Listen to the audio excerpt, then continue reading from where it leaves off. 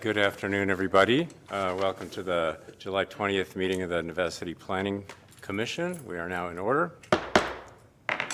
I'll read the mission statement. The City of Nevada City is dedicated to preserving and enhancing its small-town character and historical architecture while providing quality public services for our current and future residents, businesses, and visitors.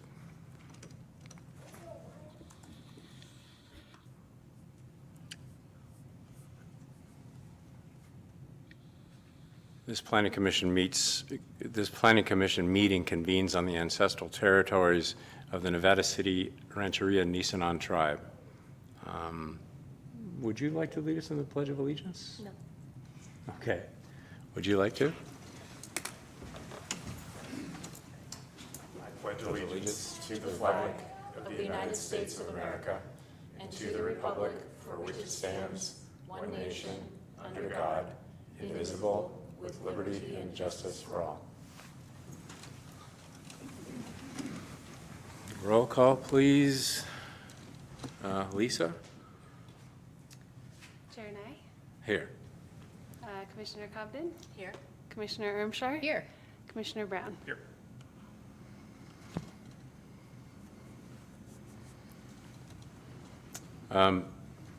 There's a period of public comment for items not on the agenda. So any member of the public may address the Planning Commission on any matter not on the agenda that's within the subject matter jurisdiction of the city. The Brown Act, with limited exceptions, does not allow the Planning Commission or staff to discuss issues brought forth under public comment. The Planning Commission cannot take action on non-agenda items. Concerns may be referred to staff or placed on a future agenda. Please note that comments from the public will also be taken on each agenda item at the time it's heard. Speakers must restrict comments to the item as it appears on the agenda and stay within a 3-minute time limit, or lesser time in the Planning Commission chair determines it's necessary due to the number of persons who may wish to speak on an item.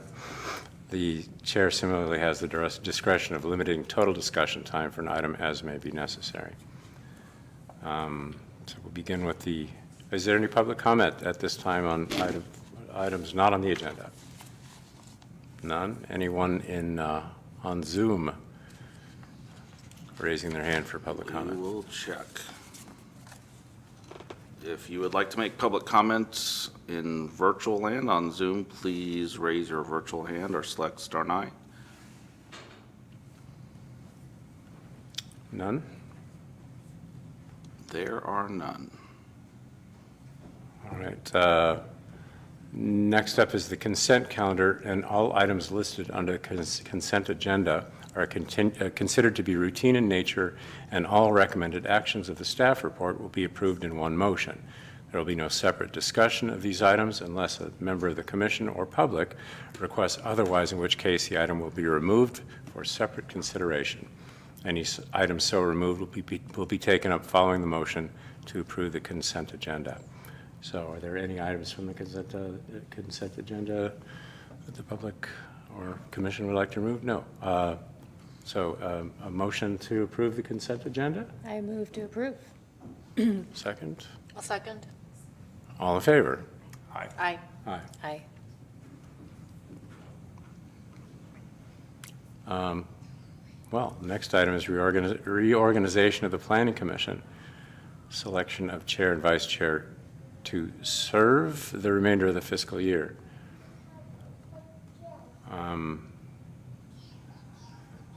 Would you like to read the background for this, Lisa? Sure.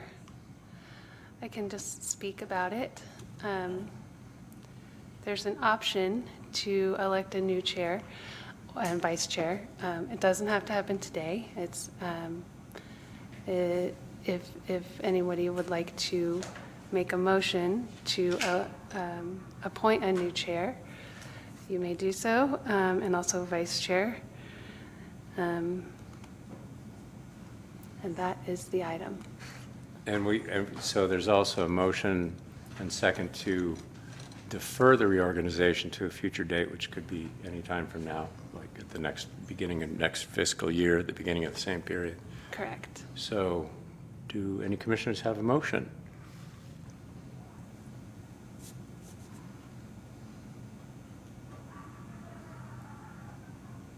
I wonder if it's worth waiting for Peter to be here to have a complete commission to have the discussion. I would move to postpone until we have all 5 members of the commission here. I was wondering that as well. I would second that.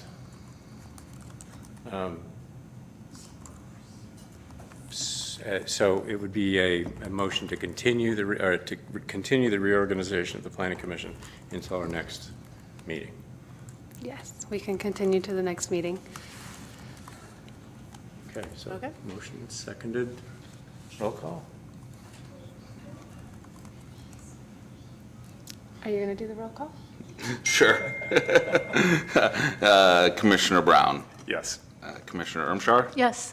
Vice Chair Cobden, Yes. and Chair Knight. Yes. Passes 4-0.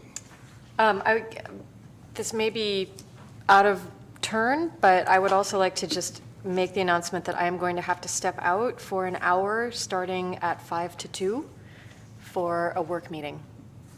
So 1:55. Yes. Is there any problems with that, Sean? No, I'm going to put it in the minutes now. That would be a good time to discuss Willow Valley if we want to shift things around. Thank you, Amy. That would work for me if it works time-wise.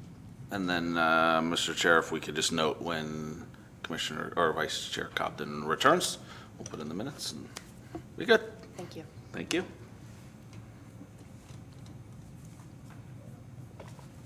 So finding my place here in the agenda.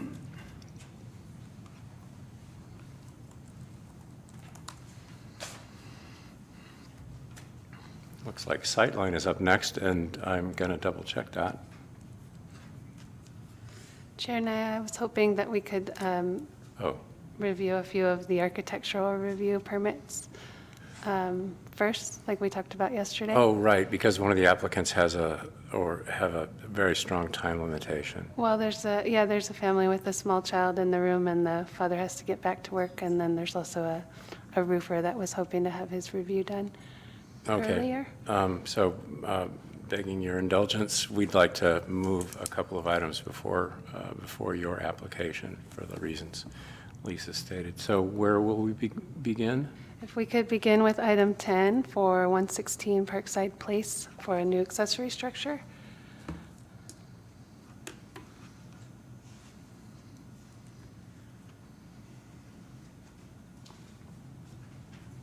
Would you like to read the background info for us, Lisa? Sure.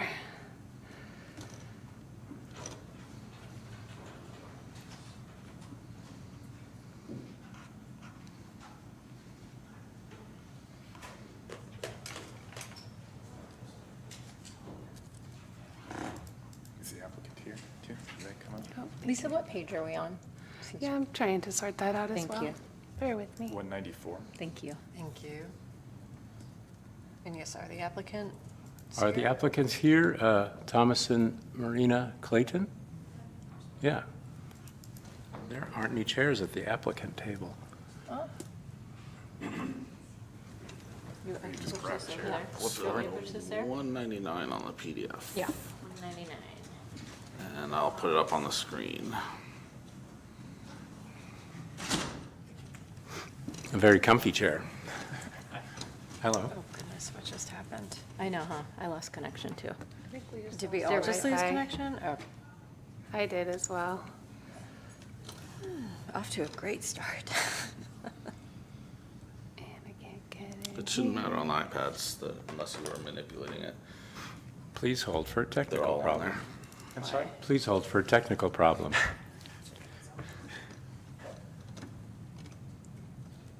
Yeah,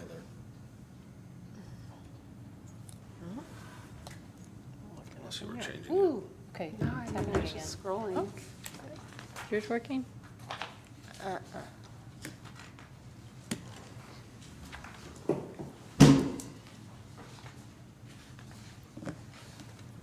is on the screen.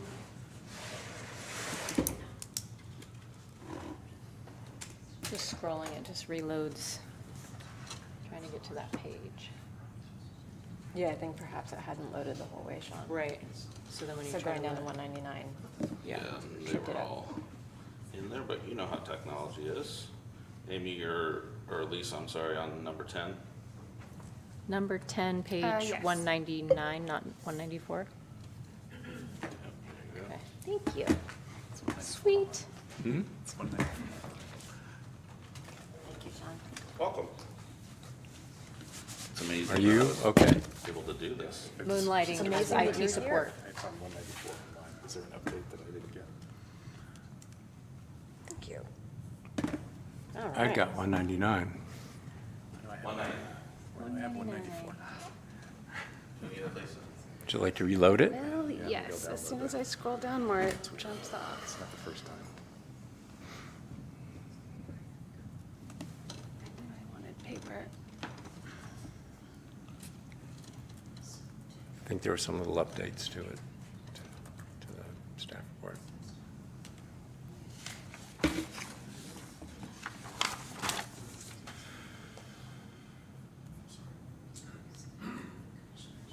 Thank you very much. You're welcome.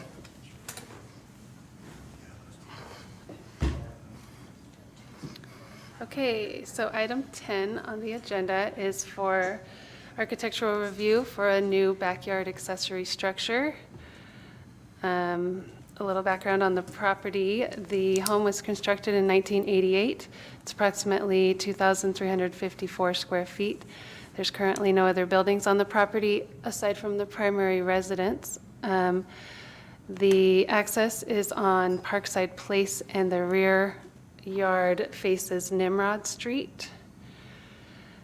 The proposal is for a backyard shed, is what the applicants are calling it. I'm calling it an accessory structure. It's for storage. Most likely will be permitted with a U occupancy with electrical to have lights and electric outlets. I don't believe that any heating or cooling is proposed. There is a small deck on the back that is included, and the project was originally proposed with a different look. They were originally thinking of doing a tough shed with a gambrel-style roof, so you may have seen that, and I just recently switched out the information in the packet earlier this week.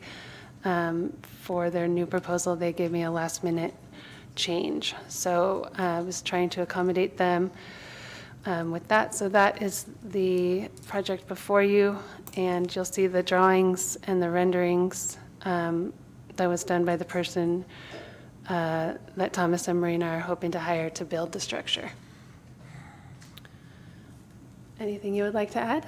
No, I just wanted to thank you for your flexibility in the last minute change, but we really feel like the amended proposal is in response to some of the feedback on the design prerogatives, and we want to make sure it fits in with the community, and that explains the last minute changes. We wanted to accommodate that. Any questions from the commission for staff or the applicants? I just note that I wasn't aware of it would request that we be notified when these things update, because I haven't had a chance to review. Yes. I didn't have the updated packet, so. For Commissioner Brown's benefit, though, it's proposed to be located in the same spot as the Tough Shed building, so Yes. no setback considerations change. Correct. And it's within all required setbacks. Correct, yes. my The side question. yard setback is 5 feet, and the site plan was updated to show the deck. I would also add, there's no request for tree removal. Everything works within the existing harbor space. It says 8-foot by 20-foot deck. Wood railing to houses, porch railing. I don't know if I'm interpreting that. I'm sorry, what about the wood railing? I don't know if I understand this statement. It says an Yeah. 8-foot by 20-foot deck, wood railing to houses, porch railing. That latter part, I don't understand what that means. Yeah, the structure is right in the backyard, and within the same plane of view is the existing deck on the main house.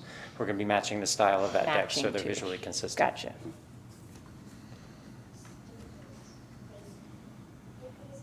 And it's pretty consistent in style with the architecture in the area, including your. Yeah, in fact, much more than the original proposal, which had a gambrel roof. This has the same roof pitch as the existing structure. And whether it's used for storage or anything else aside from, I mean, and we don't, it won't have any amenities. That's really none of our business, right? Its use aside from, like, they can Sleep in it. sleep in it, make paintings, whatnot, correct? I mean, they're allowed to do that. We don't, Well, only it's, storage? it's dependent on the building permit and what type of occupancy they propose. So a use like as a guest house would have a different occupancy type, or a backyard office would have a different occupancy type. Storage is more of a basic, it's the more base level, I guess you could say. But it allows you to have a building that you can pull permits on and things be built to code. What would be the implications to the projects or the permitting if it were more than a storage building? In my opinion, nothing. So if he decided to permit it as a backyard office, I don't think that would change the approval of the planning commission. He would still go to the building department and pull the permit, and they would have requirements related to the occupancy type. So I don't think there's any changes. They would for fees and It'd be a maybe more expensive building. 1,600 Yes, application. fees, definitely development fees would be Solar different. review. Solar review, is that what you said? Yeah, requirements for interior build out, fire sprinklers, solar might be required. There's some things there that would need to be looked at by mostly the building department, but it could change. I don't think it changes architectural level review, but So for our purpose here, this stated purpose of storage is fine for architecture review. It doesn't change our job here. yes. Okay, any further discussion? Okay. Does anyone have a motion? A motion to approve. I'll second. Roll call. Commissioner Brown. Yes. Commissioner Ermshar. Yes. Vice Chair Cobden. Yes. And Chair Nye. Yes, Passes 4-0. Thank you so much. thank you. It looks great.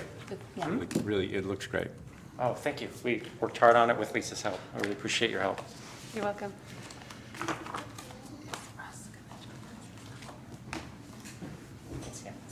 How did Sean do this? Right? Are you lost? No, I'm just trying to figure out how Maybe he we got scrolled to that page faster? without scrolling. Upper right-hand corner of any of the pages, it says to agenda. Uh-huh. It'll Thank take you you, to the Sean. top of the page and then just click on the numbered entry if whatever we're going to. It's What are we not going doing to? it. We are Miss going McCandless. to I item mean, E. now it's just made it smaller. A little, It's fun. Yeah, just Okay. finger unpinch, make it big. And then go to number 8. Okay. I can find another one that says agenda. Number 8, I must recuse myself for proximity of my everything, my home and my business. We need to make this fast because I have to leave too.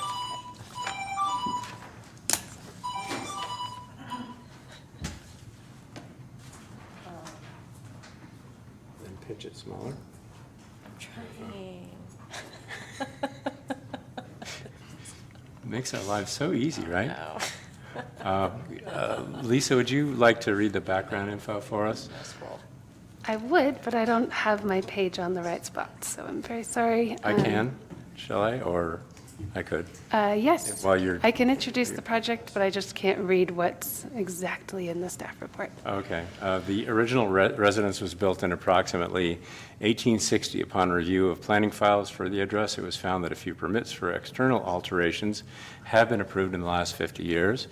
Permit application for July 4th, 1979 was approved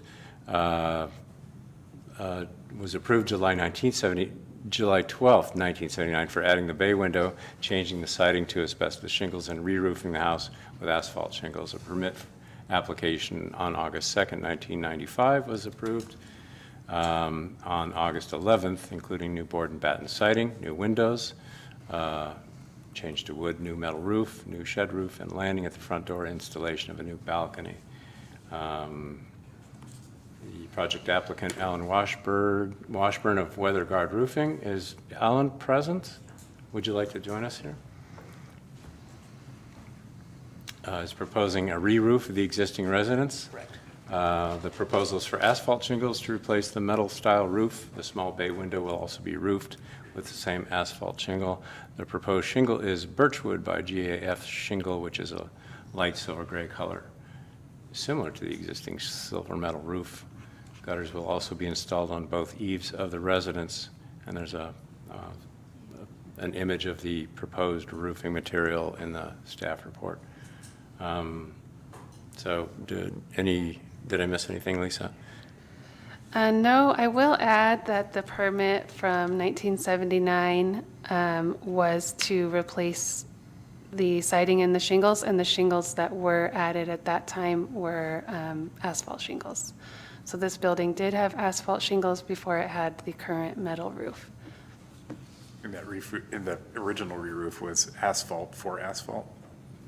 Do we have any evidence of that? I can't remember what it was before that. It may have been metal before that. Okay. Yeah, and I did have Bill Falcone look for historic photos as you requested, and we don't have any. Okay. And he also went to the historic, to the library and looked, and they don't have any either. Okay, that's Yeah. fine. Thank you. Any questions for the applicant or staff beyond that? None for me either. Would you like to add anything? No, I think she got it all covered. Okay. Yeah, so commission discussion, anything? All right, none for me either. The roofing material looks good, seems appropriate for the neighborhood. So a motion? Public comment? Oh, yeah. Do we have any public comment on this? Anyone in the house or on Zoom have their hand up? If you'd like to provide any public comment online in Zoom, please raise your virtual hand or select *9. There is none. There's none. Now do we have a motion? I'll move that we approve the re-roof as presented. I'll second. All right, roll call, please. Commissioner Brown, Yes. Vice Chair Cobden, Yes. and Chair Knight. Yes. Passes 3-0. And I must excuse myself. Okay. You're a go. Thank you. Thank you. I do have, do I get anything to take to the county to pull permits? Yeah. Okay, thank I'll you. get that to you tomorrow. Thanks, Lisa. Yeah. Thank you, guys.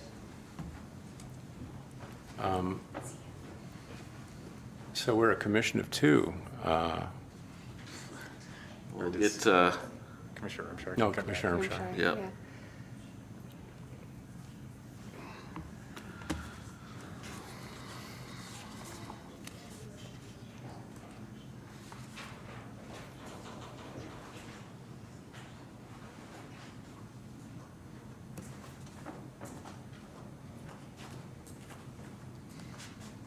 Now we're at item 4, Onyx Theater conditional use permit.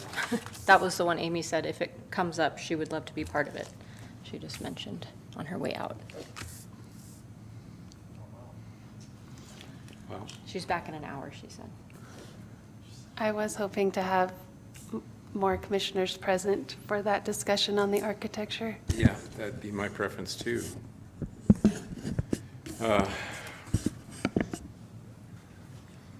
So in order to give the Onyx project a fairer hearing, we should wait for Commissioner Cobden to return.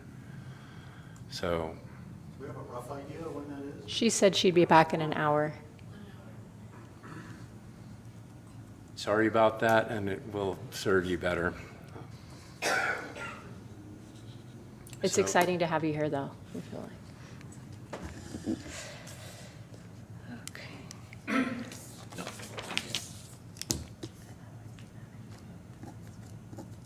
Yeah, we can just wait till the end of the meeting though, just in case people were to show up, but, yeah. Okay. So where are we So going now?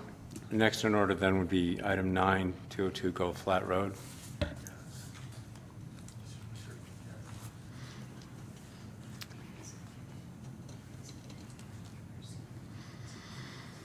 Want to jump to the Roadhouse sign or to 9? Did you want to do any more for the public hearing section? Did you want to do the draft ordinance on the sign? or- We jumped to architectural review, didn't we? Or we could do Just the wait and see sign. if you can get everybody back for the public hearings, if you're going to do Okay, that. yeah, so let's wait on the public hearing items until we have more. And yes, we could do item 9. Thank you. Okay. So,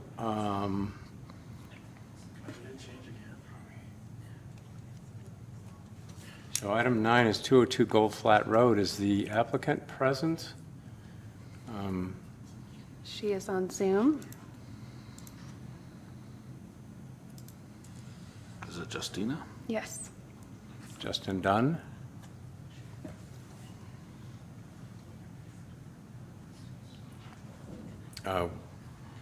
Lisa, would you like to read the project proposal for us? Yes. So this is an architectural review for a new 608 square foot residence at 202 Gold Flat Road. Property owner Justin Dune and his daughter is Justina Dune. She's here representing the project today. Are proposing to construct a new residence. Site access is upsloping off of Gold Flat Road, which leads to a future home site that slopes down towards the northeast and overlooks a creek drainage area. The home is not visible from Gold Flat Road or any other roadways. There's 2 neighboring residences, one on each side. A manufactured home is to the southeast, and a remodeled historic home sits to the west of the proposed home site. Can you hear me? Yes, we hear Yes. you. Hello? Oh, thank goodness. Anything you want to add, Justina? Nope, I'm just listening. Okay.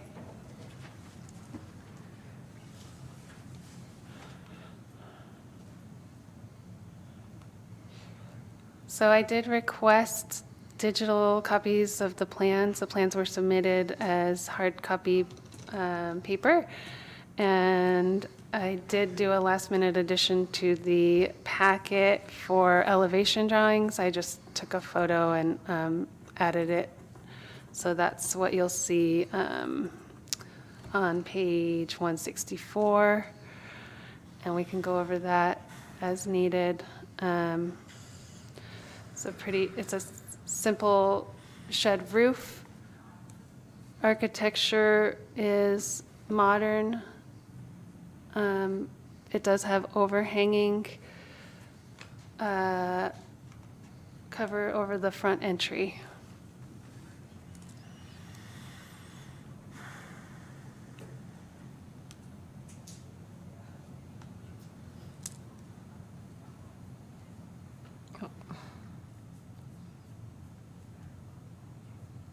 So are there any questions for the applicant or for staff? I'm just looking at the new drawings. My thing went away again. It's reloading again. I'll mention that I visited the site today, and I was on the commission when the subdivision was done, the creation of that lot, and it's very private. So visibility from any street is, there isn't any.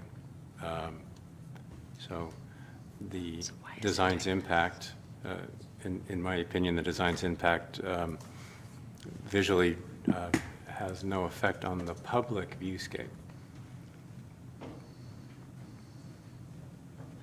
Maybe I could just get a printed copy next time. They're just all loading. Thank you, Lisa.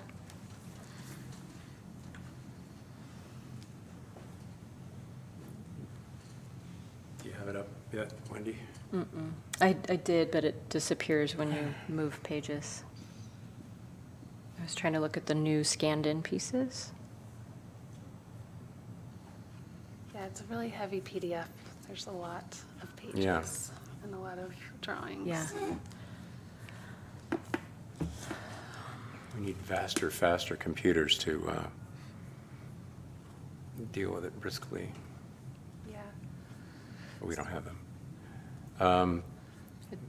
Yeah, when we go in order, I think it doesn't impact as much. Right. When we do the agenda in Rather order. than jumping. Yeah. So I have a question. Just for my own orientation, the proposed driveway, the elevation that was given to us digitally, that represents the view from the driveway, the entry side? I guess that's a question for the applicant? Yeah, okay.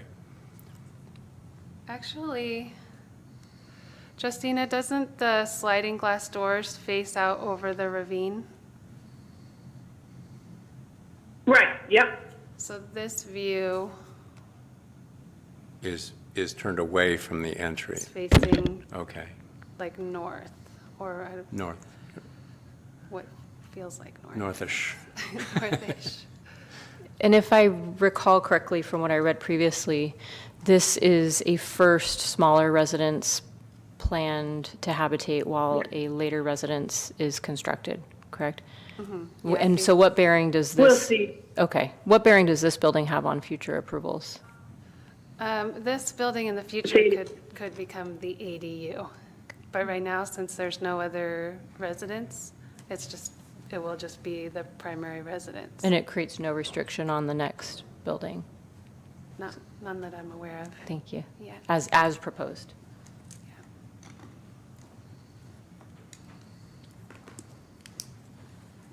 Any further discussion? No.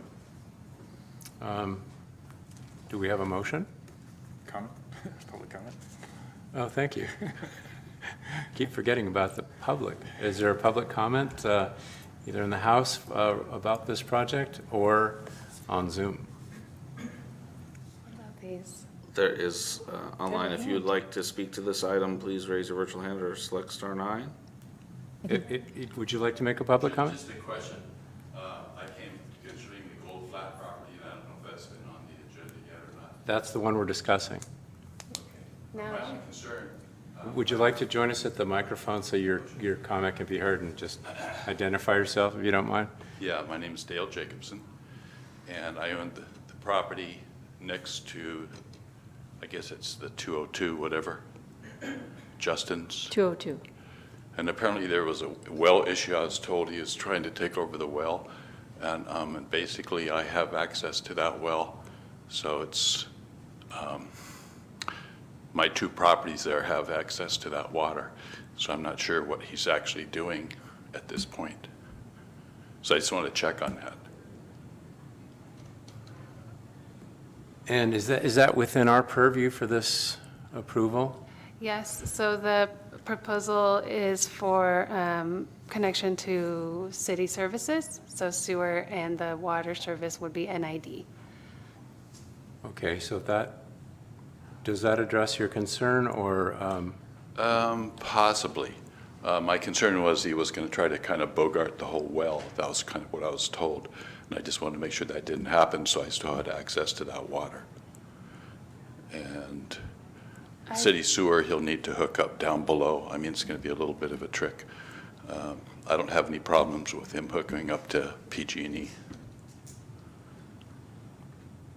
Yep, but it is an awkward parcel, you'll notice. It's yep. close to everything, so. So is the irrigations, and the water supplies, it's spelled out in here? It's on the site plan. Okay. Yeah, he'll probably have city water. He'll have to access it through the next property, but that should be okay. Yeah, we don't have city water up there, so it's NID water is available. well, that would be a question for Justina, I think. If if her plans To the include, best of my knowledge, we don't have any interest in going after anything that has to do with the well. I've already signed a contract for NID to bring water to the new resident. I don't have any vested interest in the well. Okay, yeah, that was one of my main concerns. I don't have any issues on PG&E or water. okay, thanks for speaking. Thanks for not finishing yet. And then you have two online. First is Stephanie. You can unmute yourself and go ahead. Hi, I just wanted to bring up for the board's consideration, concerns with emergency vehicle access, property lines and driveway access to the site as well. Right now, there's one driveway that's shared with 2 office buildings as well as 2 residential homes. So I just wanted to bring up that adding another building would also mean just adding another individual accessing the site and just congesting the area, especially with the increase in wildfires and just trying to make sure that we have safe and efficient access to the homes and the businesses over there. Thank you. Now, as part of an approval process, You have one additional public comment. Oh, do we All want right. to allow Thomas to comment on that? I had a question pertaining to that. I mean, just to clarify that the fire department has, as part of the county approval process, weigh in on emergency vehicle accessibility. Those concerns are vetted by county authorities. Yes, that approval hasn't been completed yet. There's some internal work that needs to be done before we can move them forward for the building permit. Okay, thanks for But that will answering. be assessed as part of the process. Yes. Okay. And the next commenter then, please. This is for a phone number ending in 3626. You can unmute yourself and go ahead.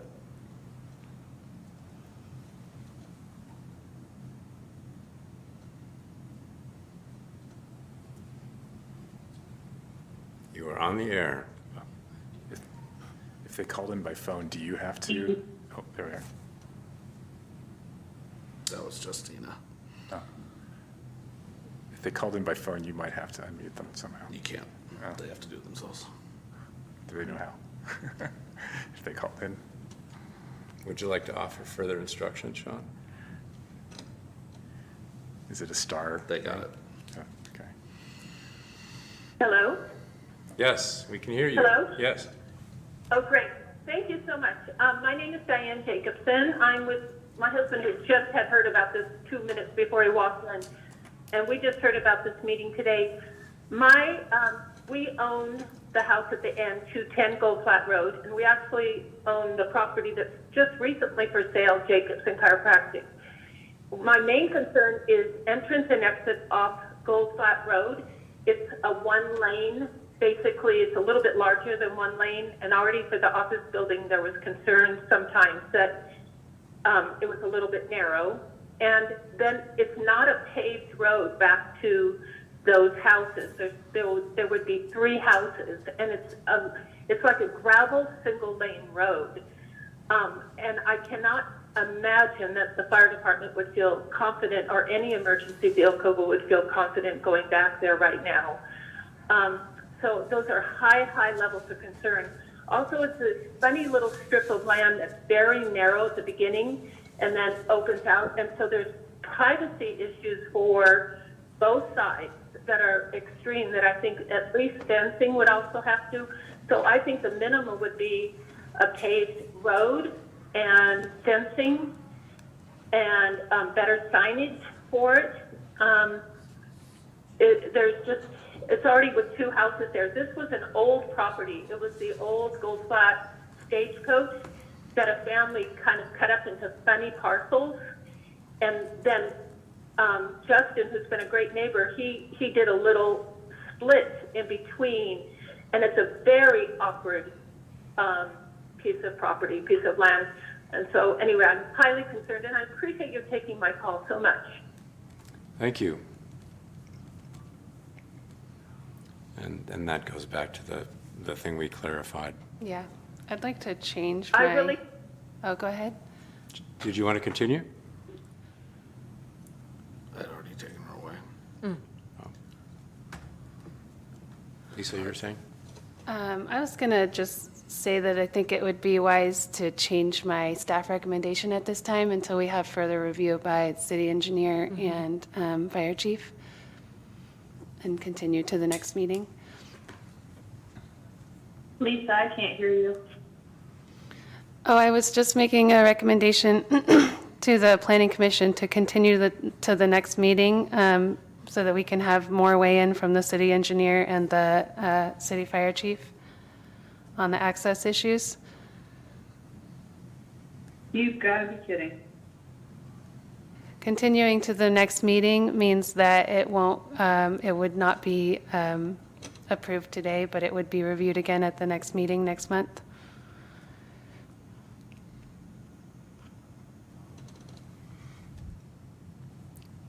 So I'm hearing the staff recommendation that more information is needed regarding input from the fire chief and the police department, did you say? The city engineer. The engineer. Circulated internally? They can't come to the commission. Is there more staff recommendation?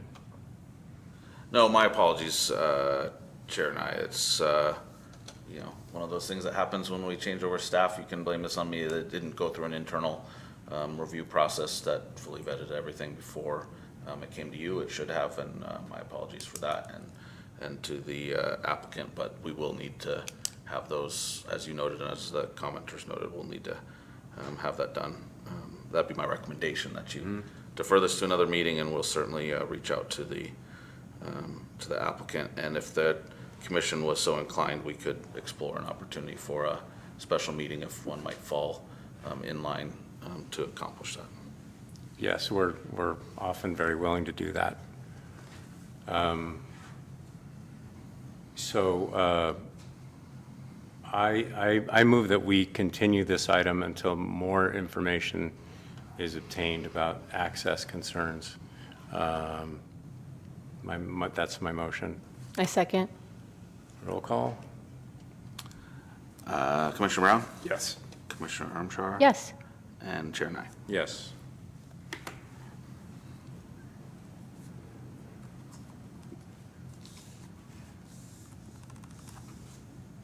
So the Is items there can- any other further discussion on the architecture for that project? In terms of, this would be a preliminary review Yes. while we're here and looking at the plans. Yeah, that's a good question. No other questions for me? No? No. No, nor from me. Okay. Nor from me. My questions are satisfied with your response that some of the concerns of the neighbors would in fact be addressed by other bodies besides the architectural review, correct? Yeah. Yes. Great. Okay, so we will continue this, and a date will be known once it's known. Yes. So in terms of the actual architectural review, because I do have a timeline for a building permit, nobody has said anything essentially to the effect that they don't agree with the way that the house looks, correct? I'll say for myself, I have no problem with the way the house looks. Yeah, likewise. Likewise. We're getting head nods, Justina. Say it one more time. People are nodding their head yes. We Okay. don't have any issues with the architectural features. Okay, thank you. Thank you.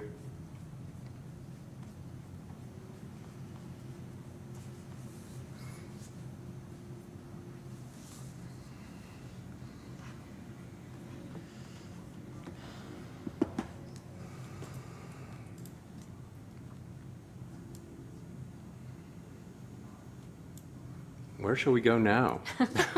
Right? Django. Do you want to go to 111? Is that next? Yeah, shall we do the item 11, 116 Nevada Street? Let's. 116 Nevada Street, is the applicant here for a repaint and minor repairs to exterior within historic district. Yes. Hello. Hello. So formal. I know.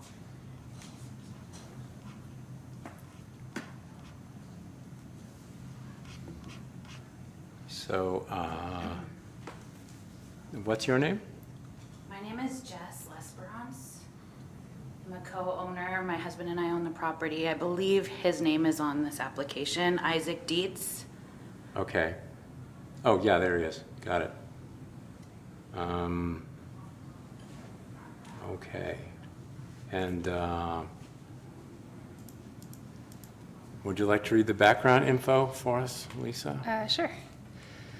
So this is this is a project that is within the historical district. I'm sure we're all familiar with the building. I think it used to be the Deer Creek Inn. The original residence was built in approximately 1860.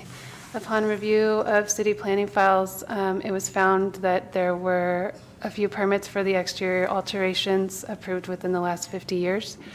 There was a residential addition that included foundation repair, electrical and plumbing work, and that was in 1991. There was a use permit to convert the existing home into a 4-room bed and breakfast in 1992. There was a permit for the removal of one tree in 2017. There was a permit for an interior remodel in 2017, a like-for-like deck replacement in 2018, like-for-like re-roof in 2020, and a solar installation in 2023. The proposed changes to the building are new gutters, and what's proposed is steel enameled gutters with a leaf guard filter, replacement and improvement of what is already there. There's also proposal for repainting the exterior. They've chosen colors from the Benjamin Moore Historical Palette, and those can be viewed down below. And also, there's a few areas of the exterior that have dry rot or are in need of other repairs that will be repaired.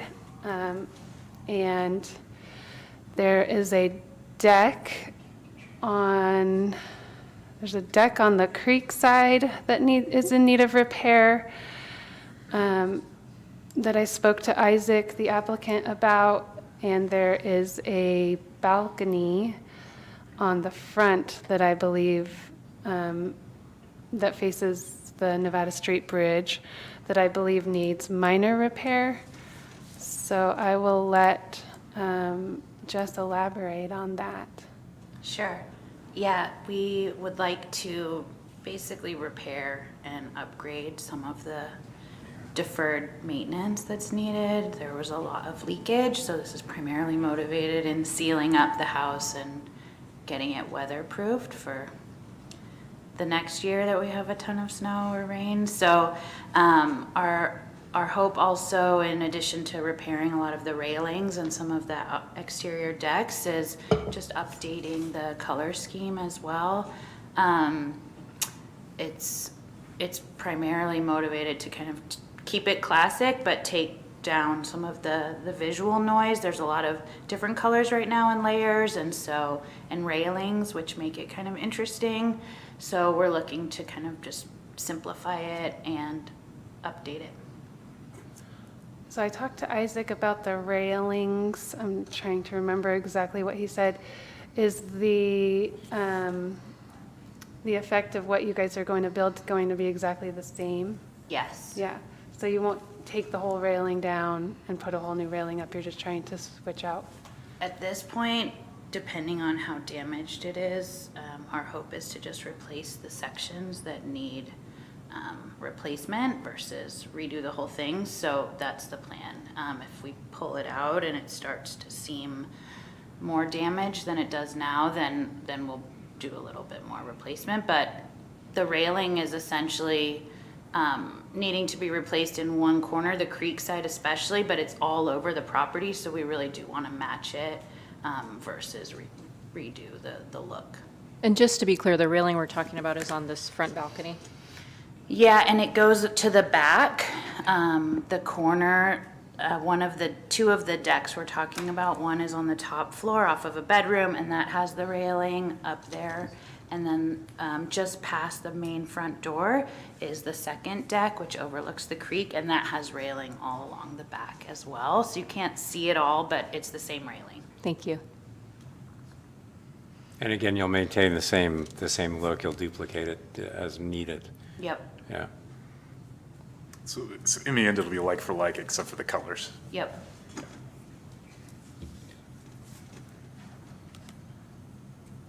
Okay, any public comments or any other questions? One more question, which is somewhat redundant, but just for clarity, because the rendering is helpful, thank you, and also they're never perfect.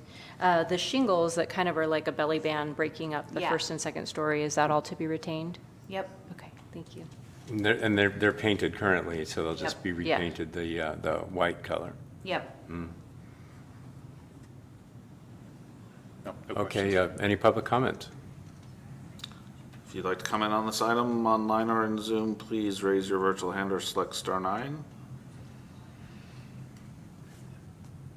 There is none.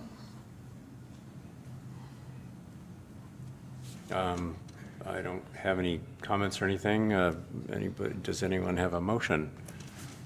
I'll move that we approve the update as recommended. Does it need to be called out? I do feel particular about the railing being like for like. Should they run into the need to actually remove it? Is that a different process? Or do we need to say then if they remove it that it is literally put in back as it is? Yes, I would say that you should amend your motion if you wanted to require that, and spell out that a like-for-like replacement of the railing would be allowed. But if there was any changes or something needed to review, to come back to the Planning Commission. Okay, I'll modify my motion so that if the railing is not like for like, that you come back to the commission for review. Second. Second that modification? Yeah, thank you. modification? Yeah. Okay. Roll call. Commissioner Brown? Yes. Commissioner Armstrong? Yes. Chair Nye? Yes. Passes 3-0. Thank you. Thank you. Thank you. It's going to be beautiful. Thanks, Yep, Jess. it's going to look great.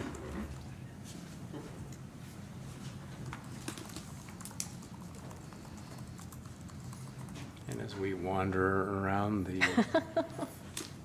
agenda,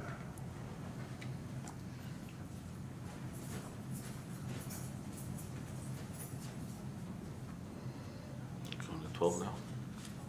Yes, item 12, 118 Walrath Avenue. Ben, you want to come on up?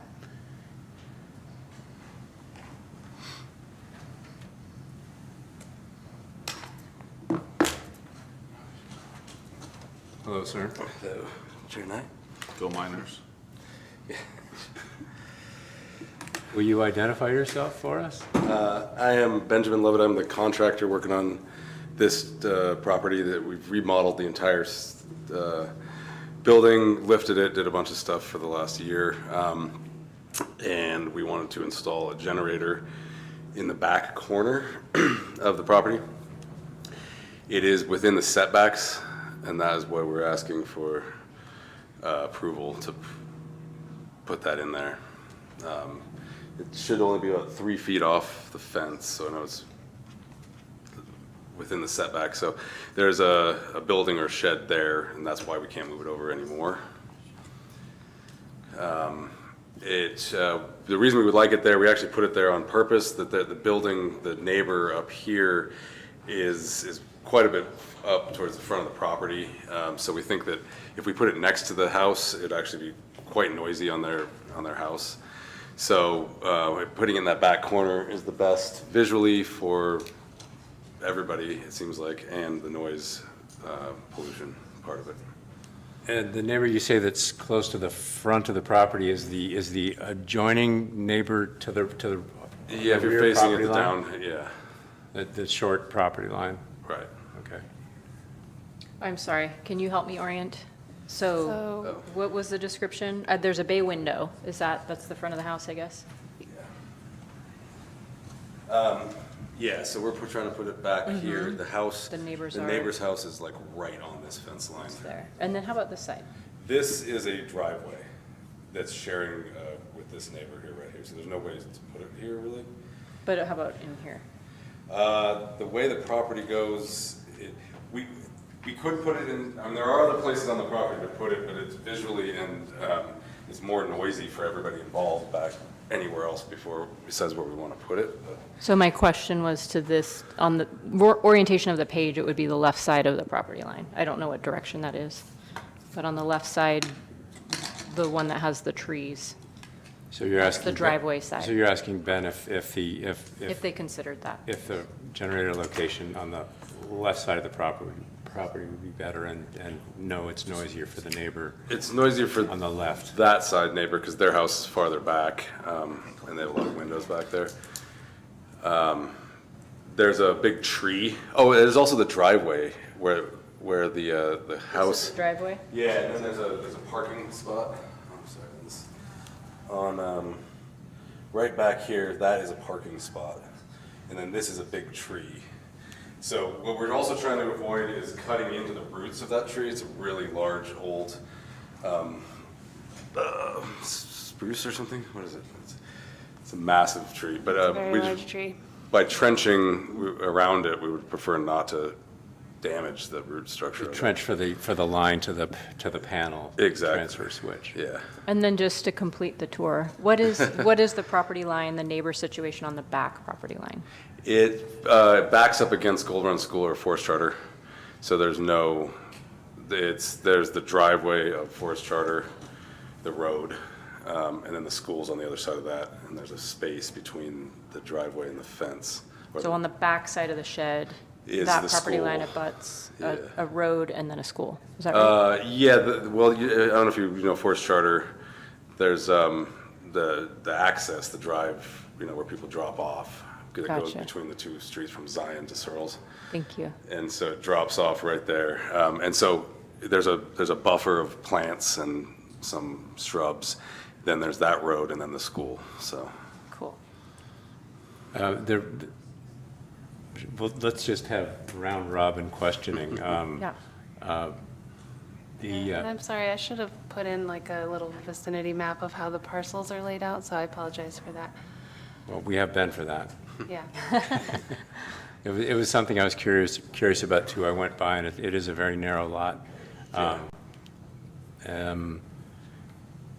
So the request is to encroach on the setback a foot, 1 foot to the right? Yeah, it'd be about 18 inches because so it's a little over a foot and a half or so. And my concern, like public safety power outages and all that, storms, blah, blah, blah, generators run a long time, sometimes all night, and that's a good thing for people who really need them. But the concern is always disturbance of the neighborhood, and the neighbor to the right, where is the location, where's that house located? That's the one that's up think towards the he's- front of the Oh, property. okay, So all right. that's why, Here? we would have put it, yeah, exactly. So if we put it next to, which would be the easiest for us, because of trenching and all that and gas and everything. Okay, all right. It's right next to their bedroom window, so we actually wanted to put it Sort in of the see far here back. how they are towards Okay, I understand better now. I can see also how they're want to towards the note front. that it's encroaching into the rear setback also. So the side yard setback is 5 feet, the rear is 25. Right, This so is there's, Forest Charter back here, so the generator would be back in this corner. yeah. Okay. At least these lines aren't perfect on Right. Google here, but yeah, it's approximate. They'd be willing to build a sound fence around it or anything like that if that would help it. Sweeten the deal.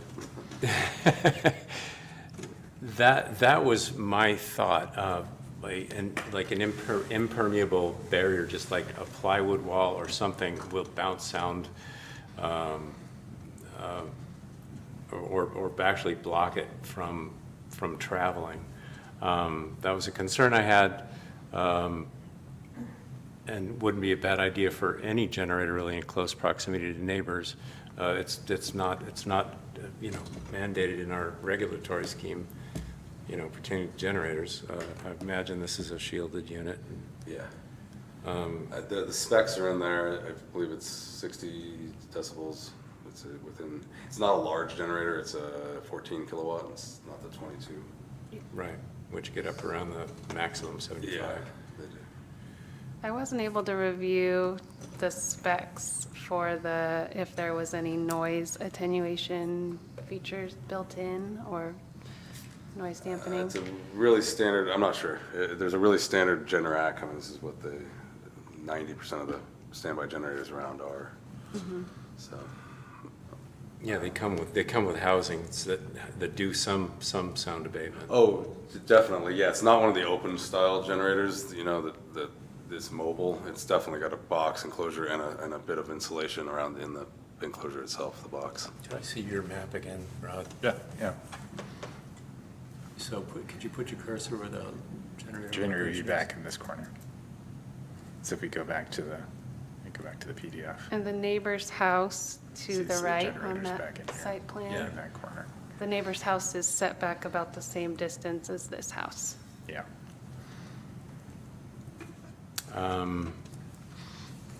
Okay, is there any public comment on this? Anyone here or in the Zoomosphere? If you'd like to make public comment on this item online or in Zoom, raise your virtual hand or select star 9.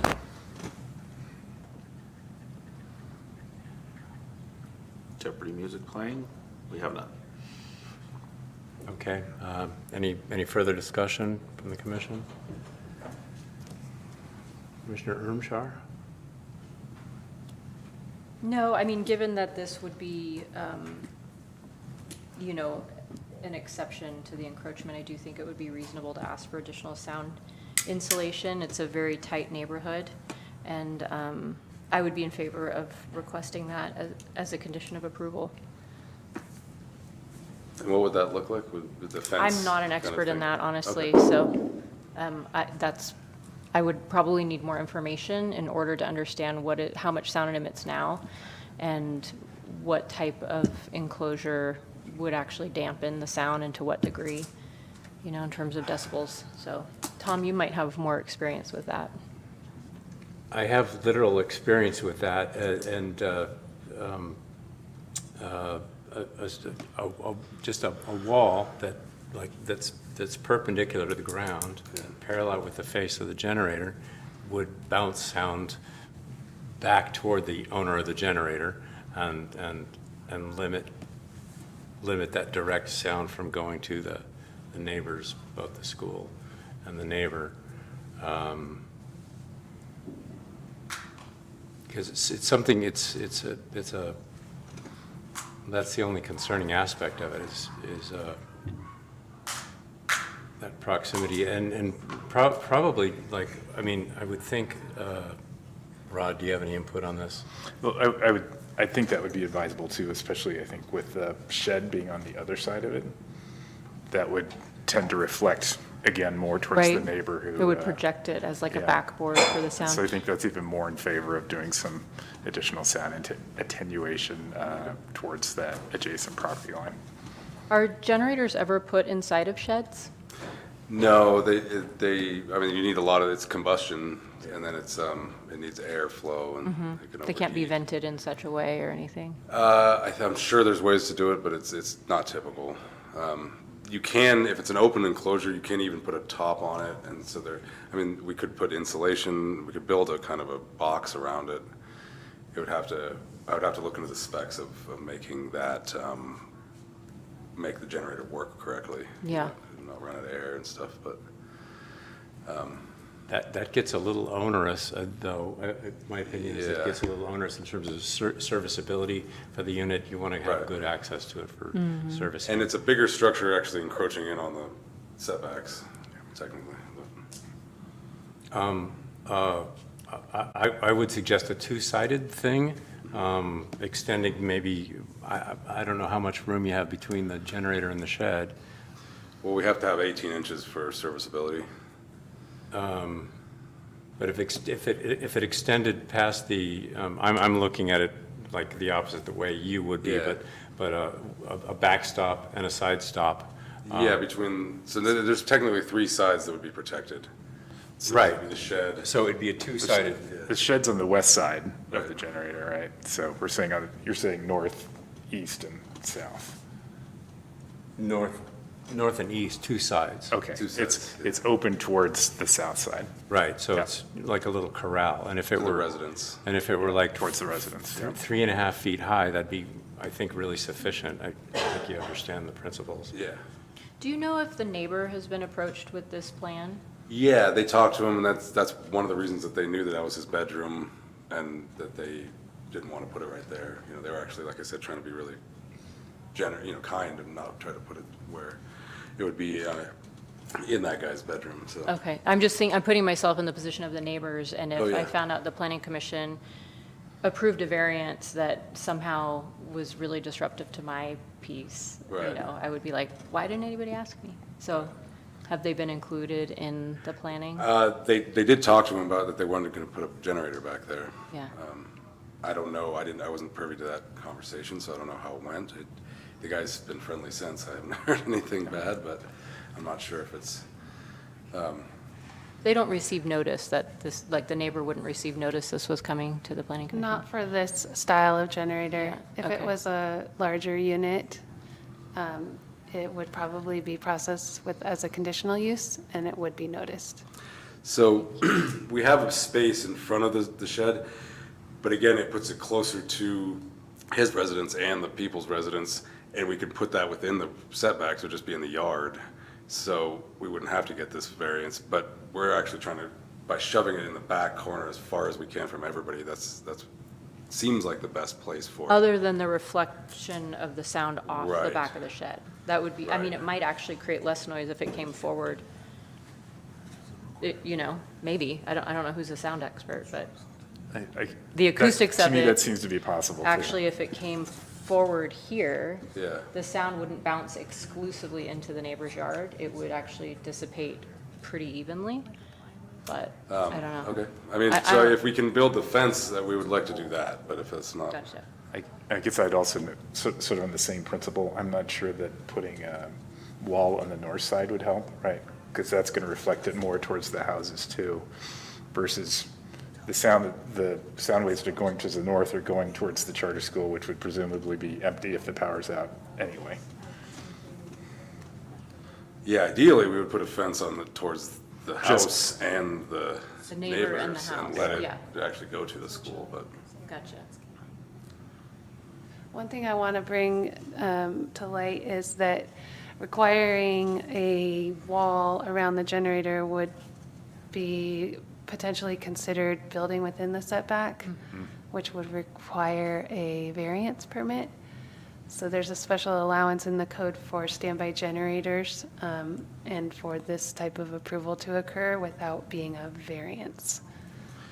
Could this be considered a fence? Because there's already a fence on the property line. Yeah, I think there's a little gray area about whether or not it could be like, somewhat, a fence can be up to the property line. Right, and if it's only 3.5 feet tall, it could still be within the. Yeah, like tolerances of the fence. what is the definition of a structure, right? Like, could it be considered a landscaping feature? Maybe, like, would it be a permanent structure? There's a little bit of a gray area there. I'm considering it as a fence, a solid fence, just posts with some material on one side, it seems like. On the which side? The east side. Is this directionally correct? Yeah, there's a compass arrow down. There is? Oh, I didn't see East-ish. it. Mine- Yeah. Oh, there it is, thank you, Yeah, okay. there's a compass arrow down in this Right. corner, so. Right. Oh,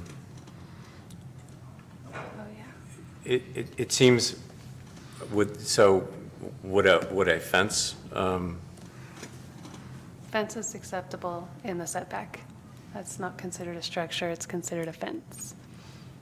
it wouldn't have to be an elaborate structure, and you know, your consideration, your thought of it kind of like preempted my suggestion of it.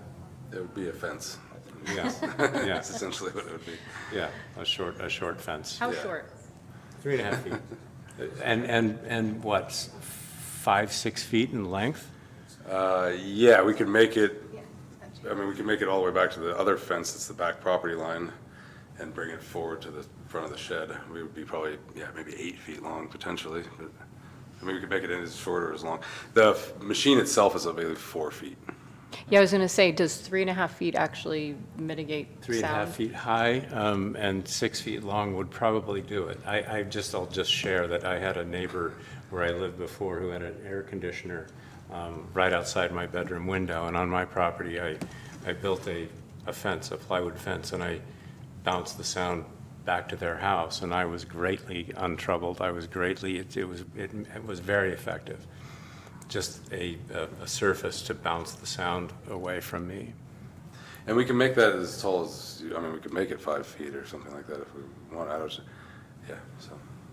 I mean, I think taller would be a little bit more helpful. Yeah. Thank you for letting us belabor this. It's because we're trying to find like a mutually agreeable situation for your homeowner and Yeah, the of course. neighbors. You got to preserve that nice relationship between your Yeah. client and the neighbor. Yeah, and that is what they want to. They are trying to make, you know, they want it for them, but they also want, they're very nice people. They want their neighbors to like them still, and they bend over backwards always, so. So I'm curious then, with your knowledge of the site and also the equipment and so forth, would there be benefit to moving the generator further south and then building a wall to the east? Do you think that could be the best sound mitigation and still accomplish the relative proximity of the generator? And then it would come out of the setbacks. We'd move I don't into the even know if yard. that's essential, but I just have a little bit of concern about the sound bouncing off their shed and back the other way, depending on the height of the wall, I guess. So, I think if we built the fence high enough, that would be, otherwise. Then you it don't would even have to do move it? Yeah, Yeah. then it'd do the same, otherwise it'd be a similar situation. okay. Chair and I, sorry, I'm just thinking here, would you entertain me making a couple comments? Please, Since yes. I don't believe we've done this before as a condition, but I love it. I think it's consistent with everything that we're about. We do sound monitoring for events and the like. I think if you are open to it as part of your condition, we certainly could, as they install the generator, I would assume you'd install the generator first and then we'd be looking to build the wall. We could go out there with pieces of plywood or things that would mimic the wall and its height and things like that and do sound monitoring on either side of them and determine what might be the most effective height, length, width of wall within whatever purview you would like to do, whether it's 3.5 feet, 5 feet, whatever the range that you would like to give, and then they can build it to the optimal sound diminishment on the other side of the wall. Or not, if it's determined to be not necessary. Yeah. Or if it made it worse for Yeah. some Right, reason. right, yeah. Yes. So, Which- just an option, so you could give them a range that, a hard set, basically, of what they would have to do within a range, and then we would work with them to do actual sound monitoring on site to determine which range was the most effective at minimizing the sound off-site. And I would comment, since the neighbor's actually towards the front of the property, it's not clear that the reflection that's happening off of these things would actually make things better or worse. So I appreciate the I suggestion. would appreciate it. It feels like a nice life, what do you call that? Life preserver. So I am not a sound expert. Yeah. Neither am I. Yeah. I know general physics. And that would be using city equipment? Yes, we'd use the same sound monitoring equipment we do when we have events in downtown or in Pioneer Park to measure, noise at decibel for sensitive populations. It sounds like a great learning opportunity for the commission and for the city. That's what I was thinking too, as because long as we'll you- get another one of these, Ben will bring forward and you'll say, do what we did last time. Right. Or option C from what we did last time. Just food for thought, certainly not something you have to include. Well, I wonder if the applicant would be interested in experimenting with us. I think if it helps get it through, definitely, and I mean, to your point, it's gonna come up over and over again, and I'm surprised it hasn't more, because we put one right across the street that is about right on the setback, bouncing to this person's house, and there's nobody said anything, you know what I mean? There was no contingent, or nobody talked about it then. That's why it's coming so- up now, is because those were put in. Yeah, that's And what I now mean. people are So it's having to gonna live keep with them, happening, yeah. you know, so. So it's over yeah, and over, I mean, and it's happened all over the place, I mean, there'll be more Yeah. of these, so. Right. Well, it gets difficult when problems reveal themselves through neighbor complaints, because people are hesitant to rat out their neighbors and would rather live in resentment than than have their needs addressed, which is why I'm sort of interested in getting ahead of it a little bit. And this would, Yeah. this would also allow Adaptability. installation to proceed, so. Right. yeah. Right, exactly. Mr. Temporary Clerk, do you have a suggestion then as how to word what you're suggesting as conditions for approval?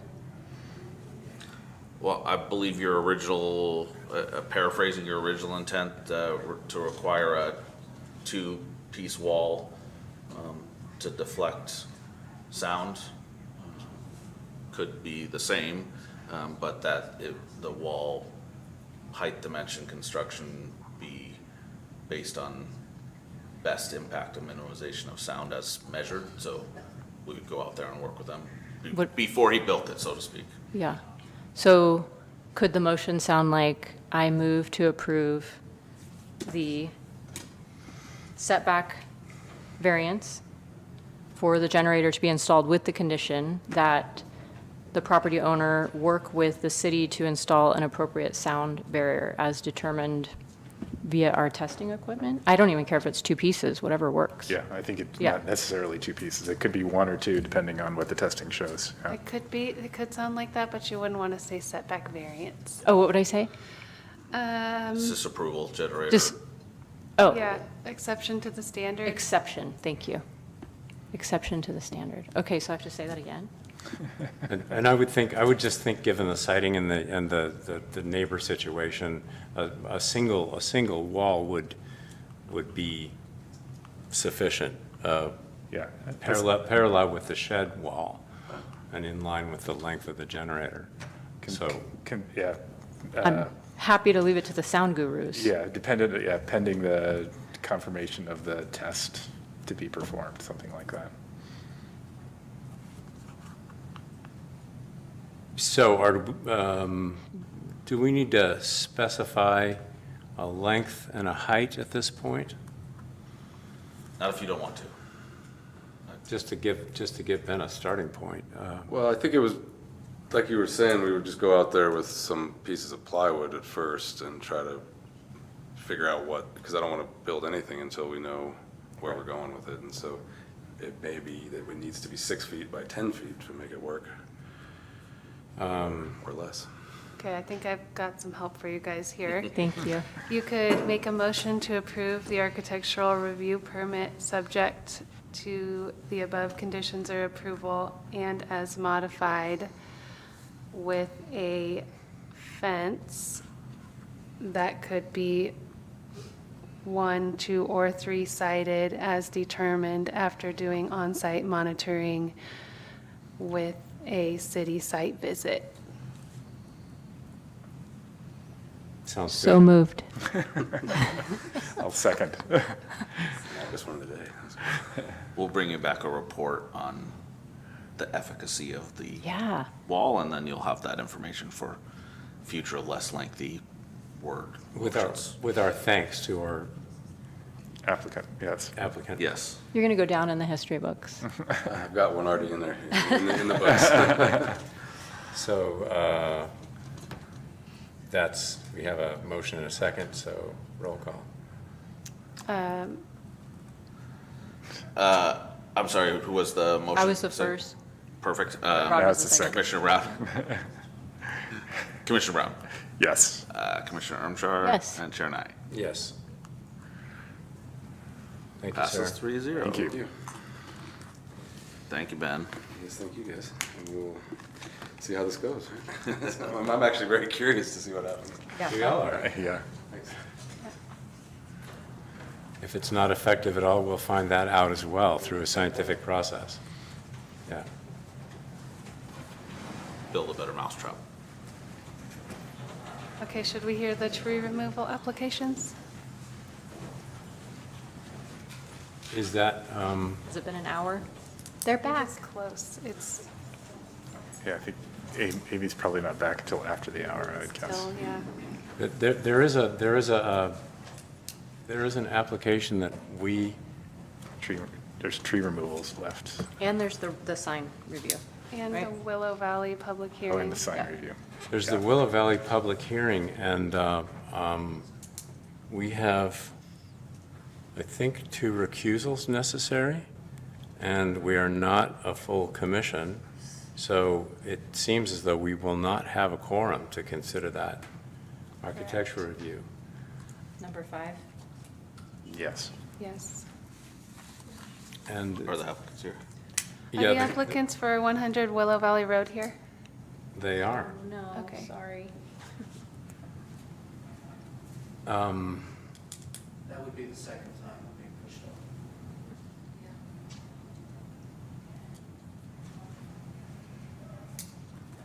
We were hopeful that Commissioner Van Zant might arrive late to the meeting, but it appears that he is not going to make it.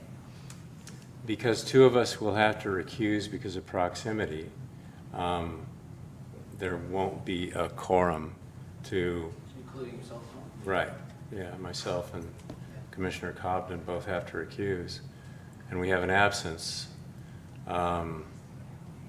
So that will leave 2 voting members. Can we hear it and then defer the conclusion to that hearing? That would be a procedural question that I don't know.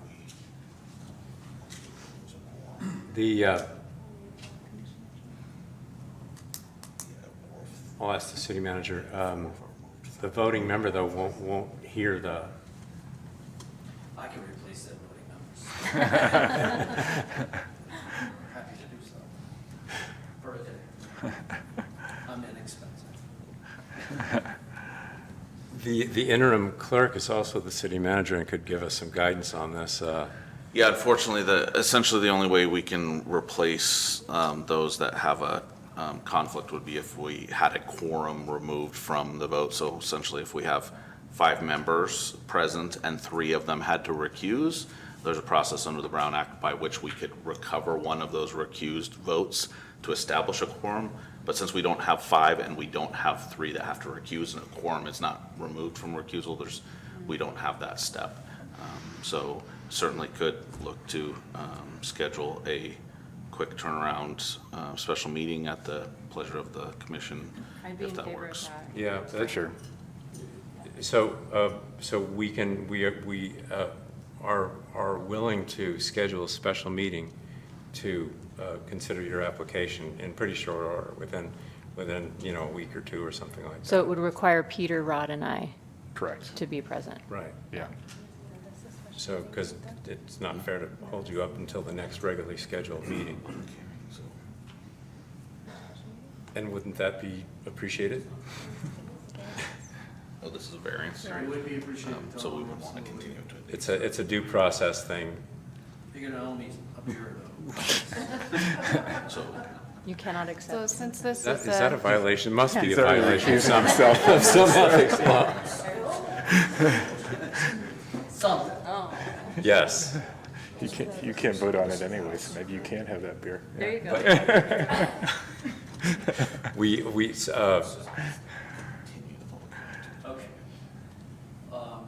Do I back charge you for the time with me? no, I'm sorry. No, it's me. It's, Thanks anyway. Please don't charge. So, we will, We'd appreciate if you, this one's, we don't have a quorum right here now to act on the item anyway. So, So we can't even recommend an action to motion to, right, so it essentially is being, the public hearing is being continued to a special meeting. Okay. We have our third commissioner show up here. This is also someone. She's a recusal. She'll need to recuse. No. No, we're just deliberating on how to handle hearing the item, so you can come in. We've become a little informal here. Please forgive us as we work all this out. Has it been determined that Commissioner Cobden has to recuse herself from this? She That's the has input of- stated that, yeah. Of the city attorney. Yeah, okay. I do. Yes. Okay. All right. So we're continuing to a special. We're continuing to a special meeting. But I think she doesn't have to Yeah, leave. you can. You don't have to That's leave. what I'm saying, is like, Amy, you don't yeah, have to no, actually you can- recuse yourself. Because we're not going to. We're not giving it a public hearing, Yeah. unfortunately. If it was being heard, you would have to recuse yourself. Therefore, we are not hearing it. Okay. Yeah. Great. Would the city planner like to say the appropriate thing then to continue this, or is that the chair's role? I will attempt it. Since this is a variance project to include construction within the front setback, we do need to have proper noticing for the public meetings and the hearings. So that's 10-day notice before we can hear the item. It's already been noticed in the union. So I'm not entirely certain if that means that we need to be at least 10 days from now. We can continue it To a set date? yeah, it's a set public hearing. People that wanted to provide comment now know that it's continued public hearing and be in the minutes and. Yep, so we can continue it to a set date now, and then just make that date available to the public. But we can't set the date now, though, without Peter. Peter here. So continue it to a date to be determined. Can we continue it to a date to be determined at a later time?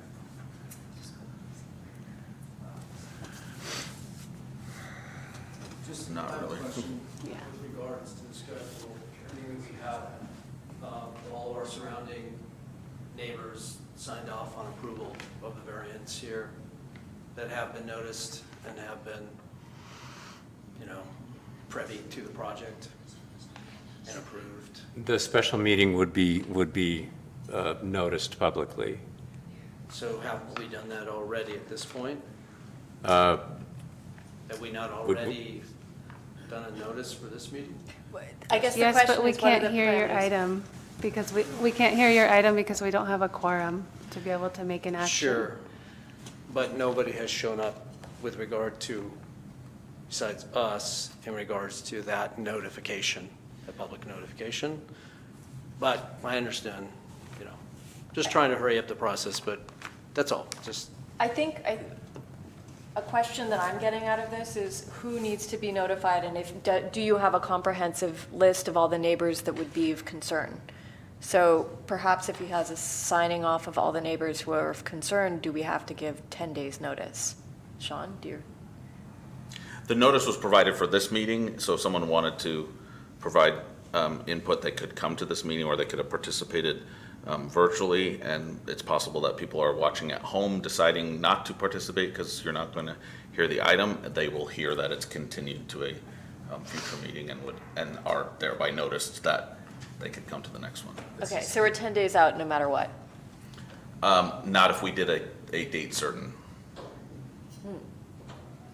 I could try for a date certain right now, but if Peter can't make it, then that is challenging, right? Then you're disappointed, which It's okay, Carry it I'm to just trying another to date, help sir. solve the problem there, just to move it along. What's that? I'm just trying to help move this along. Got it, yeah. So whatever you guys decide. So we all assure you that at the nearest possible date. It's the normal scheduled date. No. We could come No. up with a special special date meeting. before the next, yeah. Okay, that sounds good. So if the commission wanted to, you could continue it to the 27th, next Thursday, same location, and then we'll work to Could we do it confirm all earlier of in the those day? things. What's that? Could we do it earlier in the day, Rod? Let me look. The only thing we don't know is the Peter. availability of Peter. Yeah. Does anyone have Right, Peter's but cell we'll phone? work to confirm that in between here and there. But then at least you have a date certain to continue the Okay, public hearing. all right, that sounds good. We could wait. I mean, you just let us know. It's fine. Yeah. Just let us know. Yep. We'll do our best. Thank you. So would next Thursday work for you? I believe so, yes. So just timing, so I can move my schedule around. I'm not out of town, let's put it that way. I'm here. So date certain of the 27th, and then if that does Yeah. not work for the applicant or for the commission, then we could, the worst case scenario is next month. Okay. I can make myself Tobin. available Sorry for the sooner than trouble. next Thursday also. What was that, Lisa? Sorry. Oh, go ahead, sorry. So Oh, I she was just- just apologizing for your inconvenience. Oh, it's okay. Yeah, I'm supposed to be in the Bay Area right now, but that's okay. okay. I could make myself available sooner than Thursday, if the hours were, It all depends on the day. yeah, Are you all right with that? Again, it all depends on the day. the time of day. Yeah. Mornings are easier for me, like the earlier it is, the better. And it just often. depends on the day. for Yeah, me. yeah. So, I mean, if we did next Thursday, I'm open next Thursday except for roughly 9:45 to 11:15. So, other than that, I'm open next Thursday.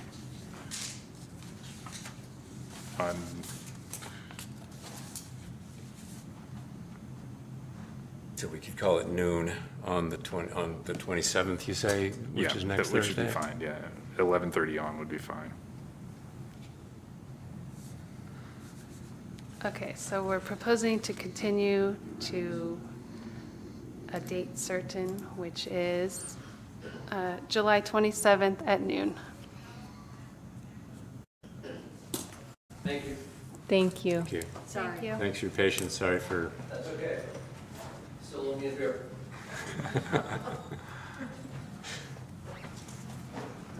glad I mentioned that.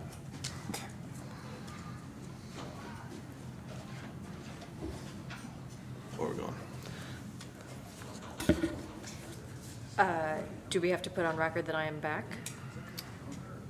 Thank you. Yes. 3 I think o'clock. she came Thank you. right in at 3, yeah. I think I was supposed to do that. You did. I wrote it down that you did. Would you like to Thank hear you. the Onyx Theater project now? Love to. Let's. You're up. Where are we? Okay, item 4, conditional use permits for theater use, outdoor dining for the Onyx. Would one of you or all of you like to join us at the table? Drag some more chairs up here if we need to. We pull another chair up here if anybody wants to join. Gonna kick There off probably what we're will be a doing. point at which I'd like for some of the others to If chime it's in. okay, I'd like to introduce this item. Yes, please. Okay. Oh, perfect.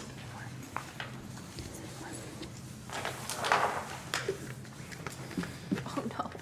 So this is a project that is for a use permit to allow for a theater, a conditional use permit for theater use and outdoor dining in the local business zone. The item before you today is the use permit and not the architecture. We would like to discuss the architecture. I received updated renderings and drawings late last week and early this week, which you can find in the staff report.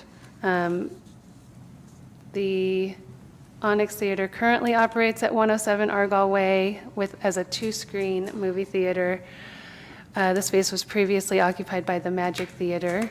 I did not find any records of a conditional use permit for this property for the theater use. In February of 1980, the Planning Commission approved a resolution 8902 determining that the proposed theater use was compatible with the local business zoning district. The application to the Planning Commission for a use permit includes the outdoor dining areas, which are proposed at the front of the building. And the site level The applicant was careful with their site-level improvements and proposed parking in accordance with the municipal code, which allows for, or which requires one parking space for every 3 theater seats. So they have a total of 26 on-site parking spaces proposed, with a number of ADA and electric vehicle charging spaces. They have also included a bike rack per commissioner input at our advisory review committee meeting. Lighting is proposed as part of the conditional use permit, and also as part of the architectural review. There is lighting proposed on the building, which we will consider as architectural review and sort of separate that out from any freestanding lighting. So I will let Andrew speak to that a little bit.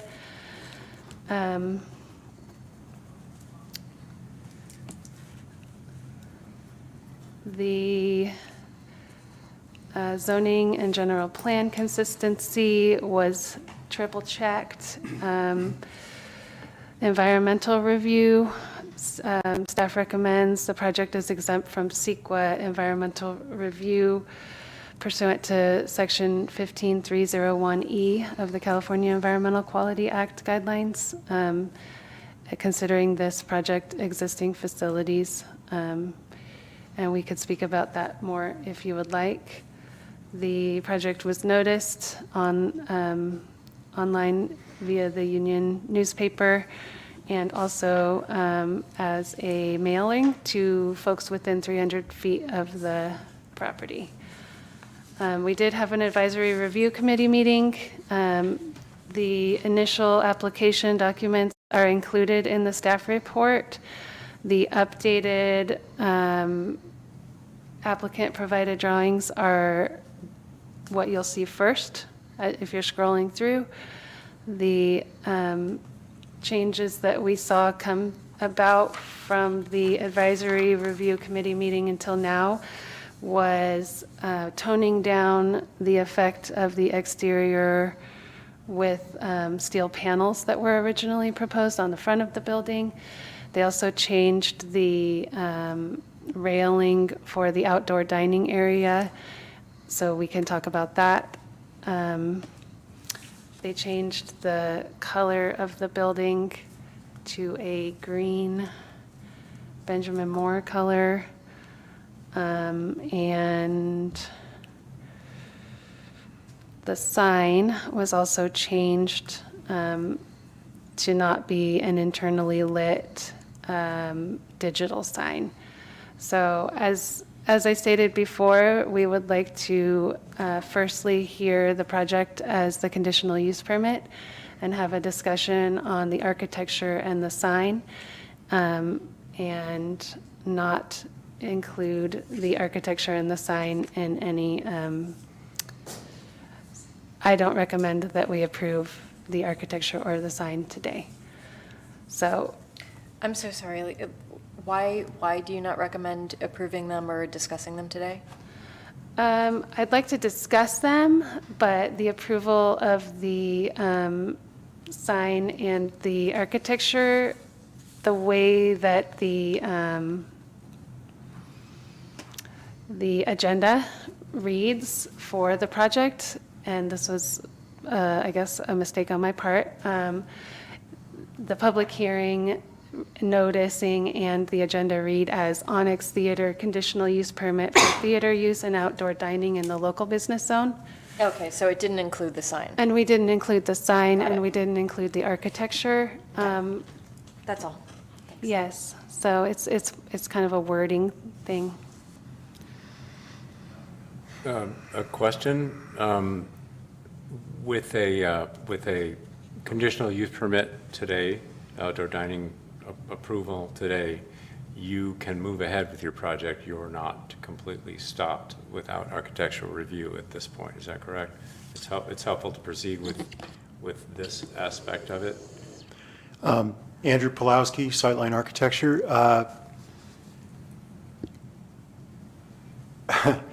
I would certainly, I do absolutely welcome the discussion about the architecture. I was kind of hoping that if there was some consensus that we could sort of move through that, but I'll defer to whatever protocols you have to follow. The answer is that the outside and the inside of the building are almost equally as technically demanding as one another, so we are ready to launch into the CDs, and we have done that to some extent already. So, you know, I would hope, it was my goal to go through the use permit and the architectural review process today, but I will defer to whatever limitations you have on that. I would understand if the sign were pushed off till another time. We don't have any technical drawings of it yet, although I've revised the drawings to show that it's, you know, externally lit now. Okay, thanks. I'm not sure if that answered your question. It but did, yeah, it does, it answers it from your We've- perspective. We've started diving in, and we would like to keep going, but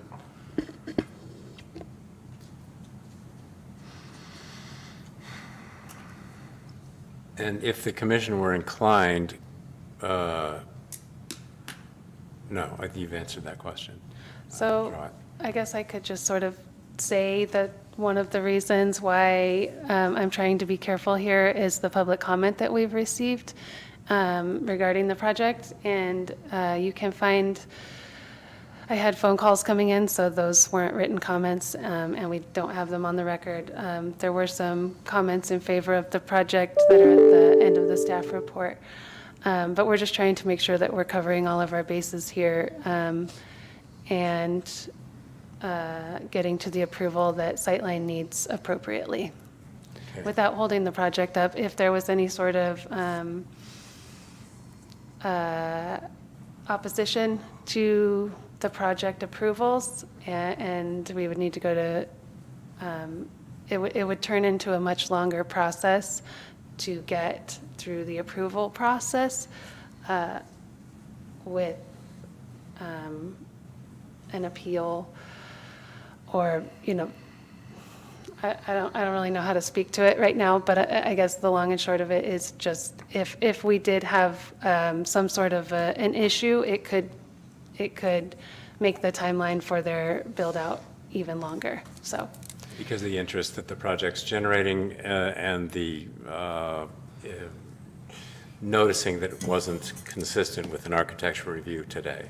yes, and I'm not entirely certain that the notice requires the sign application and the architectural review in the verbiage, because it is integrated into the application of the conditional use permit. Is Russ present on the call? Can we ask him? He's not here. He's not. Okay. Yeah, in practical terms, this is agendized as an approval of the conditional use permit. So, in fairness to, and it's a public hearing, so in fairness to those that may wish to speak to it, you know, it does not say approve the architectural review or the site plans.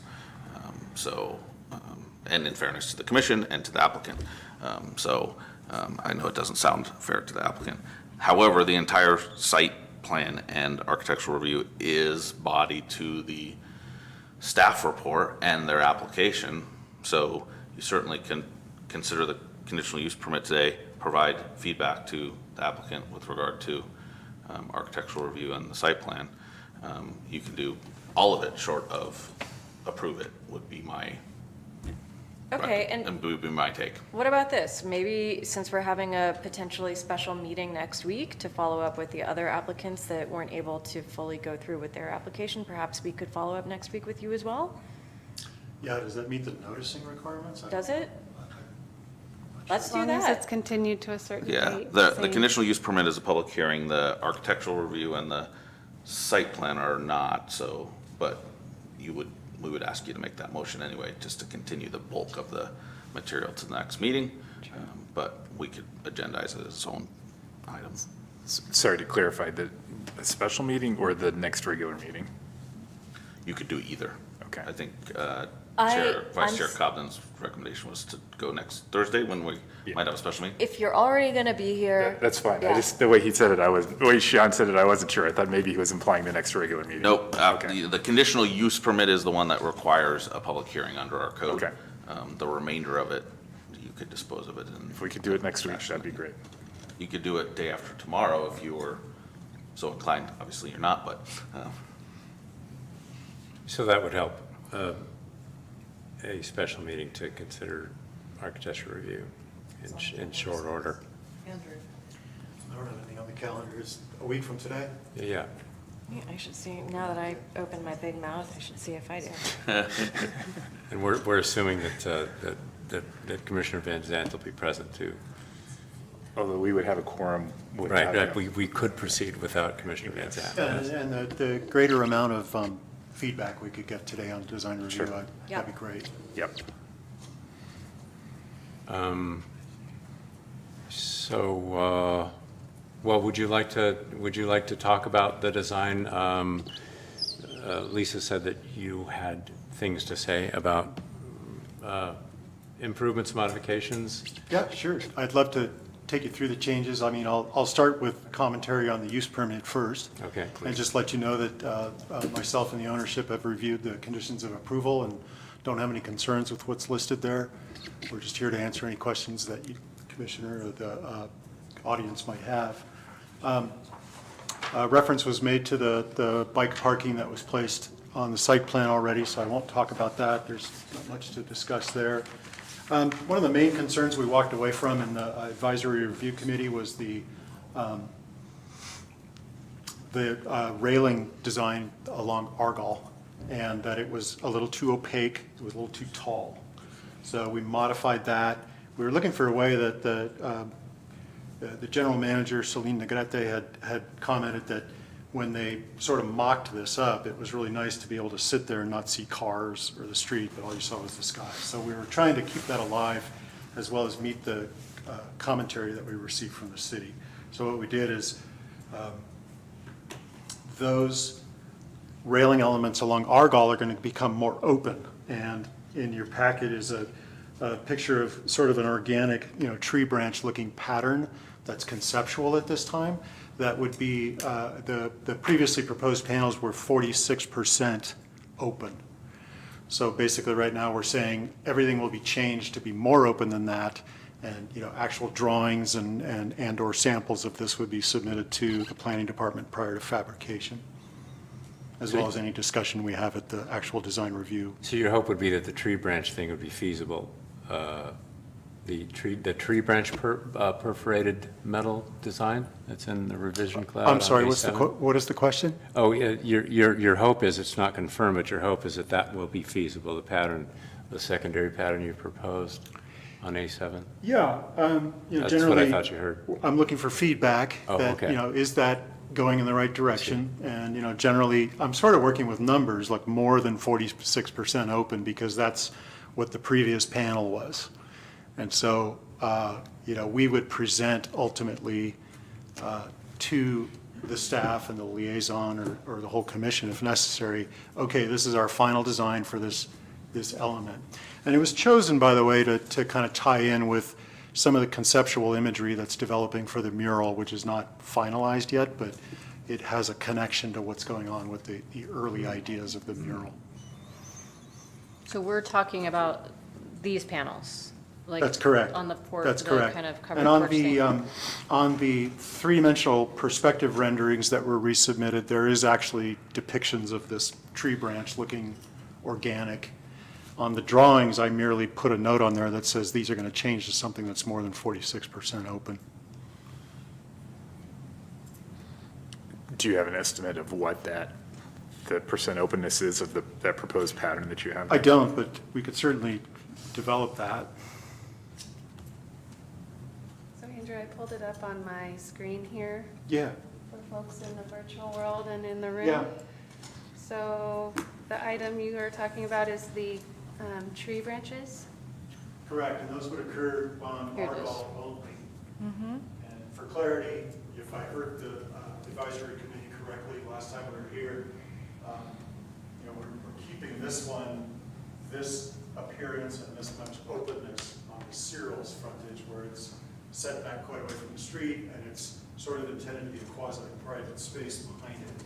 So with the city's permission, we're proposing to keep this Cyril's frontage, as well as the height that is proposed. The perspective is a little out of tune with that. The perspective rendering shows Cyril's frontage being changed to the organic, but that's not correct. It still is the geometric pattern, a little more closed pattern to it. This would be the change here. And then, we were looking for a way to enhance the appearance of that railing along Argall and still keep the height that the owner was interested in. So we developed this opportunity to give a little bit of vines and so forth kind of growing in there. So it was a little bit softer, a little bit more attractive to look at, potentially a little bit more open, even though they would be evergreen of some type. But it might be the happy medium that we think would satisfy ownership as well as the city. And the complaint in the Architectural Review Committee was that the initial proposal for the screens were too high? Correct. It was, the original proposal was this same material. All the way up? I want to say it was 4 foot because it comes in 4 by 8, and we just didn't want to waste a lot of that material. So now what we're proposing is this with a 3-foot height and then a 1-foot height of essentially a framework for those lines to grow on. Huh. And just, again, sort of blocking the view of the street from the person who's sitting there, but enhancing its appearance a little bit so it's not just a dense geometric pattern, which we sensed was the main concern. Who was on the Architectural Review Committee? Chair Tom and Commissioner Rod. Tell me more about your concerns about having it too high. It had an unwelcoming, hard, occlusive look and feel. It's the same height effectively, but it doesn't have that sense now. It seems much more inviting, and that was the goal, to make it look like it was open to inviting to the public, and it seems like you heard the spirit of the issue and responded very well, in my opinion. Yeah, so just to elaborate on that, the goal is to move away from sort of this more blank front appearance to the public when you're viewing the building from the outside. So I think there's 2 elements to that. One was the height, and one was the openness of the thing. The opacity. Those 2 issues. Yeah, and I do appreciate the openness. I would still, in my opinion, I still think the height, even whether or not it's the metal or the plants, I still have a concern with that. I still feel like it gives that blocked off feel to it. I mean, I think it's better, but in my opinion, I'd still like to see that increased openness of the lower height. As I was not part of the Architectural Review Committee, Yeah. and I appreciate the work that you guys did, can you catch me up on the purpose of these?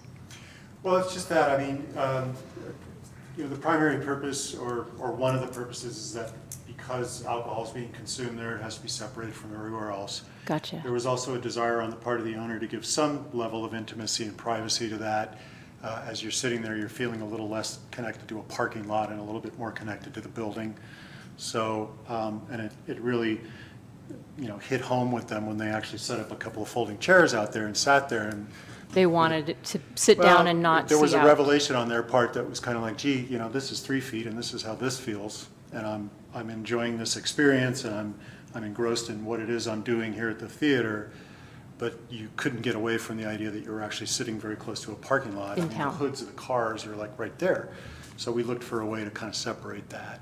So would it be a correct interpretation that these serve somewhat like the fencing on our parklets that are within the historic district? Is that what these are, for ABC compliance and also cordoning off, like? It's partially that, yeah. Okay. Yeah, and then again, just to give a sense of place, if you will, to that you're not just sitting out on the front sidewalk of the theater, that you're actually in an area that's designed to be self-contained, and and intimate to some extent, as Is- much as something and like this could be. I just want to intimate. finish on my line of questioning here. And Yeah. then clarifying what you said earlier about amending the height already. Yeah.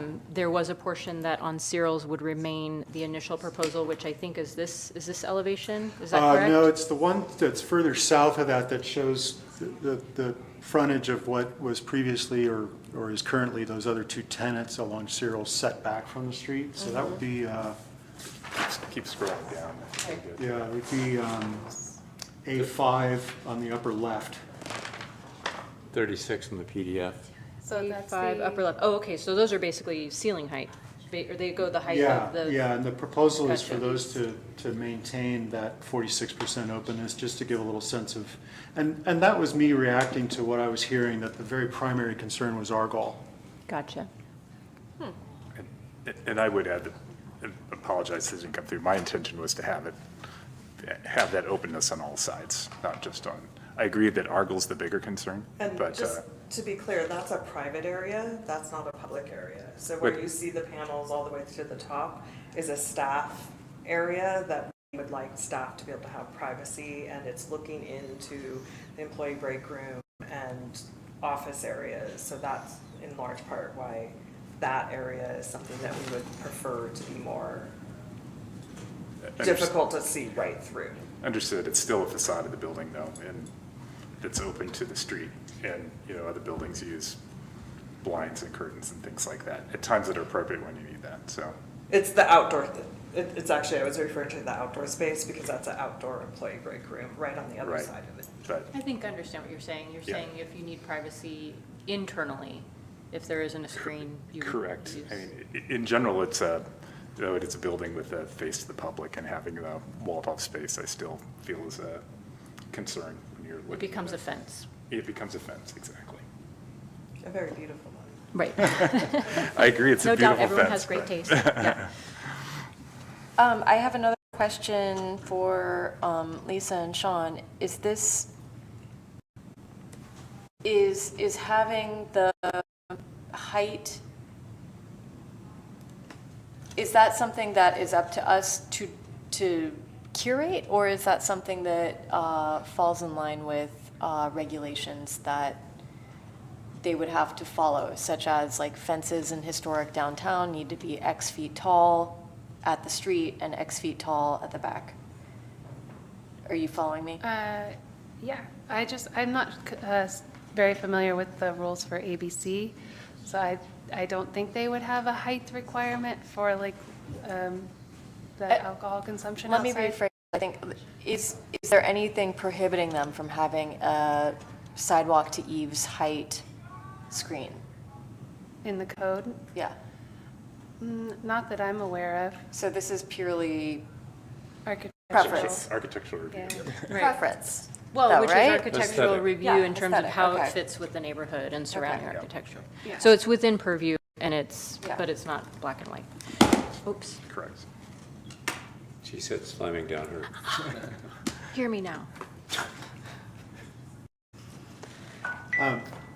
Other changes are that we substantially reduced the use of the gray smooth metal panels along the Argall frontage and expanded the use of the cement plaster. And then we changed that body color to, as Lisa mentioned, that body color changed from a very dark gray to a green color, which I brought samples of, or a sample of.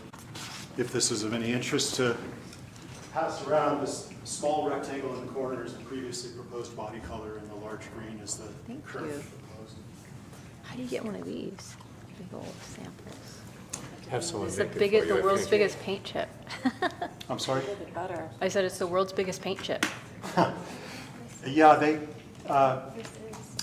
Nori Wisden, the other architect on the team, explained to me that they now offer this so that you don't have to buy a can of the material and paint the wall on the outside of the building. It's got adhesive on it. Super cool. Yeah, and you can just, smart. and that's smaller than what they give you. I give you a slightly larger. So it eliminates that actual getting out the paintbrush process. I'm looking here for the other really major changes, and those are amongst the major ones. And then roof element that runs along the east side of the building facing Cyril's. If you look at it today, you'll notice it's failing. It's kind of sagging from one end to the other. And it just, I don't know, time has taken its toll on it. And as the mural conceptual art has begun to develop over the last few weeks, a request was made to the design team to consider removing that section of roof there so that the mural could kind of take a little bit more center stage and also, you know, address this sagging roof. Quite candidly, it's not very attractive.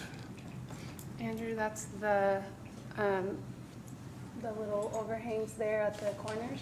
Correct. Well, I retained those, but we removed, I felt like it had a little bit more unified appearance if those things kind of wrapped around rather than just chop them off.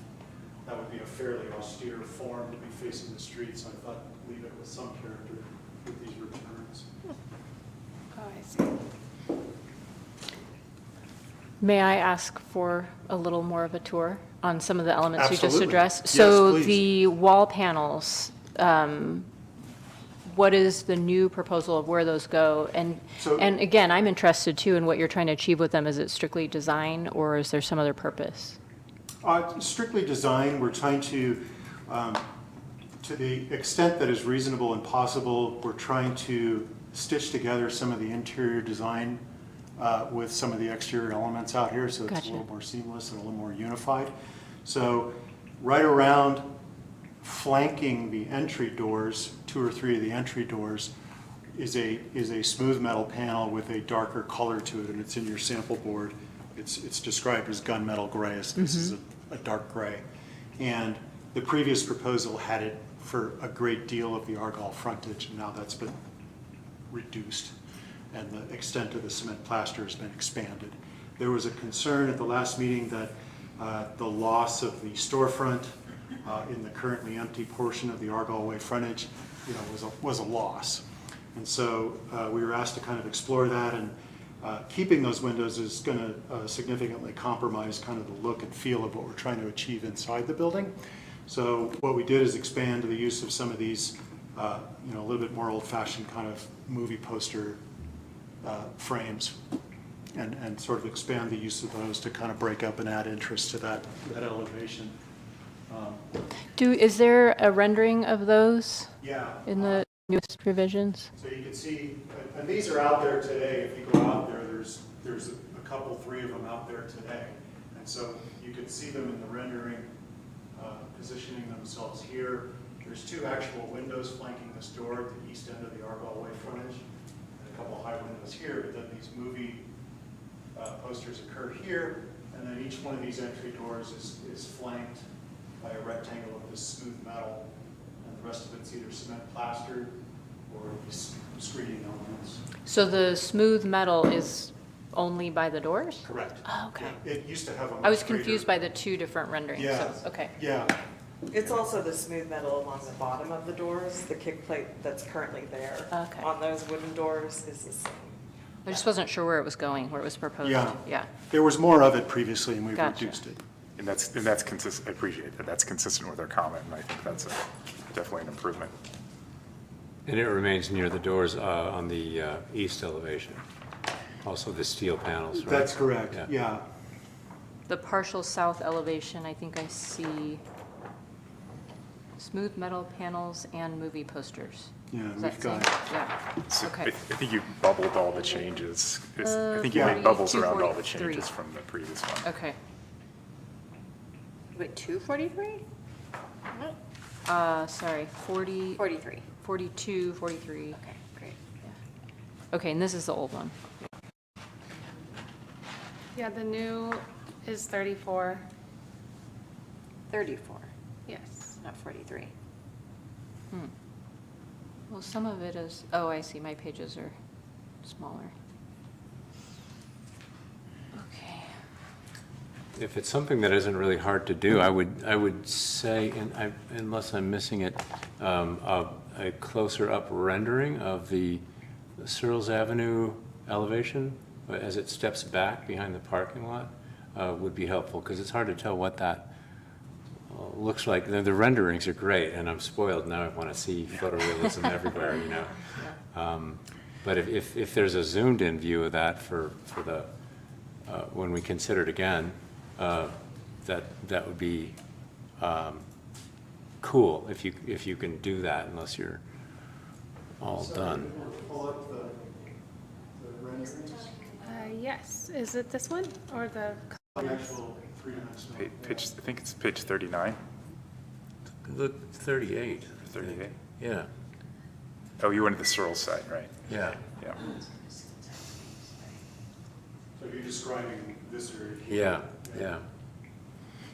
So this is the area with the smooth metal and the moving posters, and then this is the entrance that serves this parking lot. And this was the spot I was talking about with these full-height panels that the illustrator inadvertently changed those to the more organic pattern, which we're still discussing. A more open pattern, but the owner would prefer those to stay a little bit more opaque than what's shown. But so if you just hit this plus, then I think the commissioner will get what he's looking for. That was a joke. Just kidding. Part of my concern though is this shows a lot of backlighting behind those panels, which, during the day, And that's you're not a gonna result of the fact that those storefront windows back there have been retained, and the building, as viewed at night, will have that kind of glow to it if that room is occupied, which we expect it to be occupied. During the day though, most of the time, you wouldn't see light coming out of there, I would expect. But the movie theater is probably going to be mostly operating after dark, especially during the winter. It's operating after dark, but it's visible to the public 24 hours a day, is my point. With the concern being what? Again, the opacity of that And view. That was going to be a wall.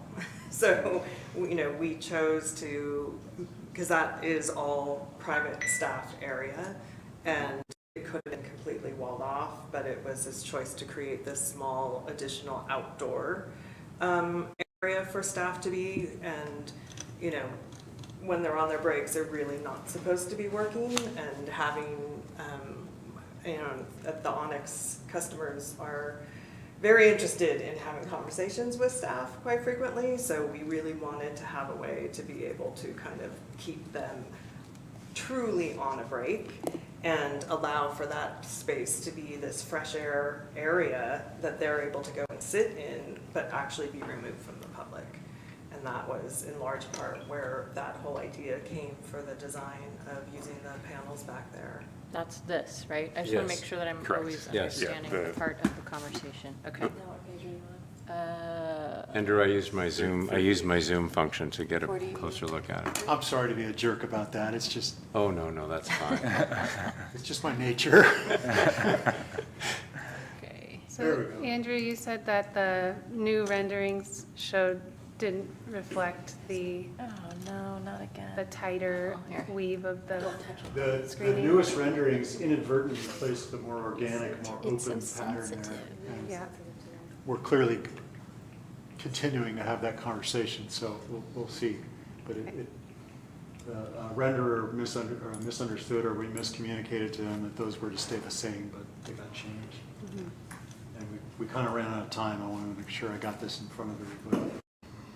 So this is the original submittal, which shows the screening on that side of the building more accurately. Yes, that is correct. So then two patterns are being proposed as opposed to one now? Yes, but never visible from any given one viewpoint because they're on distinctively different frontages. I mean, I suppose you might see a little bit of the Argyle Way side element here while you were seeing what was going on at Cyril's as well, but How would you describe this architectural style? The aesthetic, the vibe, the feeling that you want to create? well, I don't know that I could put a label on it as far as style because it's a remodel. Yeah. Yeah, it's, we're struggling to create take a post-war industrial outdoor, or not industrial, but commercial outdoor strip and give it a new life. The key again is taking our lead from the ownership's vision for this, that they describe to us how they operate, what their vibe is in there, and if anybody's ever been inside there, you kind of know it's an embodiment of how they feel about the experience of going to a movie. And as we talked about it more and more, they expressed that they wanted not only, you know, unique settings for the people who are attending this, both before and after a film, but that they wanted the inside of the appearance of the inside to sort of bleed out and Be cohesive seamless. and, yeah, Huh? and be cohesive. Yeah, that's cool. Absolutely, yeah. And that was kind of the form of it. I really couldn't assign it a style because we were sort of taking what exists out there and trying to drag it across the finish line. It puts up a fight. It's an odd building to It work puts with. up a but- fight. Well said. Yeah. I also, oh, go ahead. I sorry. mean, I will candidly say that there are some forms here that we're sort of being forced into by circumstances. There's some things we can't really do anything about. But we've given it our best shot. And then the other question, I did see the, you know, floor plan things, but as it pertains to actually kind of almost like from the outside in, where am I dining? Okay, do you have the floor plan? Yes. Well, I did. Now it just went away. Here, I'll share with you. Okay. And to be clear, there is no dining. Oh, it's a This is- hangout. It's a no, lounge. This is a movie theater that has concessions. Gotcha. So we have lounge areas and the outdoor seating, I don't call it outdoor dining, I call it outdoor Got it. seating. Yeah. Where people before their movie or after their movie can sit with a glass of wine or, you know, They're concessions. they're not, Yeah. yeah, it's not dining. Gotcha. That just has a different. Thank you. Sounds fun either way. So if you look at the floor plan, you'll see that there are lounge elements both inside and outside the building. I'm not sure how clear that is, but, you know, So what like are, the little circles look like tables to me. yeah. Is that those outside? Those are. So the outside seating has like a banquette kind of arrangement with small tables. We're not totally locked into that. It may end up being individual chairs and tables, but this seemed to be a more efficient way of using a very narrow space. So they're looking out, because those are tables, not No, seats. This looks like a bar stool with a bar that they're looking at the building. It kind of looks that way. Yeah, those circles represent like a small cocktail table. Oh, And then- cocktail table. And then the Yeah. thing that you were describing as a bar is the seat. And then that, Yes. yeah, Oh, that's I actually see like it. a banquet seating. Thank you. I saw it the same way the first time, too. That's why I wanted them to give me the tour, because, Yeah. yeah, That's why you're looking out to the parking lot. gotcha. Yeah, and that focused our attention on that screen and so forth. And then there are, you know, as shown, there's interior lounge spaces, which again, they're hoping to sort of expand the feeling that you get when you're out there, but actually give you a chance to linger in that environment. And a couple of the members of the design team who are here could speak to that, but it's really kind of an interior thing. I don't know that you guys want to get too deep into that, but it's going to be richer than your typical, what's the word for those giant theaters at the mall? Multiplex? Multiplex. It's going to be a lot richer experience than a typical multiplex. Beautiful. Great, that was very helpful. Did I see that there was an amendment, or did you say to the exterior signage, which we're not discussing per se, but it Yeah, was what, reviewed? the main and- change there, the only change there, was that at the advisory review committee meeting, we presented a system that could have been used for the marquee for the changeable movie titles. And it consisted of essentially a digital screen system, you know, much like a large scoreboard that you might see at a large sports venue, but certainly nothing like that. But it enabled us to change the movie titles and everything without anybody operating a pole or getting up on a ladder or anything. And it allowed us to dim down to any level that would make anybody happy with it. But the prevailing opinion at that time was that this still sounded and looked too much like an internally illuminated element.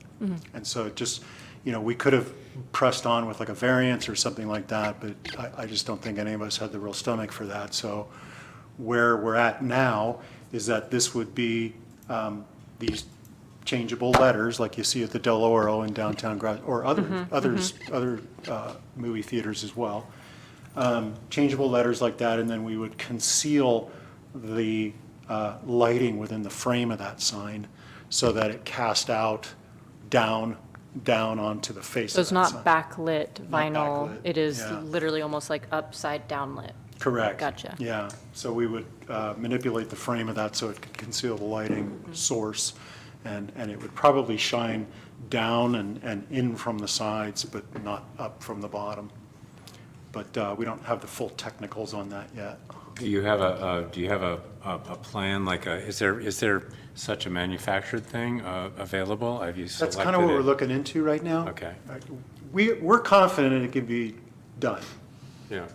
There's a custom sign company in Sacramento that we're working with, Yeah. who does marquees and can basically do whatever Whatever you it is want. we're asking, so we just haven't got to the point of being able to bring you Right. something very detailed. They're all custom, aren't they? Yeah. So, Yeah. And, again, as I mentioned at the outset of this, and, within the confines of what you feel comfortable talking about, we would welcome any feedback about that, because then I could move that on to the designers of that sign, if there was some commentary about that, without an actual approval. Do you think that the sign maker can accommodate the size that's proposed? I believe so. Well, it's a custom sign, Yeah, so that's- they'll build it to our request. I mean, to me, the lighting portion of it is the most technical part of it. Maybe I'm not understanding the question. I'm just wondering if when you get farther along in the sign design, if the size might change based on what's available from the manufacturer or from the maker? Yeah, that is definitely something that we need to explore, because they have not been directed to perform any sort of detailed drawing of this. But I will say that we did approach them because they're custom sign Yeah, makers. yeah. So, the whole idea is that they're building it for us and to the specs that we ask. You design it and they do it. Yeah. May I ask some questions about landscape elements? Mhm. As I read, there are none. Is that correct? There's Other no- than the rail? That's correct, yeah, and Yeah. then that is correct. And was that a conscious choice? Well, it was a conscious choice, but what were the reasons behind that? Is it a visual piece? Is it is it a maintenance piece? Is it a space piece? Nothing more than that, in that, the site development standards that we're trying to find or fulfill are sort of limiting us in those options, and, I mean, there's nothing more behind it than we did not propose any new site plantings.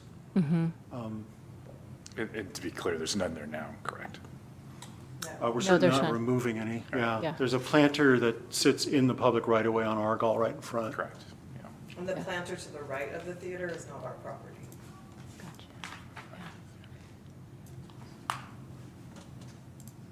I can pull up the current view here. Give me 1 second. Back to the sign for a second. When we're asked to approve that, you'll have the details. You'll be able to have like working shot drawings or whatever of the Yes, of the proposed thing. yeah, Yeah. yeah. And a font of letters would be nice info to have too. Just probably like,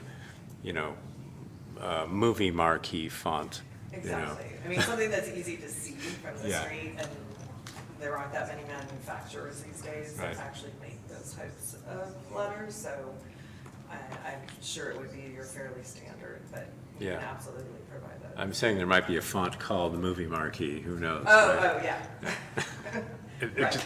Just to jump back, the planter you're referring to is the one between there and like up towards Jernigan's. Yes. That- Okay. There's also this street planting here. Which On is the which corner. is the city's, right? Yeah. Yeah. Yes. That's the city's tree. If they want to replace those with more beautiful things, we'll maintain them. I'm just saying, Celine. I know, I have all kinds of ideas.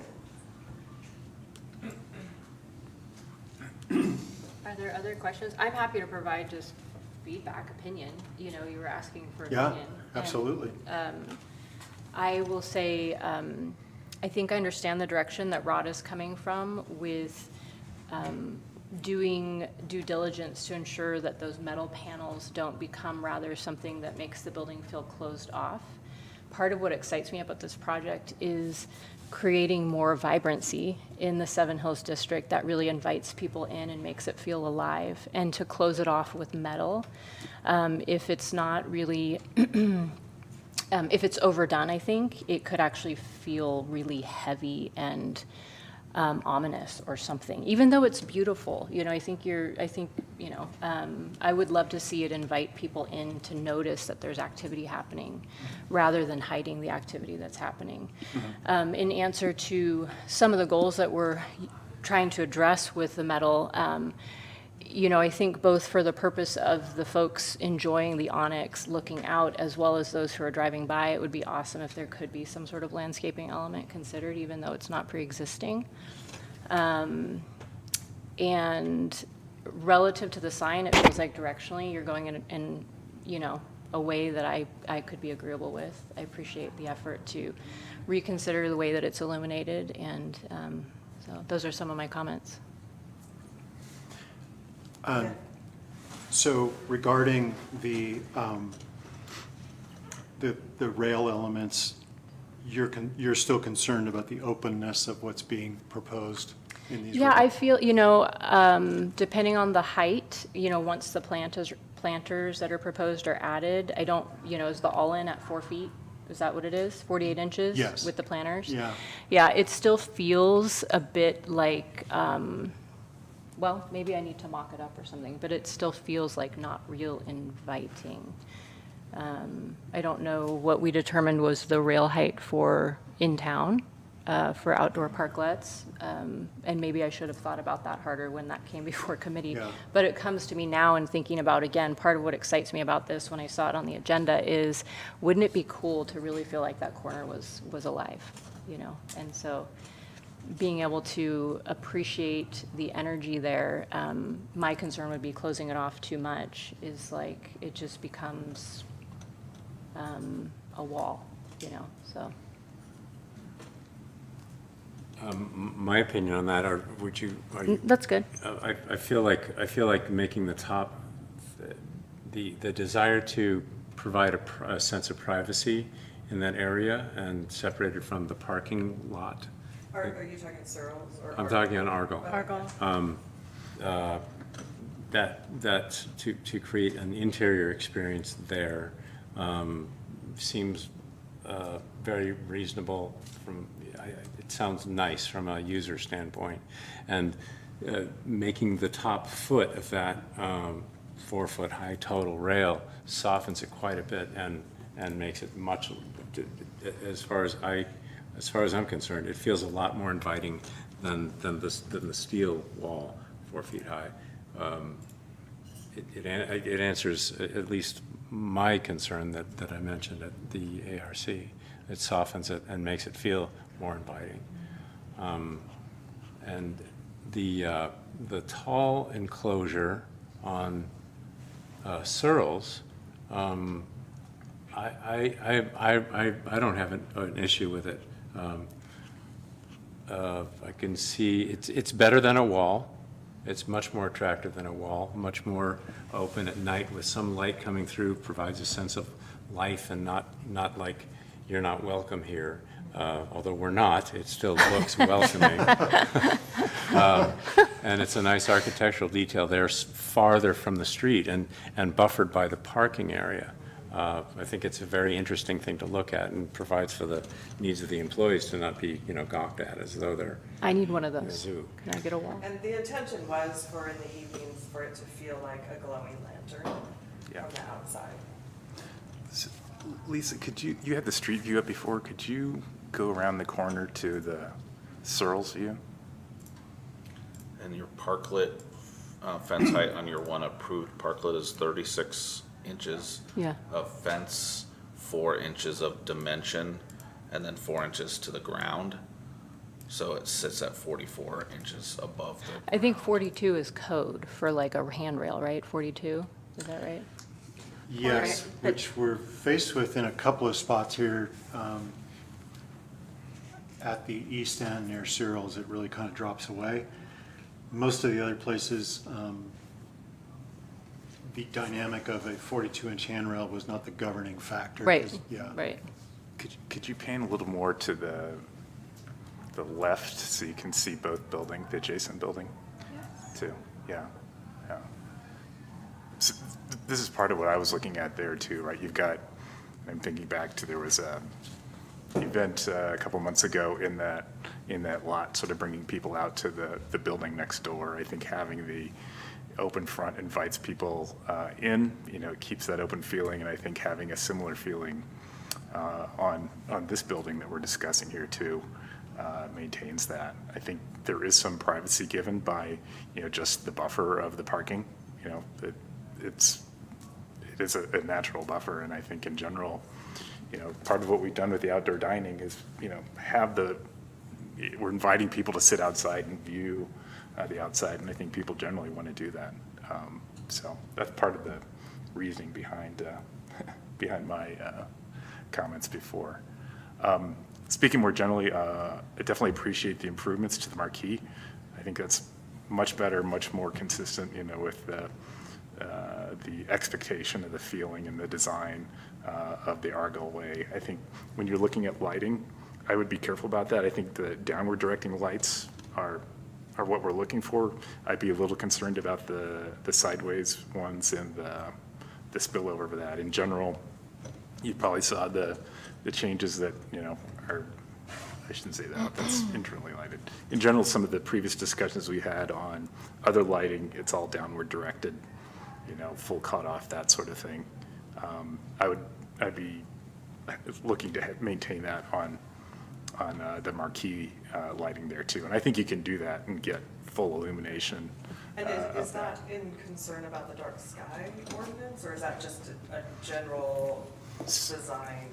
Yeah, so, you can see in the code as it is now, this discussion of light spilling out and maintaining it and avoiding, shining out. So you had something shining sideways, it's going sideways, right? It's not going downwards. Is there a reason that you chose not to do a traditional marquee, like not digital, but like what the Deloro has? Well, that's internally illuminated, which our understanding was that was not an option. Right. Yeah, so this is. It's just, I guess it's just, to me, it's a shame because this is a movie theater, and why would we want to be forcing a movie theater to pretend it's not a movie theater? I agree. Especially when, and this is just my opinion, but I am 100% for dark sky compliance, but I'm wondering, in this case, if we are forcing them to go so far out of their way when they could just turn the lights off at 10 p.m. And there's something about the feel of a traditional marquee, especially when you go to a movie, it just like, in terms of like welcoming and asking and inviting someone to come in, I think that that's like a major component to a movie theater. Something that we love about the Deloro, for example. I would love to see a way by which we could go down that avenue. Maybe it's too late, but also in response to everything that everyone else has said, I think that other welcoming components, I think that it's a very smart move to be screening off the staff room. I don't think that we should be welcoming people in there. And I think that this is a really interesting moment where we can be doing something new and innovative with this area. That, yes, we've got like the welcoming components on the front of Argyle where people actually will be invited, where they can be having their drinks and being social. As someone who I'm sure is going to be using this space, I don't really want to look at a parking lot either. Like, from a user standpoint, I get where you're saying though about looking at it. I also am just asking myself, who are the customers who are going to say, I was going to go in, but now I don't feel welcome because of the screens? I guess I mean, a couple points. I know I'm being very literal, but I also, I feel like we're maybe getting taken away with the rhetoric around it. And I find myself a little bit frustrated about it because I think they've put so much careful thought into a really interesting new design. And I would like to see it go beyond its neighbors, which are some very, what was the word that you used? Difficult or challenge? Yeah, it's difficult architecture to bring new life to. And this is just me expressing my take on all of it. I think that the screens over the staff area are beautiful. I love the way that they would be illuminated and look like a lantern at night. I love the way that they don't necessarily just have to be a window that gets screened. I think it's an interesting component. I think that, I agree with Tom, I think softening the edge of the metal is smart.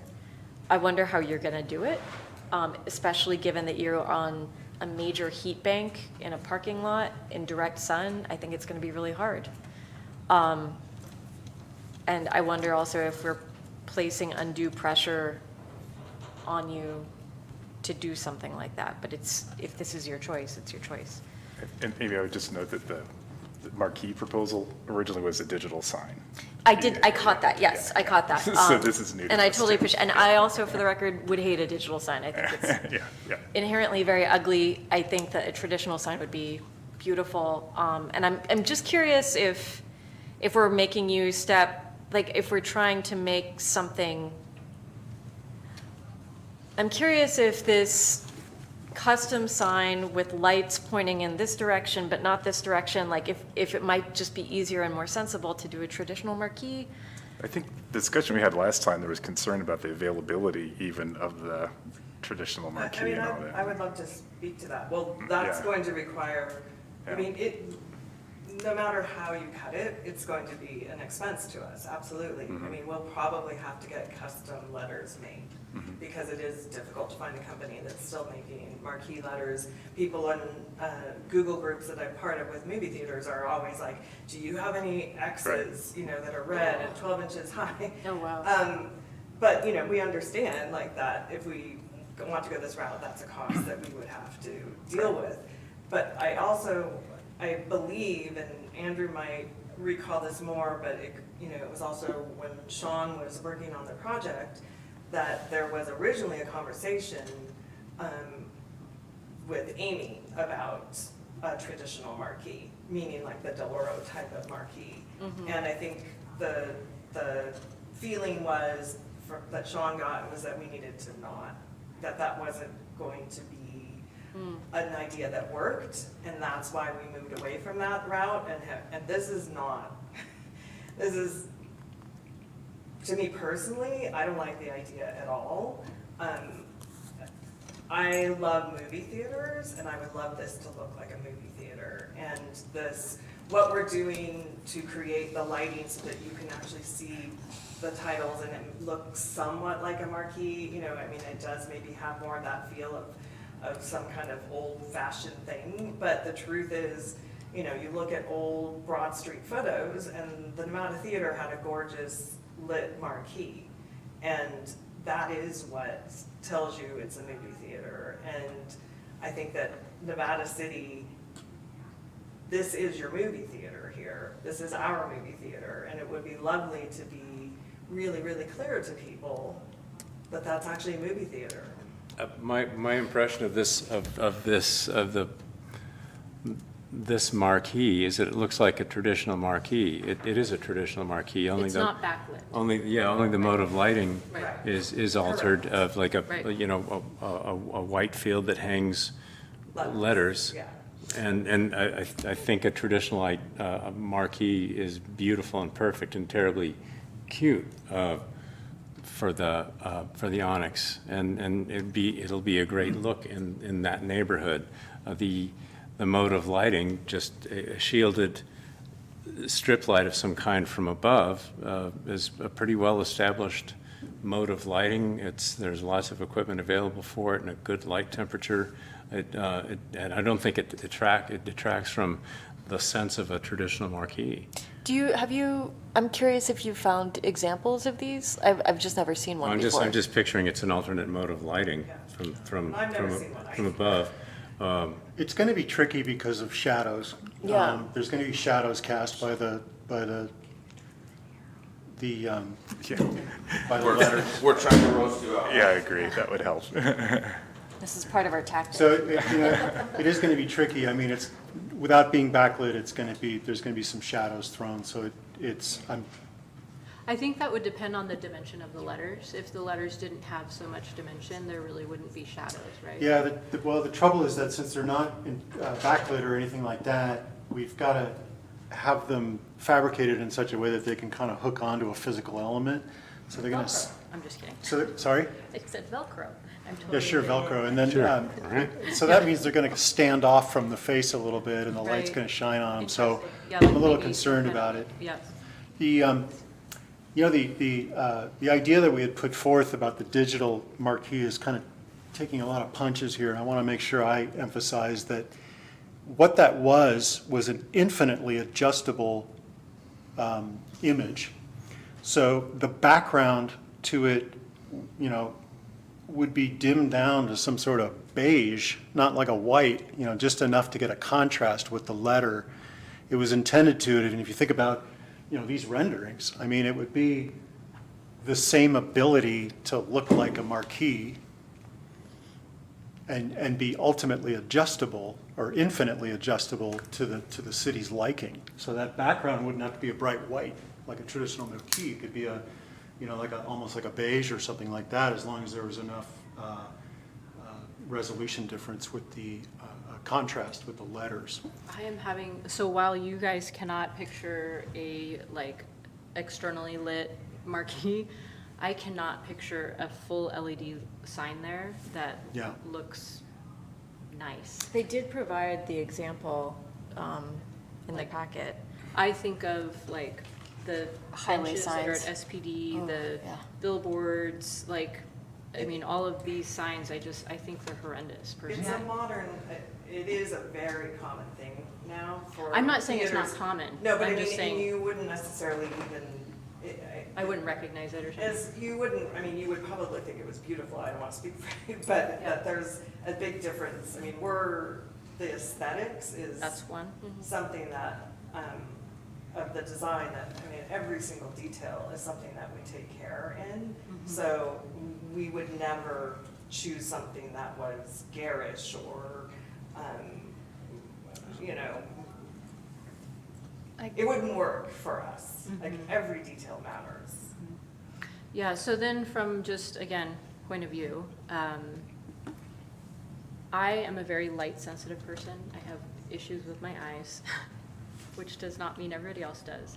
But I will tell you, when I encounter a very broadly illuminated, direct light thing, I cannot see very well, including really obscuring actually the beauty of the architecture you're trying to create.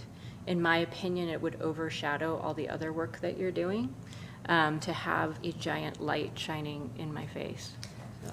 Yeah, and again, I can recognize your concerns about that, and just the same way that this rendering was created digitally. Yeah. The screens that would create that, I mean, I know this thing is on life support, it's not gonna get built this way, as best I can tell, but, it wouldn't be that bright white. It would be something with a little gray in it, or a So little beige. I've probably just never seen it because nobody's Yeah. doing it. Yeah. Not in Nevada City. Do you feel this way with the Deloro? When you look Yes. at it? Yes, I do. Yeah.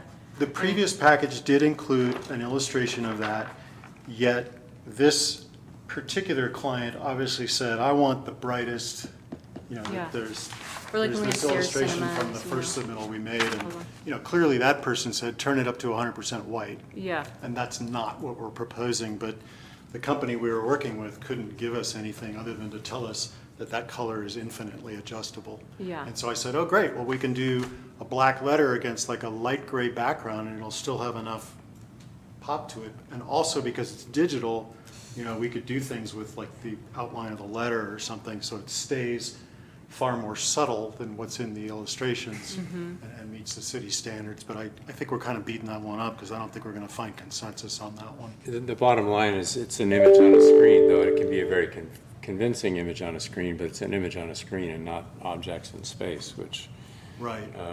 The analog nature of letters are charming her. Or charming her, yeah. Yeah. I just want to underscore and clarify if I was not clear enough on the elements, just hearing some of the comments, and I don't know if people were, I don't know, but a private break room makes sense. My comment about the elevation, the height of a rail pertains to the seating areas. I think, my opinion, 36 inches would probably feel beautiful and lovely and welcoming. And planters sound amazing, and, you know, there on the rail. And some sort of landscape element elsewhere, I think, helps make the corner essentially all more beautiful to look at driving by and looking out, so.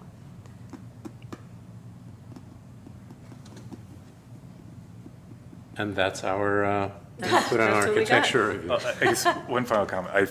Since we didn't talk about this, the change to the gable end facing Searles, I think that's a good improvement too.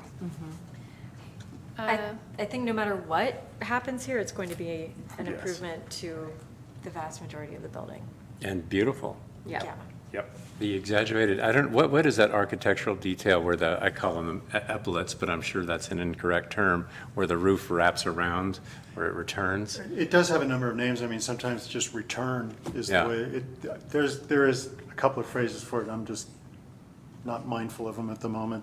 It does have some names. You know, usually that's done, well, can be done on the gable end of a building where the actual fascia design just returns and there's a small section of roofing that's tucked underneath there. We just call them returns around the office. I know it's got a number of names. I think of them as epaulets, and I know that's inappropriate, yeah. But personally, I like them. I like the theatrical nature of them. Just see what we want to, Tom. What? We see what we What, want to. epaulets? Yeah. Yeah. I'll take it. That's good. Commissioners, any other feedback on the lighting? There's proposed lighting on the building that sort of serves as parking lot lighting in a way. Is that a change? I It's think not a change. all the lighting looks great. I think you've been extremely thoughtful about this. It's I on just want to page reiterate 48 and 49. that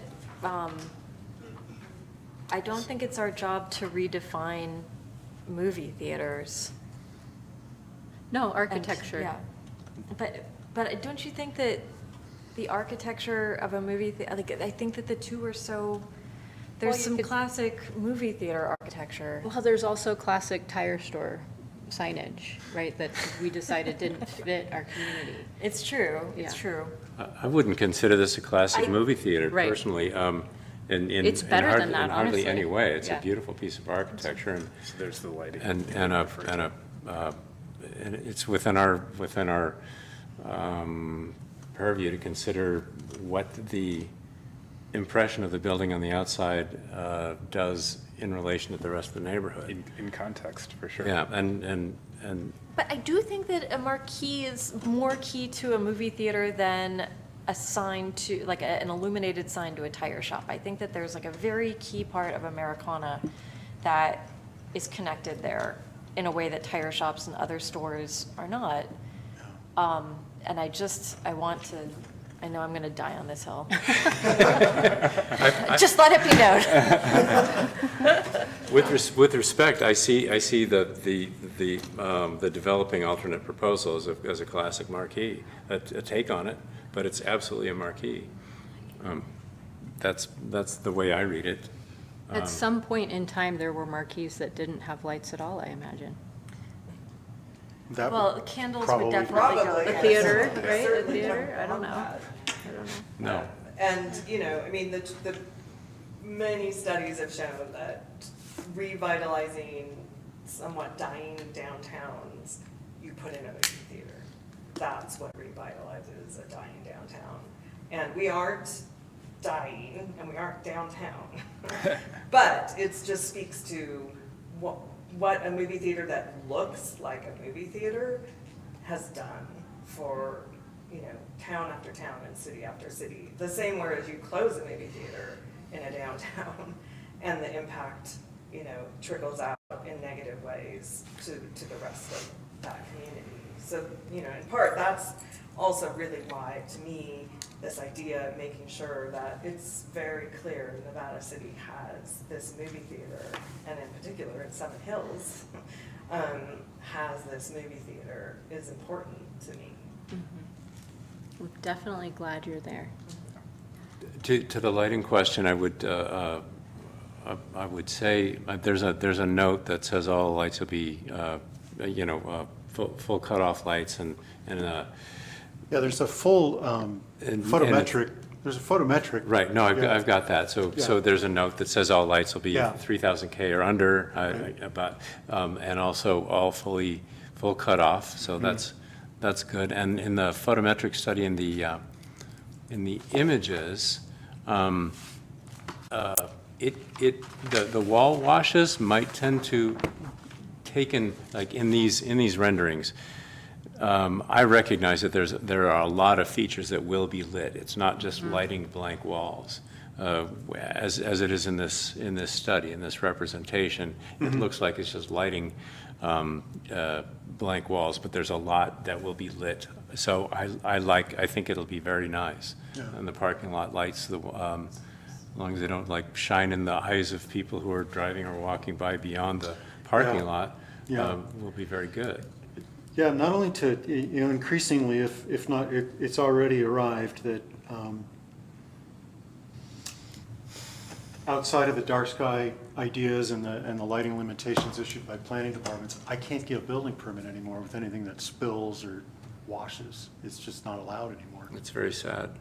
No, I'm kidding. It's like, it's I mean, quite the opposite, yeah. You might want to look at your Lumark item, the light you have in your parking lot.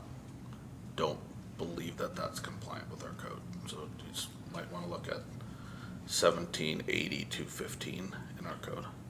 Thank you, Rain Man. There are a lot of I'm not models. saying it's not. I wouldn't want you to get all the way across the finish line and have one little hiccup. And, I'm sorry, 1782.15? 17.80.215 has to do with 30-degree angle of light emission, and that is an LED unshielded light that just points straight down, so it has a pretty wide cast. That Prevail Petite, that thing? And that's the freestanding light. Yeah. The other ones are recessed, so they meet the code. There are a lot of models shown, and they're not shown. They're not shown with their cutoff devices. I think it's an additional piece to the Yes. units.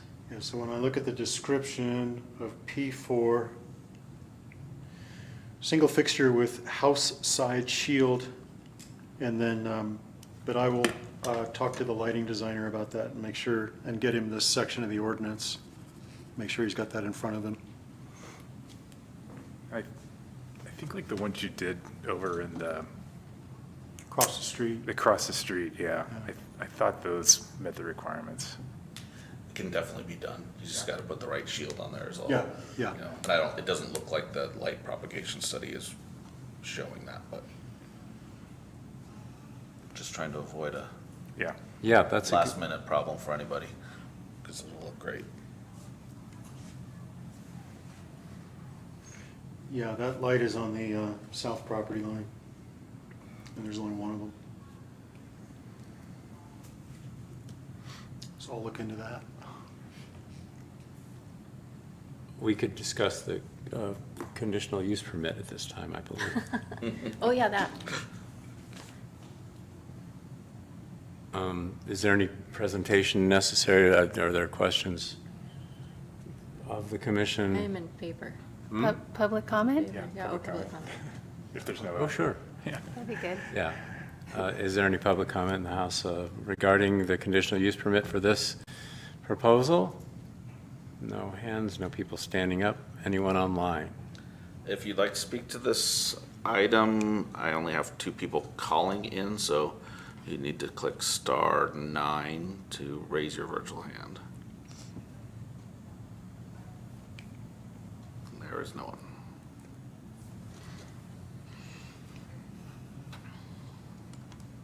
Back to us then. Any questions?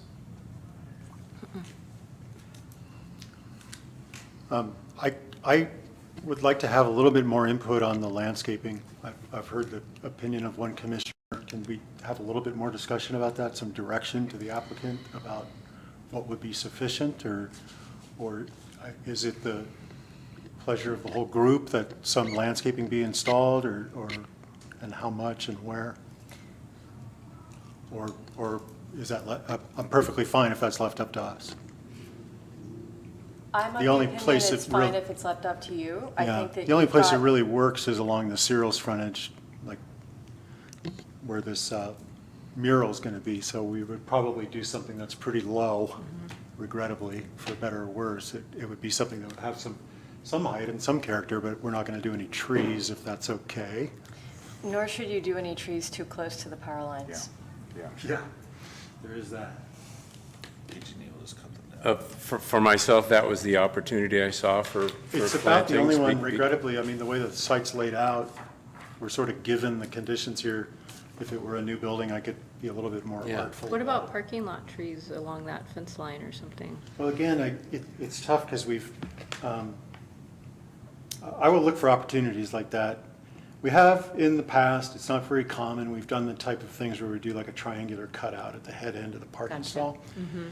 Trouble with those is you can never make them big enough for the tree to really thrive. Mhm. It can be problematic, but I'm happy to consult with the designer about that. It also runs the risk of the trees repeatedly getting injured by people who don't park Yeah. with sensitivity to them. Well, I would imagine there would be some sort of parking curb, usually. Well, right? but you can see like in this picture right here that you've got those bumpers that a car could pull up to, and there's like maybe 1.5 feet of space. And I believe that parking, that fence is the other property also. Yeah. I believe they put it up. Gotcha. It's on their property. Actually, I think it's on yours, but we don't intend to do anything about it. I mean, we're not planning to do anything about it. They installed it. They I guess installed it's it, on ours. yeah. The survey suggests that it's inches onto your property. I don't see much opportunity. I don't see it as a must-have, so. But a suggestion for foundation line plantings on the Searles side. But if there's a piece of art there I was gonna say, with that'll consideration of be mural, impacted yeah, by it, then yeah. that won't work, so. We can give it some variety and some interest. I'm not going to totally go with 6-inch tall elements, so. And Right. But it's we've got some- likely that the mural will contain plant elements in it. Yes. So. Absolutely. Answered, Thank you. Appreciate it. yeah. Thank you. So motion? Do we have a motion to approve the outdoor dining and It's not conditional dining. use permit? Additional use permit. I will motion to approve. Is it a multi-step approval process? Do we have, Yes, it is. We need someone to determine the project is categorically exempt from environmental review pursuant to Government Code Section 15301E of the California Environmental Quality Act guidelines for projects characterized as existing facilities, including additions to existing structures, provided that the addition will not result in an increase of more than 50% of the floor area of the structure before the addition, where the public services are available and the area is not environmentally sensitive. So moved. I'll second. Thank you. First, second. Yeah. Oh, No, I was just. Roll call. Which way I'm going to go.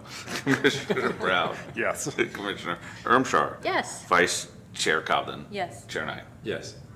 Passes 4-0. Whoop, whoop. There's more. Did Commissioner That's Brown right. vote? You did. Oh, okay. Yes. You voted first, yeah. Oh, got it. He jumped. And then there's several levels of approval here. Approve the proposed use permit subject to the conditions of approval, making findings A through C pursuant in the staff report pursuant to section 17.88.20 of the Nevada City Municipal Code. And the findings A through C are that the proposed outdoor dining conforms conforms to the requirements and the intent of the zoning ordinance and the Nevada City General Plan, and B, that any additional conditions stipulated by the commission as deemed necessary in the public interest have been met, and C, that the applicant has demonstrated that the requested outdoor dining use will not jeopardize, adversely affect, or be detrimental to public health, safety, and welfare to the surrounding property and residents. So moved. Second. Commissioner Brown? Yes. Commissioner Armstrong? Yes. Vice Chair Cobden? Yes. Chair Nye? Yes.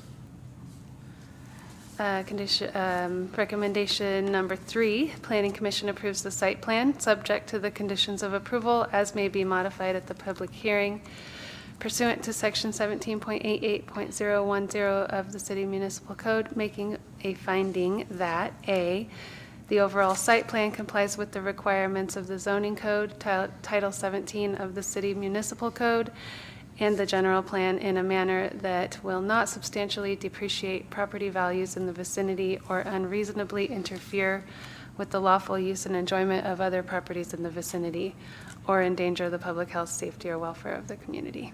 So moved. And just a clarifying point, Yeah. you're approving the site plan for purposes of the conditional use permit. Thank The you. conditional uses of outdoor use and theater use, not the overall site plan for, Yes. that you'll hopefully do next week. Yeah. Second. If that's your motion. Thank you, yes. Yeah. Is that what that says, though? The site plan? Yes, that is what is meant. Site use kind of versus site plan, kind of. Yeah, the site Yeah. plan as of the use, so they're establishing that outdoor dining area and all of those features for the use. Thanks for that clarification. So we have a motion and a second? Commissioner Brown? Yes. Commissioner Armstrong? Yes. Vice Chair Cobden? Yes. Chair Nye? Yes. Thank you. All of them pass, 4-0. And the last, sorry, one more, That one we don't need. even to do the outdoor dining? We have the outdoor dining. Because there's no architectural component. Yes, we already did the outdoor dining.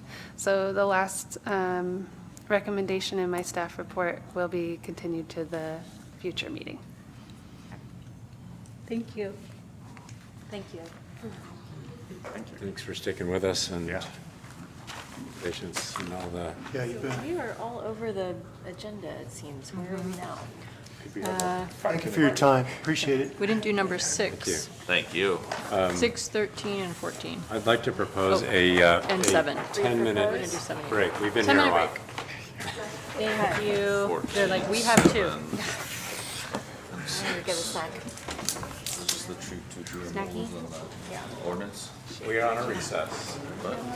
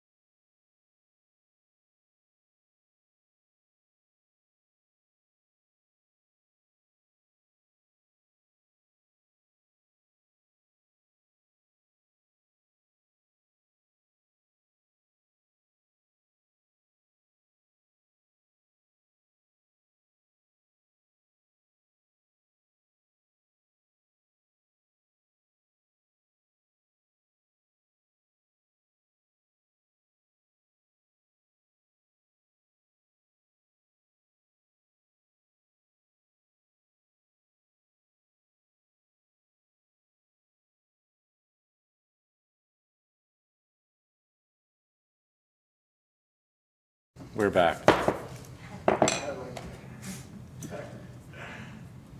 There's a gavel, gotta use it. Try to use these links to agenda. That was just not working.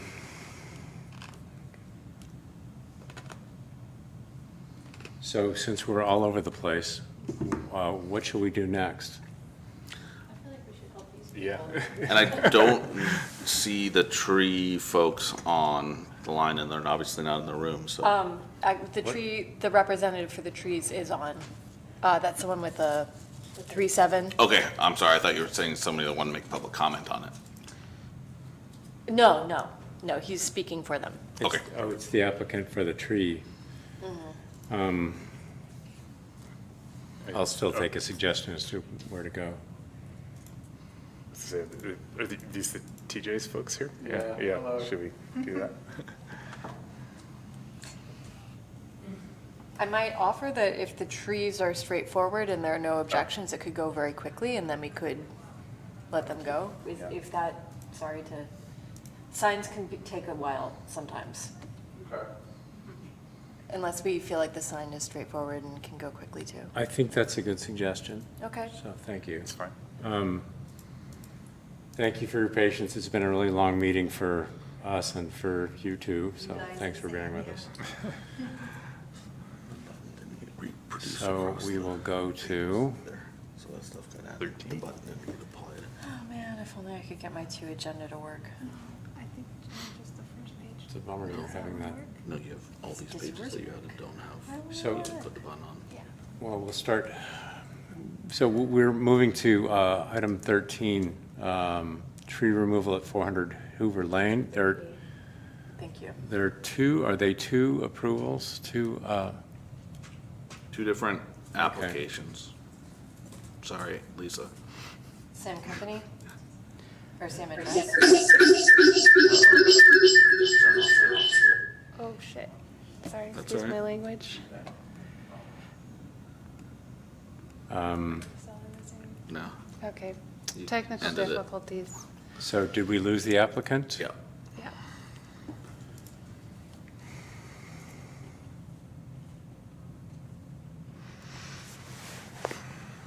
Can you just add me back? I should have.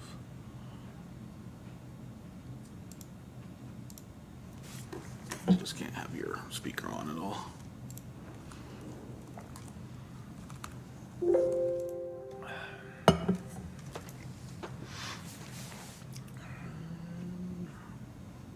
What is that sound? Is that someone coming on to?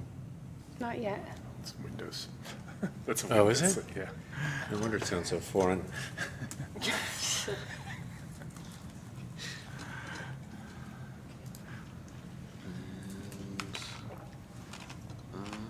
You'll have to, Do you want me to invite you? yep. It's not set up to my email. Can you click on the link from the? Yes, but it's gonna say I was already invited. And it won't let me do that. Don't mind me. Okay, you're an attendee. Except for, Have you been having any trouble bringing up the agenda since you I reloaded it? downloaded it and I'm just looking at the PDF. Are you having trouble, Tom? No, I think it's the iPads. the, Yeah, I Oh. think it's, yeah. I think it's the iPad. Because when I brought my own iPad, I just download like you. 'cause I've got it coming live And is from the Kyle in website there as a panelist? using local Wi-Fi. You probably, I saw him. Maybe the it's probably saved processor, on your computer. You probably downloaded it. yeah, when you open it, you probably, Yeah, yeah. yeah, probably caches it. I found that it, are we, We are live, yes. okay. I started mindlessly scrolling. So the applicant is with us now? What was the last two of his phone? 3-7? You have to make me co-host. Okay. One more step.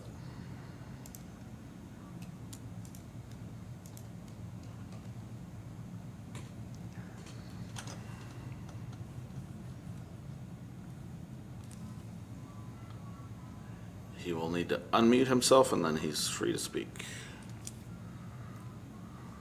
And he did. Hey, good afternoon. This is Matt Merrill with YFR Tree and Land Management. I'm the arborist managing this project. Hi, thanks for joining us. Hey, good afternoon, everybody. Would perhaps Lisa, the planner, would like to introduce this application? Yes.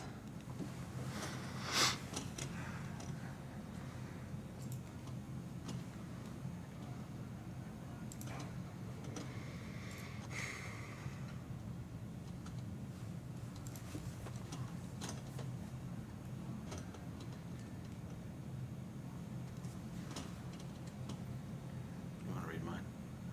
Oh, well, getting to the end is going to be a little hard here. What's the name of the gentleman on the line? Matt? Matt, the first one we're doing is 400 Hoover Lane. Okay, got it here. So the application is for a tree removal application at 400 Hoover Lane. The application is, the property is owned by the Nevada County Superintendent of Schools and the Nevada County Board of Education. The applicant is requesting removal of 98 trees comprised of a mix of black oak, cedar, pine, ponderosa pine, and oak, ranging from 4 to 30 inches in diameter. There is one 10-inch diameter black oak proposed for removal, one 4-inch diameter black oak, two 4-inch and one 8-inch cedar, one 30-inch pine, one 36-inch black oak, six 12-inch ponderosa pines, one 4-inch cedar, two 20-inch oaks, and not sure what kind of oaks that is, sorry, probably black, and 75 10-inch ponderosa pines. The locations of the trees are shown in the application. There's one section that is near the playground. Oops, no, forgive me, that was for the other one. So the property is 4.14 acres, and the request includes a request for the removal of one tree originating from the adjacent parcel of 433 Brock Road, which is a 0.34 acre developed residential parcel. The remainder of the request deals with the 400 Hoover Lane property, which is zoned public. YRF Tree and Land Management has been hired to provide an applicant report and also, an arborist report, and they will also be doing the tree removal.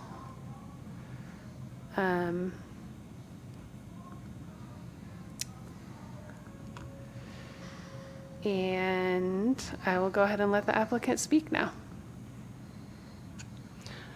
I guess one thing I would like to add is that after removal of the 75 10-inch ponderosa pines, only the largest and healthiest trees will remain, with 80% of the pines along Hoover Lane having been removed.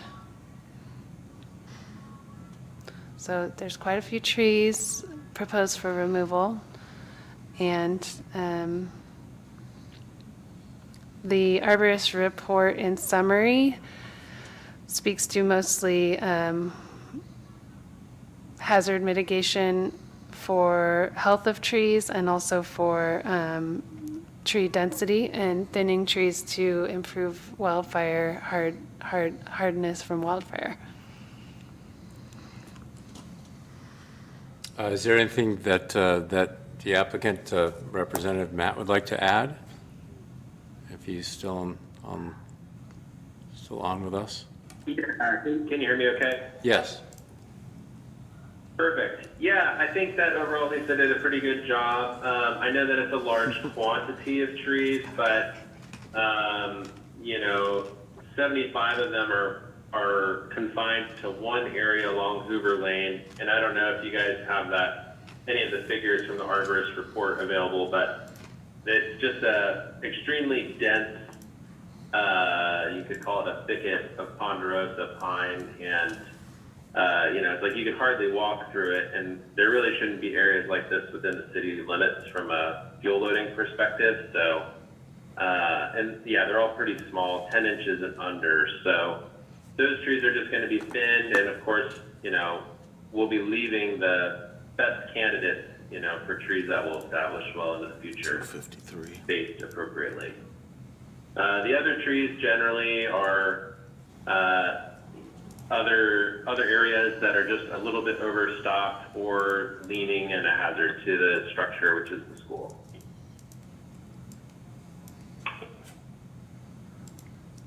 Okay, are there any questions from commissioners? Actually, I have one quick question, Matt. If you could, did you do any calculations regarding the number of trees that would be left per acre to give us some perspective about thinking about what the end result would be? So I haven't gone through and actually calculated what that figure would be, but you know, it would be in accordance with best practices. But yeah, I mean, I didn't actually go through and even measure the size of this little plot, and it's hard to say because there's fence lines and there's neighboring structures and things like that you know, we don't want to leave any weak, thin, depressed trees behind. So Right. Can you remind us, if you know offhand, what the best practices say in terms of number of trees per acre in healthy forest spaces? I want to say. It's really hard to come up with a pinpoint number for that, only because there's a lot of variability, you know, between what kind of forest it is, what type of trees it is, and things of that nature. And depending on who you consult, you come up with different numbers for that. So, and especially in an urban setting, you know. It ranges between 20 and 40 though, right? I'm sorry? Doesn't it range between 20 and 40? Yeah, I mean, that's kind of generally what you're going for. And I mean, here there's probably 100 trees in maybe a quarter of an acre. Thanks. So we're looking at about 10 times what we're looking for currently. Awesome, thank you. Just to clarify Amy's question, and for myself, I'm looking at figure 3, which is a picture of, I think, is that the area you're describing as a thicket of ponderosa pines? Figure 3, it's a photograph. That's one of the thickets. 253. I have duplicate pages. This That's is, confusing me. can be found on page 270. I think the packet repeats itself. But you can see that picture on page 270. What picture are you? I'm looking at, it's called figure 3. That figure 3, okay. Yeah. Page 253 of the PDF. Yeah, PDF 253. So Matt, my question is kind of like I'd like to get an aesthetic sense of this image picture, figure 3, with I'm assuming that that's the area where 75 ponderosa pines want to be removed from. It's awfully thick, but I'm wondering if there's a count and how many trees would be left in this image, this point of view. Yeah, so from there, you know, you don't have much perspective into how deep that goes, but just to give you some perspective from like where the tree line starts to the back of the thicket, I mean, we're talking maybe 50 feet, I would say, to give you an idea of kind of how, you know, deep that little pocket is, and then it's about 100 foot wide. So, you know, through there, I would say there might be like 6 to 8 trees remaining. Okay, so it'll be pretty. What's on the other side of that thicket will be pretty visible. Yeah, no, there's definitely going to be some, you know, some visual alteration for sure. Just And it's not like these trees even have limbs at the bottom, but just removing the stems of the trees themselves is going to be creating a visual impact for sure. Okay, I visited the site this morning and really had I actually couldn't determine where everything was to be removed. Just for myself, I would have preferred to see some of the trees being marked to know where the locations were. Clearly, I mean, to my eye, a lot of trimming is needed, but I just don't get a sense. I didn't get a sense of a scale of it when I was there. So that's I guess a comment/question. Yeah, that's really good feedback. And this project isn't slated until winter, so there would be time to go through and perhaps mark the key trees if that was something you're interested in pursuing. Personally, I am, and we would only pursue it if there was a sort of a majority, I think, desire for that. So we could have, do you have another, are there more questions, or shall we discuss that? I personally don't feel like I have enough information based on the visuals. There's also reference to like proximity to buildings, and I don't see any of that. I see this one that repeats itself here, this picture. I don't see leaning tree pictures per se, maybe this. So I would love to see the site, or else a map that actually depicts, you know, current trees and the ones that are defined, identified to be removed. It's not to say that there's anything like lacking from the application of your, you know, expertise, but it's a lot of trees, and I for myself would like to just have a sense that it's a good thing visually, in addition to safety and forest health standpoint. I mean, just to please. counter, coming from this background, and I would argue that it's a lot of trees because there are 80 too many trees in that spot. And that visually it doesn't, I'm going to be a bit dramatic. Visually it doesn't matter if it all burns down because there are too many trees.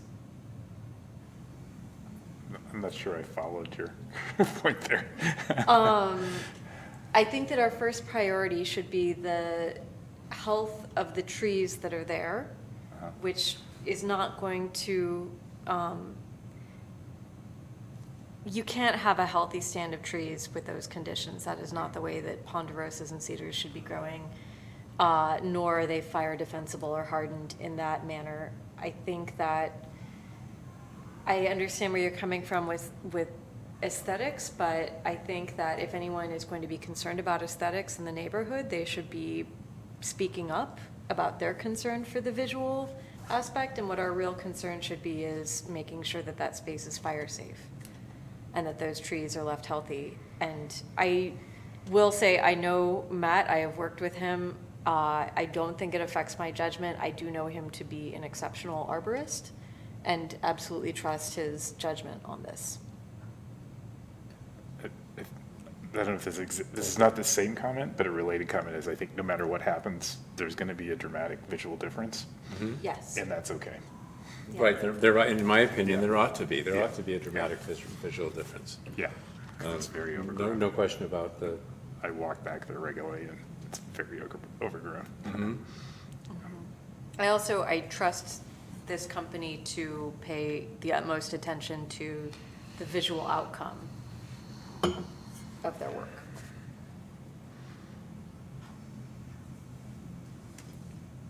So as a commission, we could request a better indication for our own information of which trees roughly will be cut or not. And I'll go with the sense of the commission on this because I will.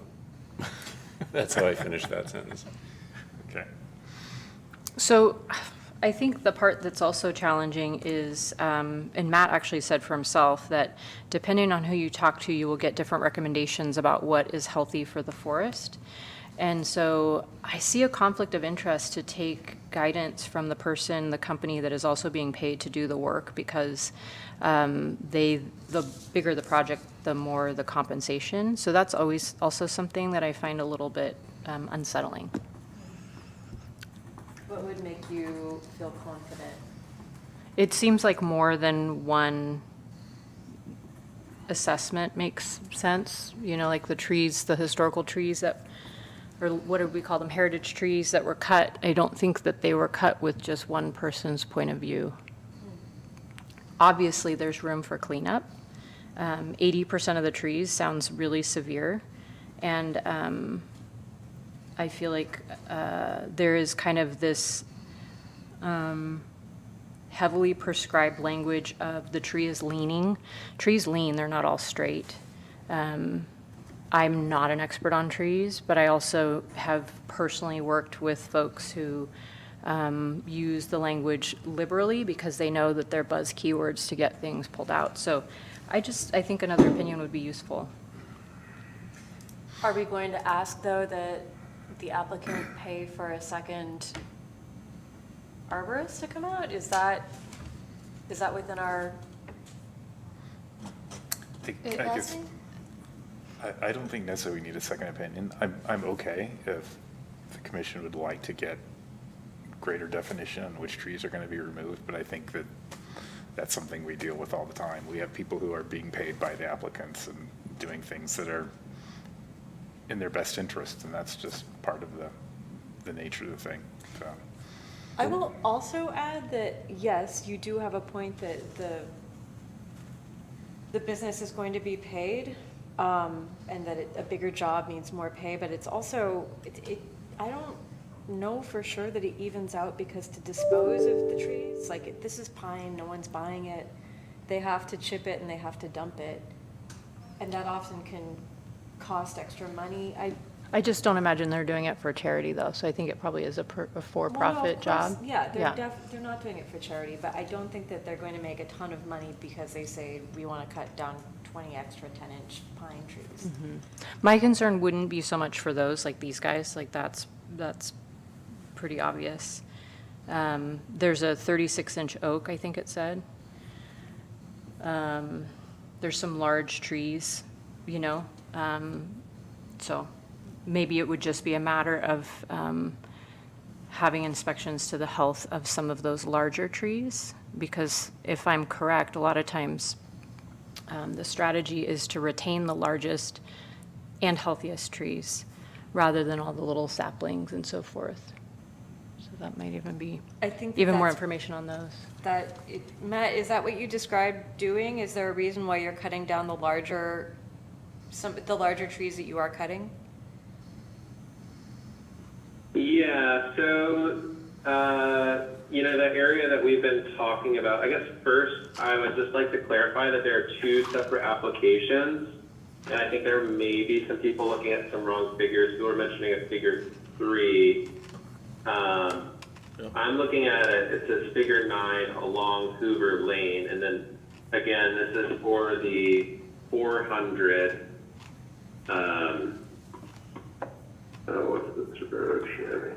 400 Hoover, because there's also a separate application for 405 Hoover, which is Deer Creek Elementary School across the street. So I just would like to clarify that.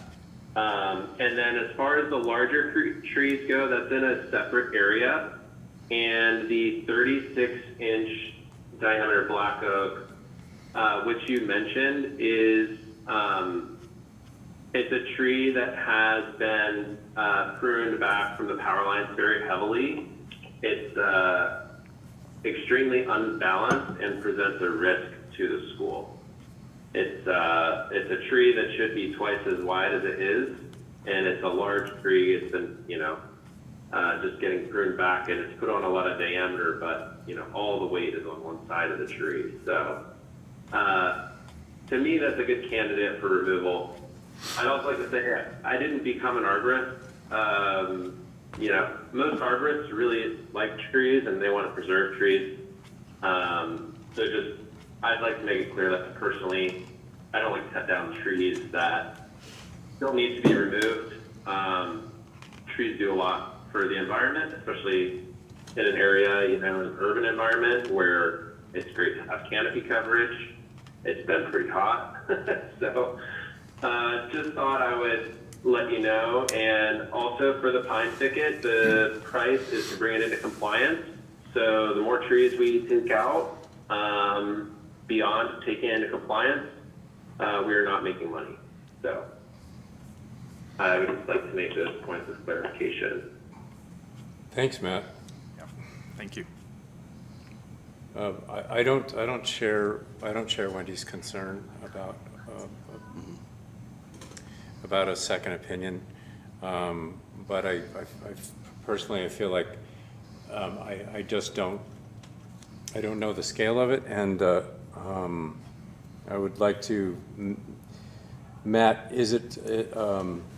can you mark the trees for us? Like, indicate which ones are being cut? Yeah, that wouldn't be a problem. Because it's not holding up your schedule for a little while. It's obviously work that needs to be done. Well, that is a pine thicket. The rest of the tree removals that are to be done around the structure, it does require a crane, and we do have that crane scheduled for the first week of August. And this work does have, you know, everybody prefers it to not be done, prefers for the work to be done in the summertime. Of August.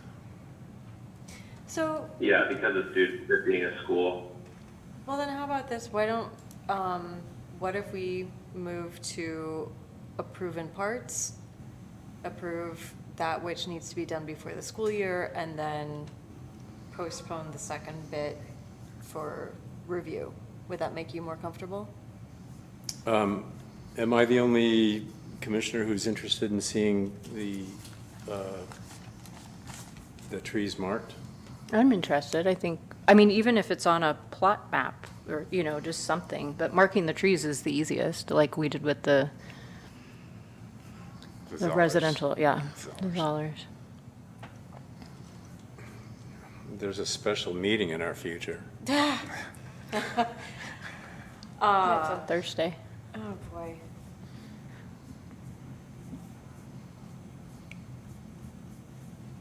It's not a requirement for me to mark them, but it's also not, I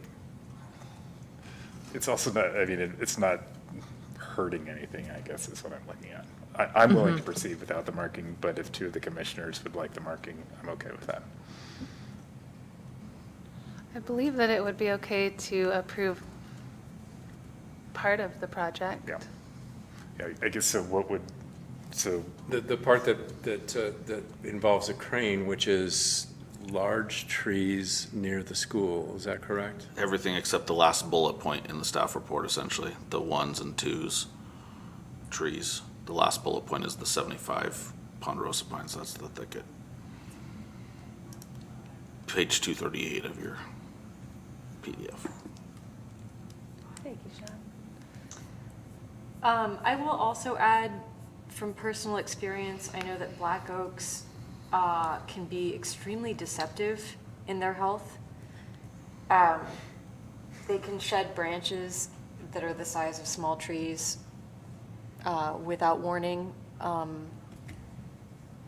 One of these situations happened where it had been identified in one of our parks, not our parks, actually, up in Bullard's Bar a few years ago, and it did kill a child and wounded some others. I think that, especially in the case of a heavily lopsided black oak, that shouldn't be. I think that this is a smart idea, given its proximity to the school. And I've had one in my backyard that I've had to address similarly, so, yeah. And we have two. We sure do, yeah.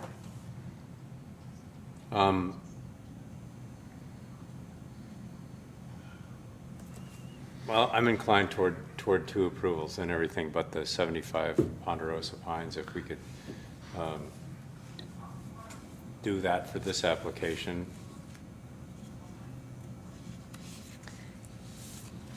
Lisa, how would you like us to structure?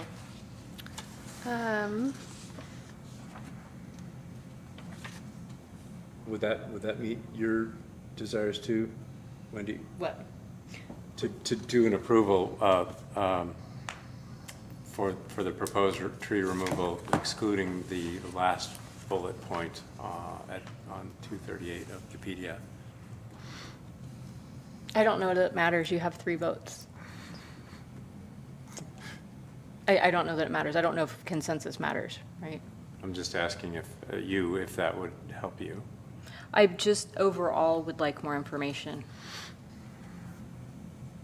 But that doesn't mean you guys can't make a decision without me aligned. So I would like Okay. to propose that we approve. If you could first make a motion about CEQA and state that you would agree that the project is categorically exempt for the minor alterations to land exemption. So moved. Second. Thank you. And then go ahead with your motion. Commissioner Brown? Yes. Commissioner Ermshar? Yes.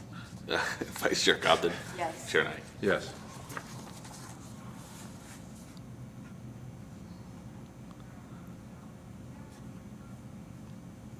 That part passes. Second part. Which ones? The precedents I'm accustomed to when we approve tree removals is there's a map of the property and each tree is identified. Is this, that's a really good point. Is that something that we ask for in our applications?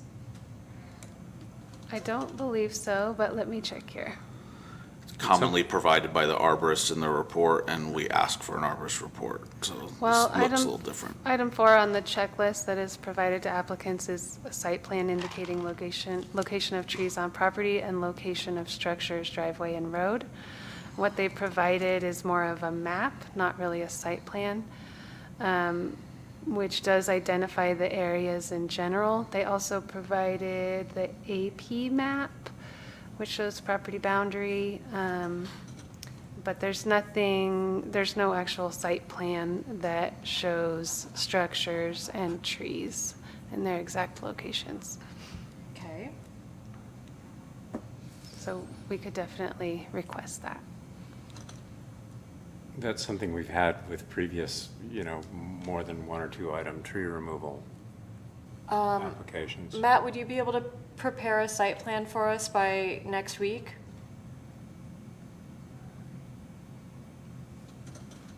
When are we talking next week? Oh, actually, that's a good point. When is August? Next Thursday. We're talking next Thursday on the 27th. We have a special meeting scheduled for that time.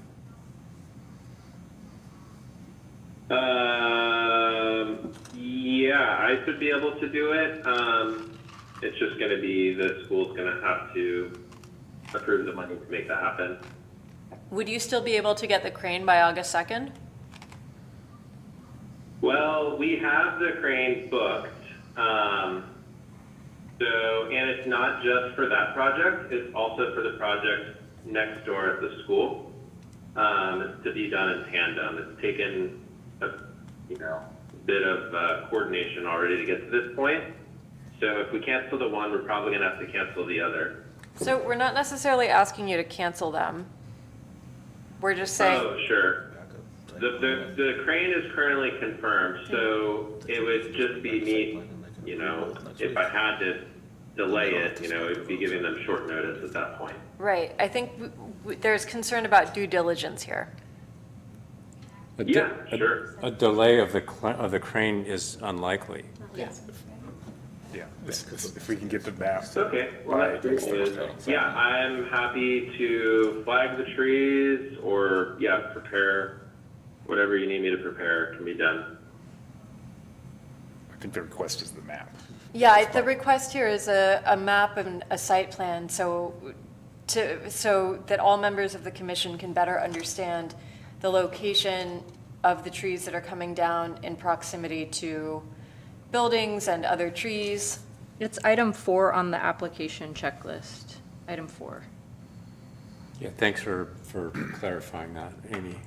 I might Wendy. add that it does take some hours to create a legible map that is to scale, that's readable.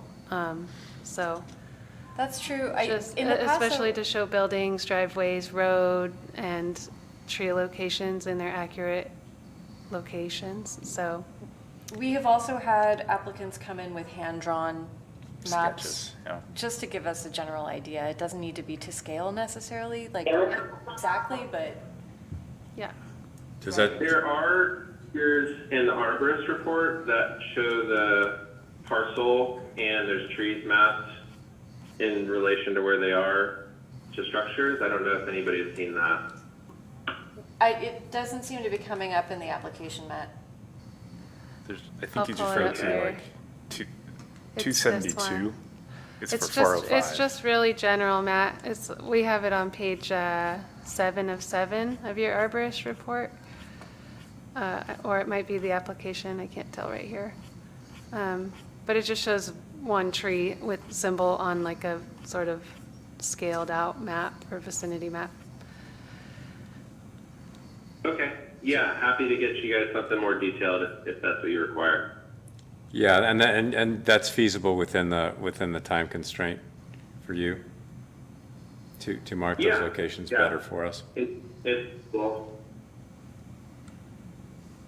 Okay, so we will continue this until our rapidly growing Next Thursday. Are we meeting continuing next both? Thursday. And this one, then we'll look at the next one. Okay.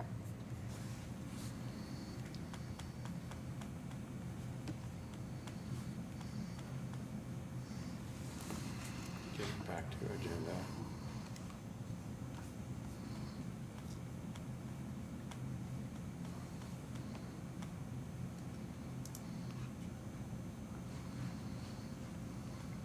Lisa, if you're there, would you, if you're at that spot, would you like to describe this proposal?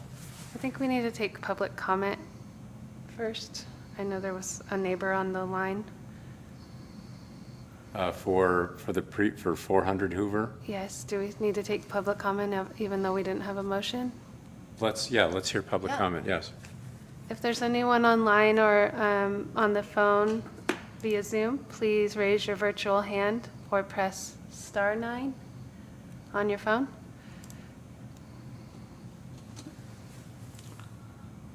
Phone number ending in 8043 has had their hand up for a long time. Don't know if they're trying to talk on this, but you can unmute yourself and speak.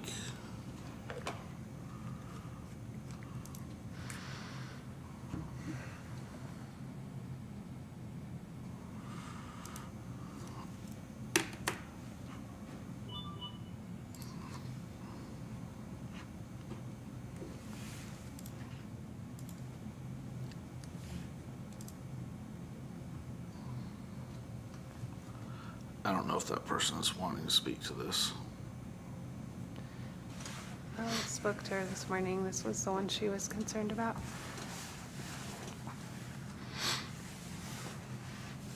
Okay, I'll go ahead and introduce the next project. This is also for a tree removal application next door to the previous location at 405 Hoover Lane. The tree removal proposal includes 53 trees total, comprised of a mix of black oak and ponderosa pines, ranging from 8 to 36 inches in diameter.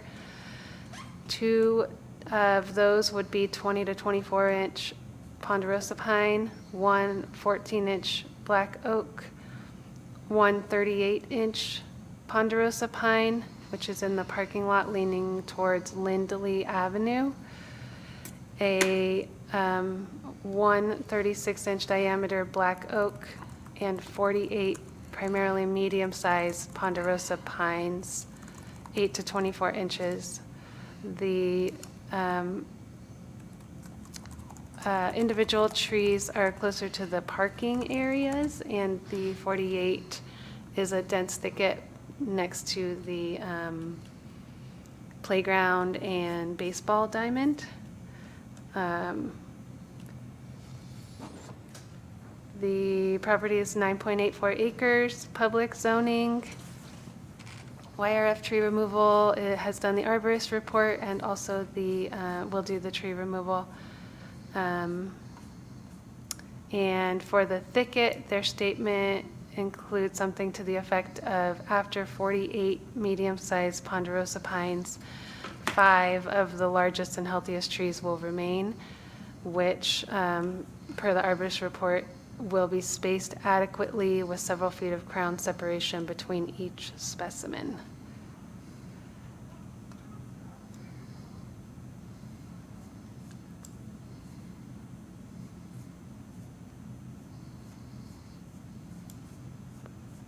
Matt, anything that you want to add?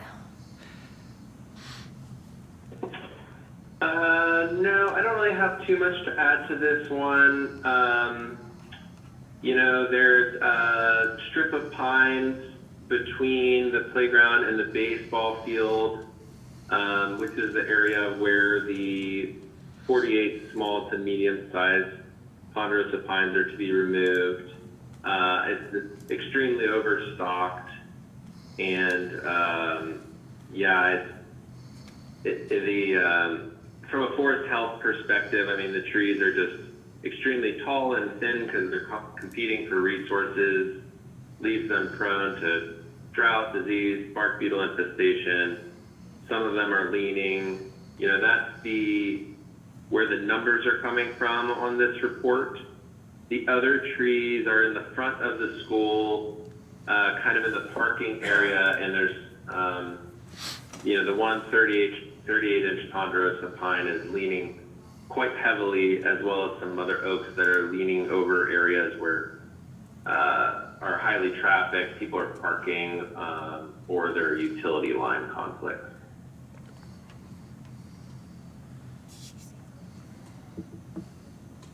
I'd also like to add that, I forget who had mentioned it, but a tree leaning doesn't necessarily qualify for removal, but depending on the size of the tree. Uh-oh.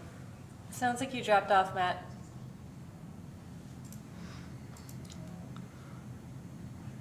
Maybe you pushed mute on your own phone because you are live on Zoom. Can you hear me? There you go. Hello? Yep, you're back. Oh, sorry, I'm not sure what happened there. Yeah, it was Commissioner Wendy had mentioned some concern about trees leaning and whether or not that makes a candidate for removal. And she is correct in that a tree leaning doesn't necessarily make it a hazard, but it's the size of the tree and the degree of lean, and then combining that with other defects that can make a tree concerning.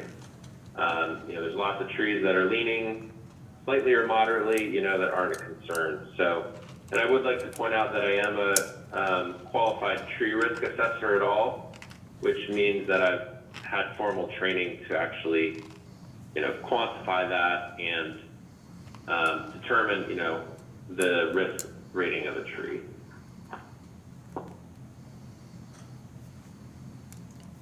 And in figure 7 of this group, the 2 trees that are circled in red, those are surrounded by blacktop, correct? Or I guess that's a question. Are they surrounded by? It's honestly a wonder that they're even doing as well as they are, to be honest, especially with people parking there and hitting them with their cars.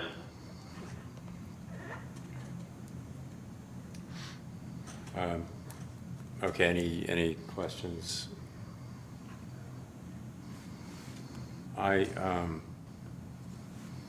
personally, because I have a clearer sense of where these where these trees are and the effect. Personally, I am not, a map would not be necessary for me for approval of this application. Any other sentiments? I agree. Also agree. So do we have public comment on this application? They would seem to be the same, but We're gonna try again. Phone number ending in 8043. Unmute yourself and you can talk. Unmute is *6.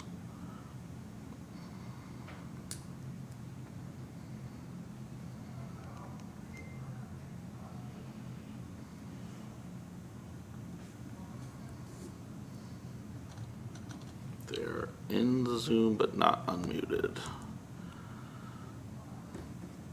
If you can hear me, try pushing *6 on your phone. It will unmute you and you can speak.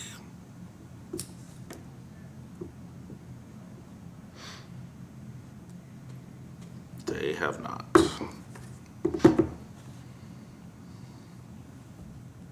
so they can't hear you, they're not paying attention? Could be. Okay. So motion? I will motion to approve Do we as need, presented. do we need a CEQA Do we thing need- first?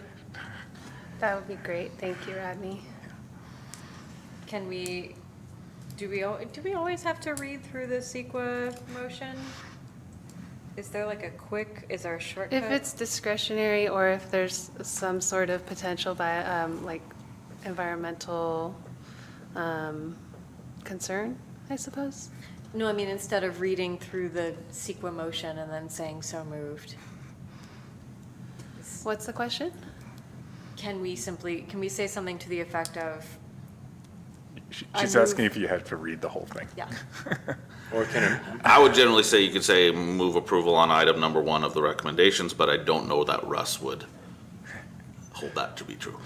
We Okay. can take It'd be a question for him. I'll ask him when I talk to him. Okay. Yeah. But for now, you'll read the. Yeah. read the Yeah. That's We question. can great. spend the That sounds 15 great. seconds. Sorry. 28. 28 seconds. Who's counting?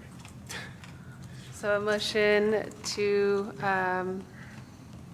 approve the project with the, by way of categorical exemption of the California Environmental Quality Act under CEQA Guidelines, Section 15304, minor alterations to land, identifying this project as categorically exempt. So moved. I'll second it. And Commissioner Brown, Yes. Commissioner Ermshar. Yes. Vice Chair Cobden. Yes. Chair Nye. Yes. 4 in favor. Is that the whole approval? And the second part of the approval is a motion to approve the tree removal application as conditioned located at 405 Hoover Lane, Nevada City, finding that A, the removal of the trees identified in the exhibits provided by the applicant are necessary for reasonable use of the property. So moved. Second again. Commissioner Brown. Yes. Commissioner Ermshar. Abstain. Vice Chair Cobden. Yes. Chair Nye. Yes. Passes 3-0-1.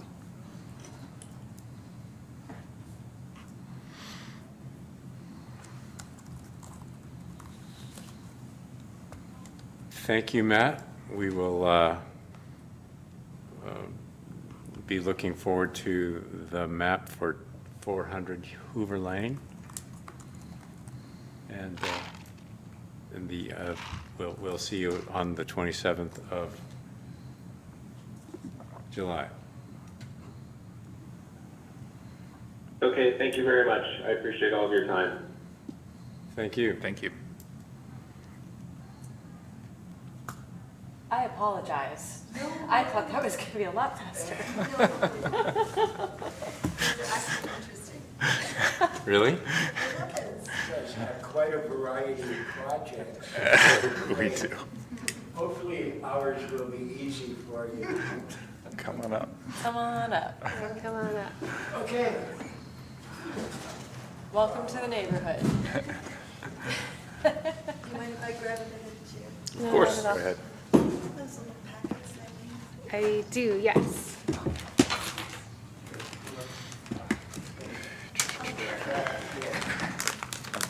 Whatever you're comfortable with. Is she waiting? No, she's not waiting. Yeah, I'm just keeping an eye on time, that's all. Well, nice to meet you all, and thank you for seeing us. I suppose we should introduce ourselves. I'm Barry, this is Kat, and this is Bo. And Bo is the owner of the new restaurant TJ's, which is taking the place of what was Lefty's. And his food's really good, so I recommend you try it. Kat and I, we're back to the drawing board. And if you want to look at our work, we have a website, backtothe-drawing-board-signs.com.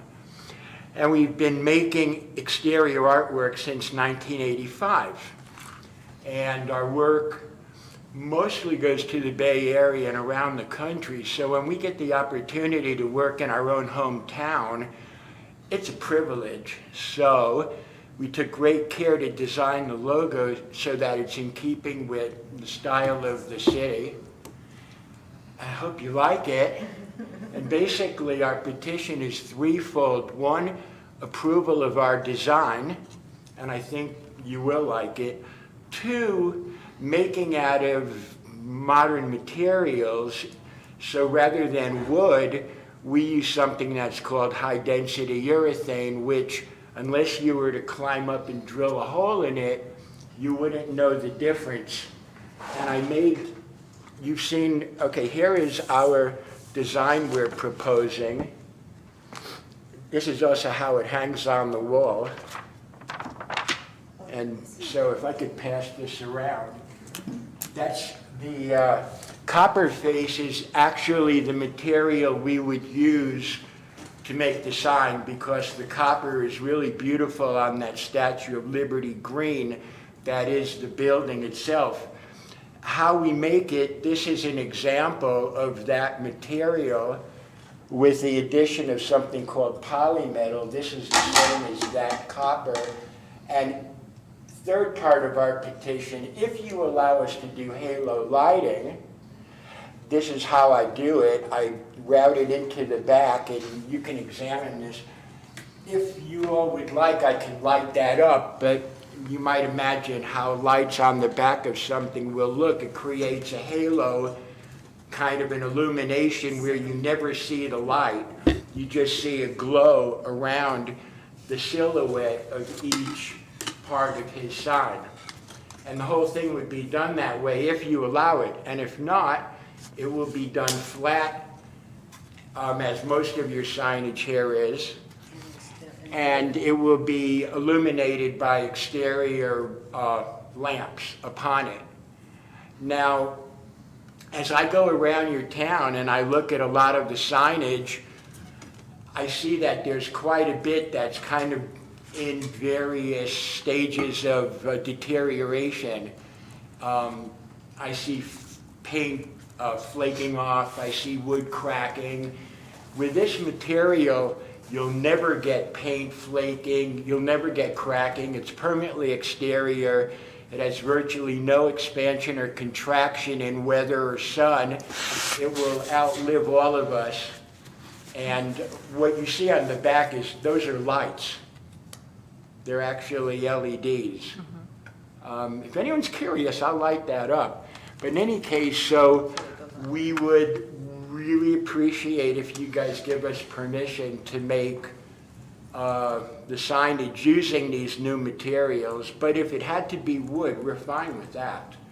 I mean, we've been using wood for 30 years in our work. So I could add a little to that.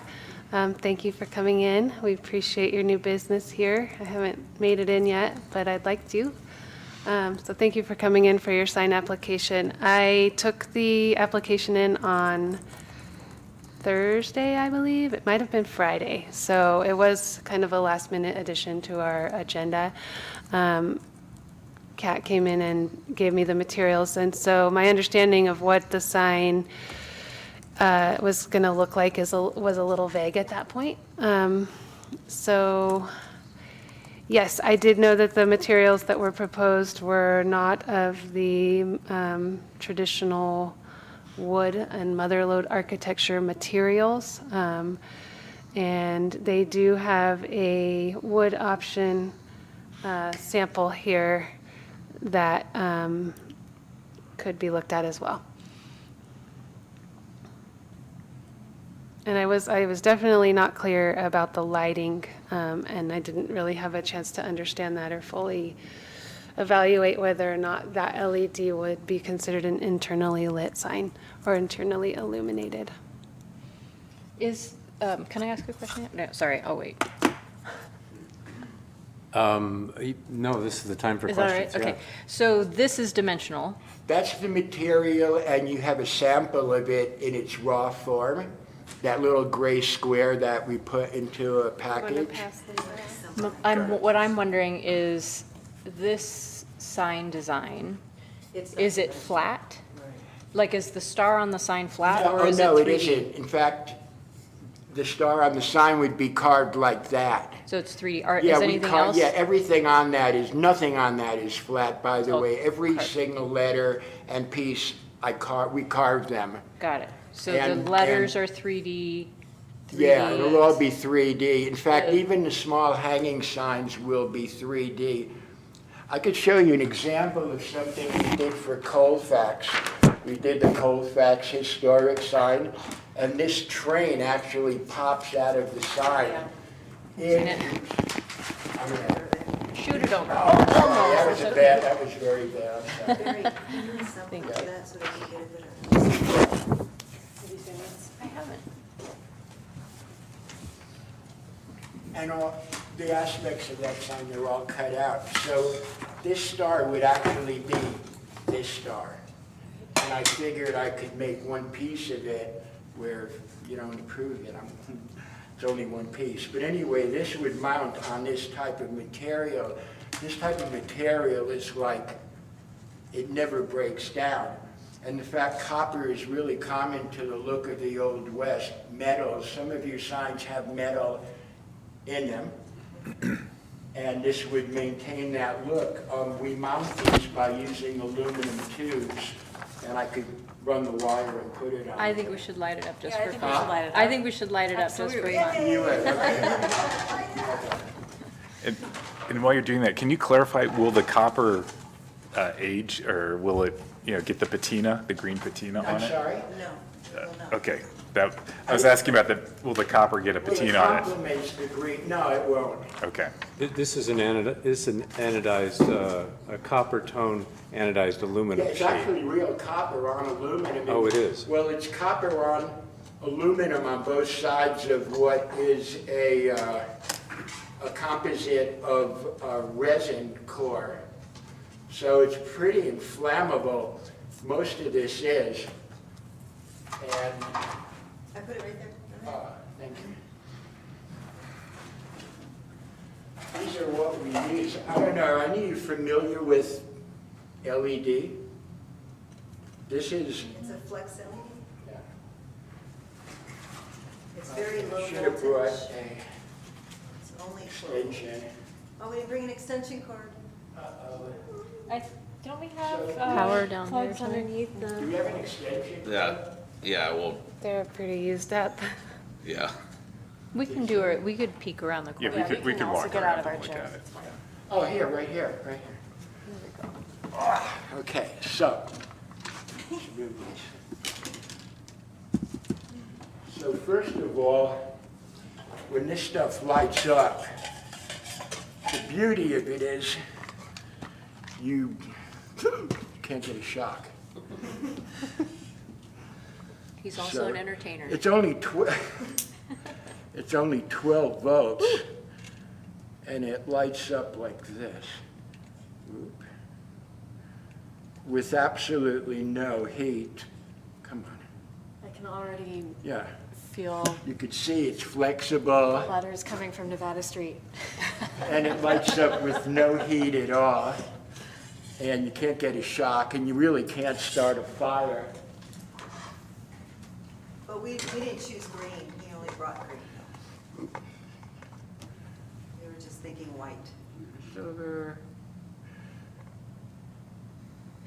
So basically, you're creating a glow behind it. It looks better when you have a big piece. But you can see the letters on here. Isn't that amazing? You can make light do that?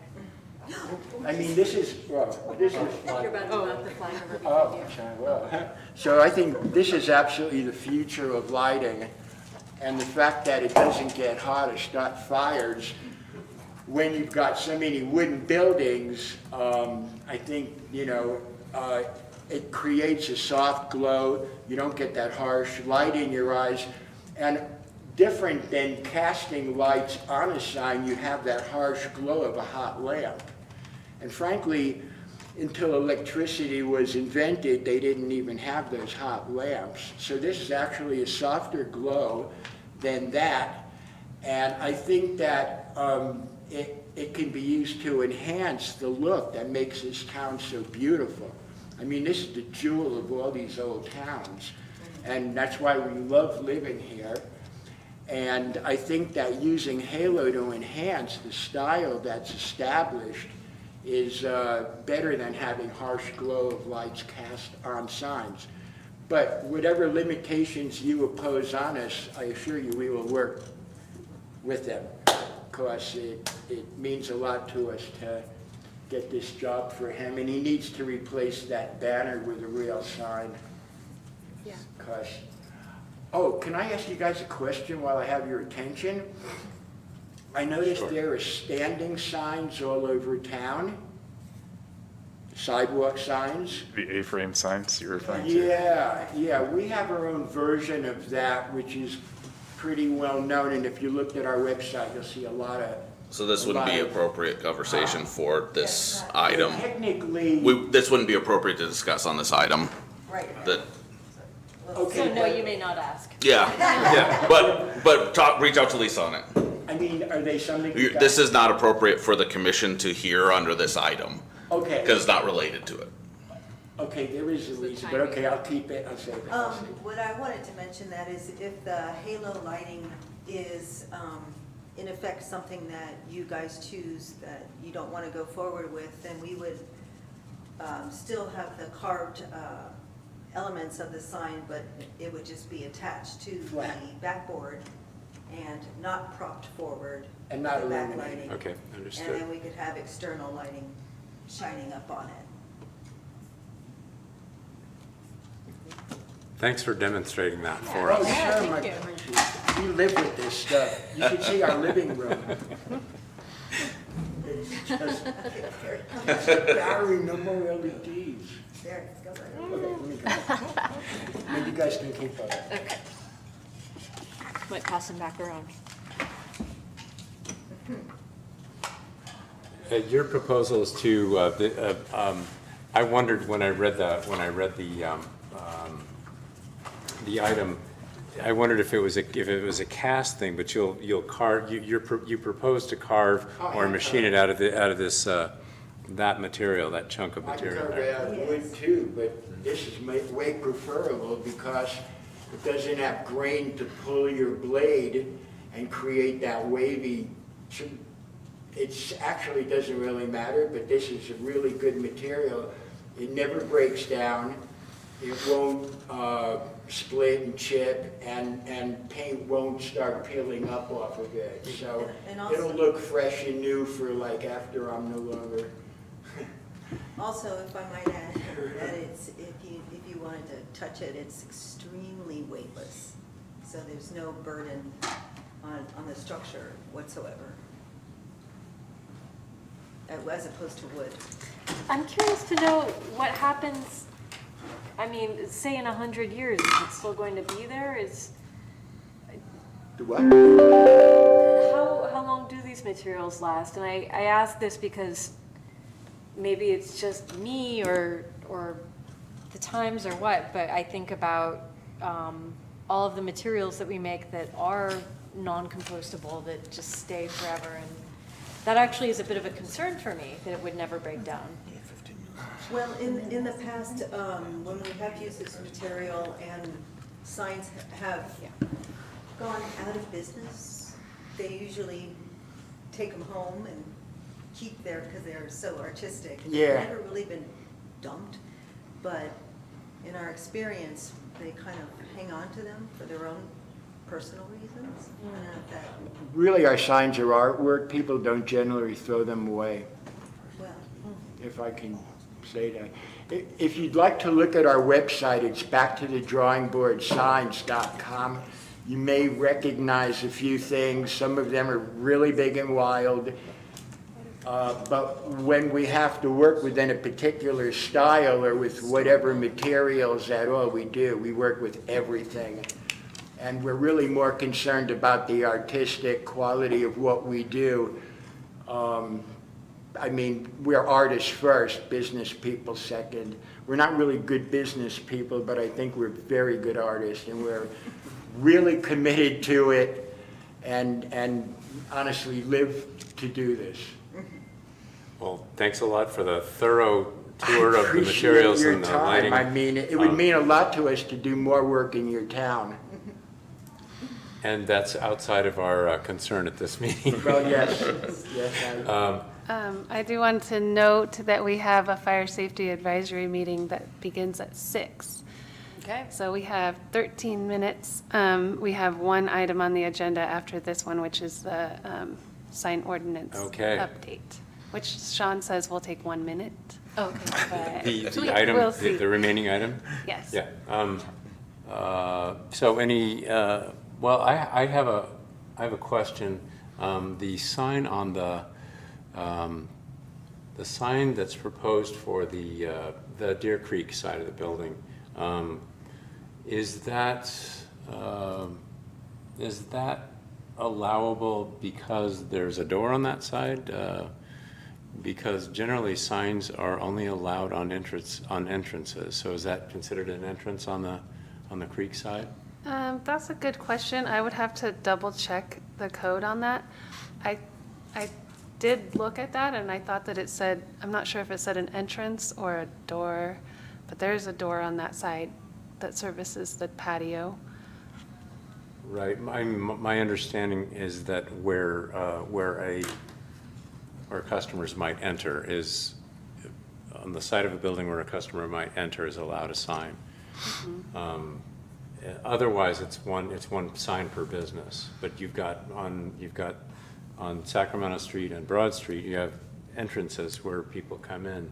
Although There's from the parking lot, the Miners Village parking lot, there's another entrance on the back patio. But that's, it's a minor entrance in the exit.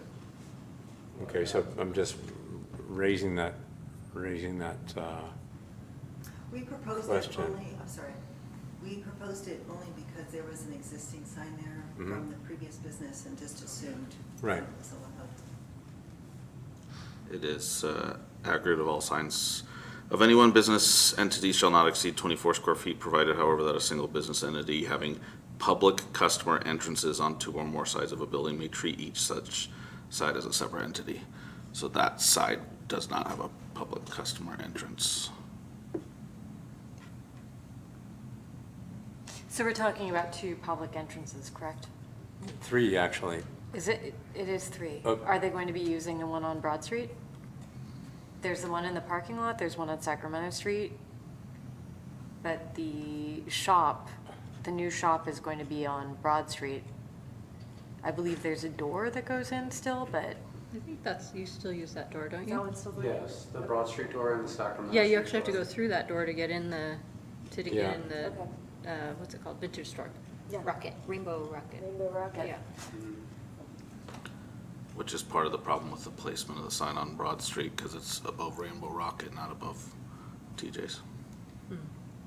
Okay. Sort of It limits. looks like the Lefties Cafe used to have their sign on the creek. Have you discussed with Rainbow Rocket how you want to negotiate sign placement? We have, we spoke with her, and she was thinking about having a sign on a hanging sign where lefties used to have it right in front of her door area. I wish I could show you, but Okay. it would be in the overhang, hanging from that overhang roof structure. Right now, she has a vinyl banner on the wall, I think. Is that right? Right. So that's not the intended placement? On the riverside. Your understanding is it's not her, your understanding is where her banner is not the intended placement? That's correct. Okay. Did Did she, we show them the placement for this? Did we show them the design and placement for this sign? Yeah, it's in they the have packet. the whole, they have There's all a, the. yeah, there are photo representations of the No, I mean, placements. Rainbow Rocket. Did we? Oh, no. Oh, no, okay. We didn't bring any of that up, No, we're not allowed to bring that up. Oh. because it's just about you. Oh, That is a Well, I thought they were question. asking that though. Oh, okay. No, it is a continue question. this? Okay. Gosh, they were In the such interest of troopers. time, I would just like to say I am fine with the sign. I think it's great. I am opposed to LED. I think in principle it's great, but the quality of the light reminds me of early fluorescence in the 80s. And I find it a bit, personally, I don't like it. That is what I will say.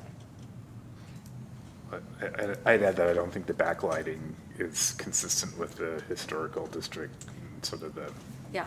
motherlode style of architecture. I sort of thing that we're looking applaud the ingenuity, though. I think it's Yeah. great. Yeah, Definitely cool. I think, oh, Well, we've asked questions, and now is there public comment? And then our general pattern is asking questions and then. Sorry. And then asking for public comment and then discussion amongst us. You have one online. Unmute and go ahead. You'll have to close your computer or, there you go. Now they turned off their phone. I'll see if you can speak on your computer. There you go. we're ready for your public comment if you're there.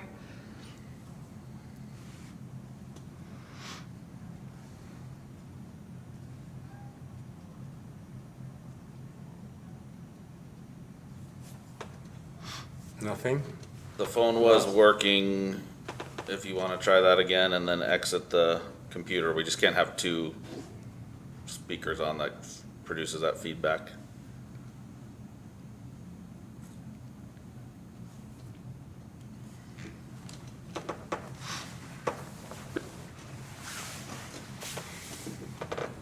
We are running. You can long. unmute and go ahead.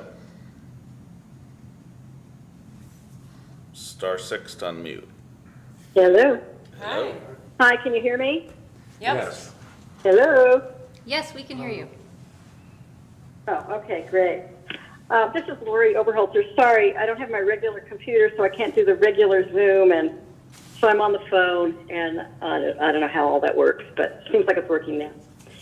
So the Historical Society got a little letter into you late today, but they couldn't make the meeting, so I thought I would show up and say something about this item. You know, we just don't allow, you know, lit signs other than the indirect lighting in the historical district, and there's all kinds of stuff in the guidelines and the ordinances about using materials that were available, you know, during the mother lode era. It has to be, you know, compatible with the mother lode era. So this kind of back lighting and that sort of thing has never been allowed before. And we've had, you know, a particular problem on this corner over the last few years. If you remember, the Stonehouse sign went in on the Boulder Street side, and then they either backlit it or outlined it, and that wasn't approved. So they were asked to turn that off, which it would have been a similar kind of situation, and basically that was not approved. And then there was a period of time with the old owners at this location where they had the tube lighting, which is specifically not allowed in the ordinance, and people really had a problem with that tube lighting in the window. And this kind of reminds me of the tube lighting, actually. So I'm hoping that you won't set a precedent with this backlighting, tube lighting type thing. I don't think it's in keeping with the, remember this is in the historical district, even though it's on the edge. Yeah, and I don't really think we need the sign on the freeway side. I don't think there's a door over there, and at least the last sign was a little out of scale on the freeway. It was a little too big between the edge of the building and the window. So I don't really think it's necessary. Anyway, I'm mainly here to say I hope you won't approve the lighting. The materials, we always ask people to do wood with paint on the signs in the historical district. Again, the mother lode materials. So I think it's nice that they're offering to do it with good old wooden paint. We like it because it ages gracefully, and it does age. So that's my input. That's it. Thank you, Lori. Okay, we've got like 3 minutes before the next meeting starts here. I told them you were going to go 10 minutes over, and it was my fault, so. Oh, thank you. Thanks, Sean. Thank you. So now commission discussion. I also would prefer wood. I do have a concern too about the copper that's not going to get the patina. I don't think that is a realistic historic thing too. You wouldn't see this preserved copper either. So I think either a painted surface instead of, because the copper is going to be exposed, is that correct? Correct. Yeah. So I don't feel that It will look exactly like this. yeah, and to me, that's a concern, because that's a very modern feel, a normal copper would be exposed in age, right? You'd get the green patina on it. A perfectly preserved copper wouldn't be something I would expect in the mother lode historic style either. So would you prefer like a wooden, wood grain look? Like a wooden oval? You could do a painted surface on there, would be fine if you want to do that color in paint. I think you would find, speaking off the top of my head here, but I think you could find something like that in the historical color palette. But I think that just the bare, non-patinaed copper, I wouldn't expect that in the historic district. Wendy? Yeah, similar comments. I do appreciate your artistry and ingenuity. I think it's really cool what you guys can do. The lighting doesn't feel historically appropriate. And then similar to Rod, there's something about, I think copper is very historical, except it wasn't perfect and pressed with a machine. So if it was like a hand-hammered copper thing that was, it might look more like it was a sheet of copper versus, to me, this looks like a machine-produced copper-coated aluminum. So some of it has to do with the texture and the perfection. These linear things to me read very, very modern. Also, maybe copper paint. I don't know, gilding, if they did copper gilding. We have some signs that have gold gilding. And wood, I do prefer wood. I also think about the sign that hangs under the door. And I can tell you when we have major storms, you actually want a very heavy sign, because even some of those are blowing all over. So, yeah, it might even need some additional securing to the sides or something. So, yeah, I think I got it. Sorry, one more if I could add. I do like I think the 3D effect is okay. I think we do have carved signs in the district, so I would say that star, that's a great feature and appreciated. And it's actually the whole graph, the words are carved, everything's carved. Yeah, I think that. We carved it all, and in fact, as the one hanging on chains over his doorway, and I like the look of the chains. We can actually weld the links so that it doesn't There you go. sway. Yeah. We'll make it solid. It'll be chain. We just weld all the links together and put it on a small bracket. It won't sway at all. So, yeah. Great. That's a good improvement, that, yeah, There's always for a safety, way. yeah. Yeah. Amy? No, I think that Wendy and Rod have spoken very well. I agree. And I'll agree, maybe slightly more verbosely. I think the sign needs to be, using more words, I think the sign should be wood, and especially if it's carved, it makes for an excellent sign. I agree with the flat machined copper material. Wood reed is very modern. There really isn't anything, it doesn't feel very historic. It's a very historic looking building, and it's a very visible. So a carved wood sign would contribute to the historic feel of the area. In turn, the backlighting seems inappropriate, and generally in this area, spotlight, indirectly lit is the terminology. We expected that. Yeah, We so just thought it'd be worth a shot, you know.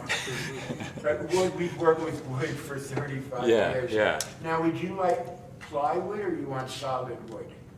Well, plywood's hard to carve if you were gonna carve it. Oh, well, I mean, shaping it, yeah, I mean, so solid, okay, great. If that works for you, I mean, also a flat painted sign we use a lot of MDO, we approve a lot of MDO signs, but carved is like, I think that sounds wonderful. Well, I suppose you could carve and mount on plywood as well. That's always. Is that what you're suggesting? Yes, Yeah. exactly. Yeah. I guess I would like to jump on and say that I think the most beautiful, memorable, cherished signs in this town are the kind that we're suggesting, which it sounds like you're willing to do. And I think that I'm just very thankful that this is something that you're giving us the option to approve, because most of the time we pass, flat, two-dimensional signs. And I think that by having a wooden carved sign, it's going to look fantastic. Yeah, we don't do flat, everything we do is carved. We've done some really major, large outdoor things. And personally, I really like the image and your logo. I think it's good. I think it's good for the business. And If you have a chance, back to the drawing board signs, you'll see kind of like a repertoire of what we do, and we work in all materials and every kind of style. so the question remains, though, of the addition, the sign, which might be considered additional, since it's not a customer entrance on the Deer Creek side. It's kind of a judgment call. There is a door there. So by approving it, it's kind of a judgment call. The ordinances, since it's not an official entrance, could prohibit it. So that's a question for the commission. Because it's not a customer entrance. Do we have record of Lefties having it approved? I guess my sympathy for the sign is, it feels like a pretty critical notification to the public that a business is there. So. I also agree. I think it's a good. Okay, yeah, that's fine with me. I think, if I'm not mistaken, if you come in off that parking lot, you can enter. Yeah, you, off the back deck. Yeah. Well, it's a lesser, it's not as. It's not the major entrance. It's not the major entrance. Yeah. It is But you can- Outlining to the patio, to the door, Yeah. to But you go go down- upstairs. I've walked in that entrance. It's a I have confusing too. building. Yeah. Yes.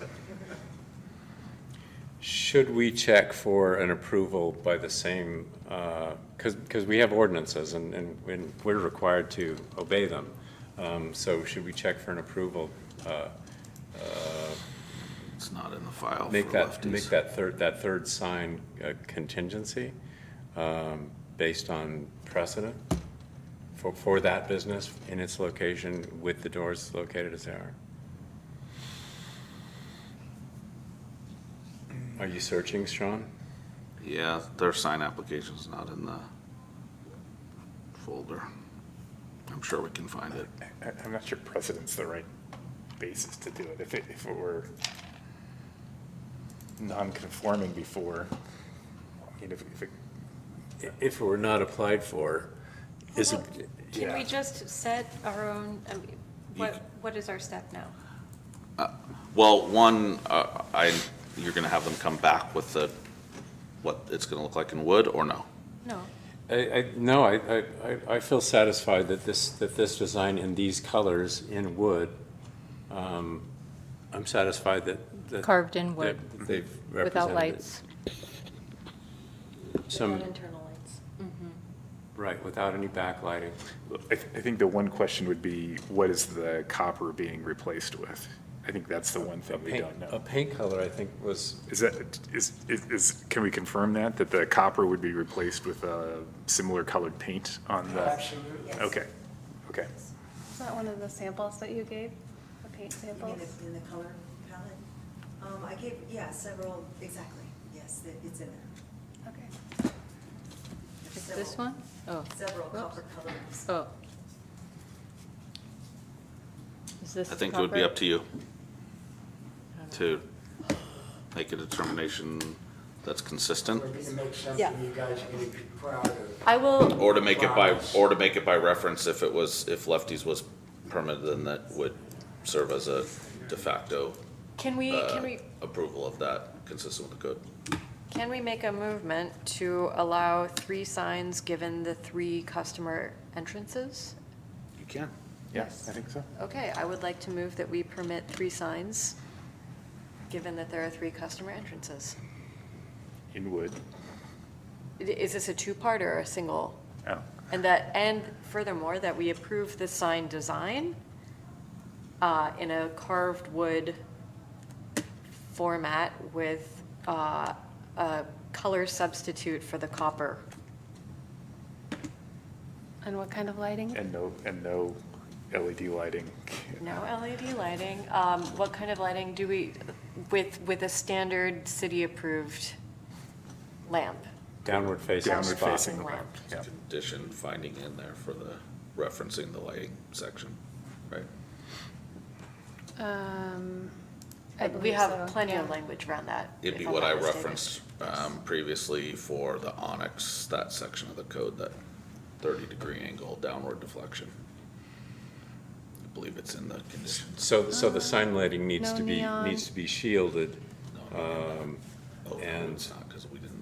It's directed downward. and directed downward with the majority of the light focused on the sign.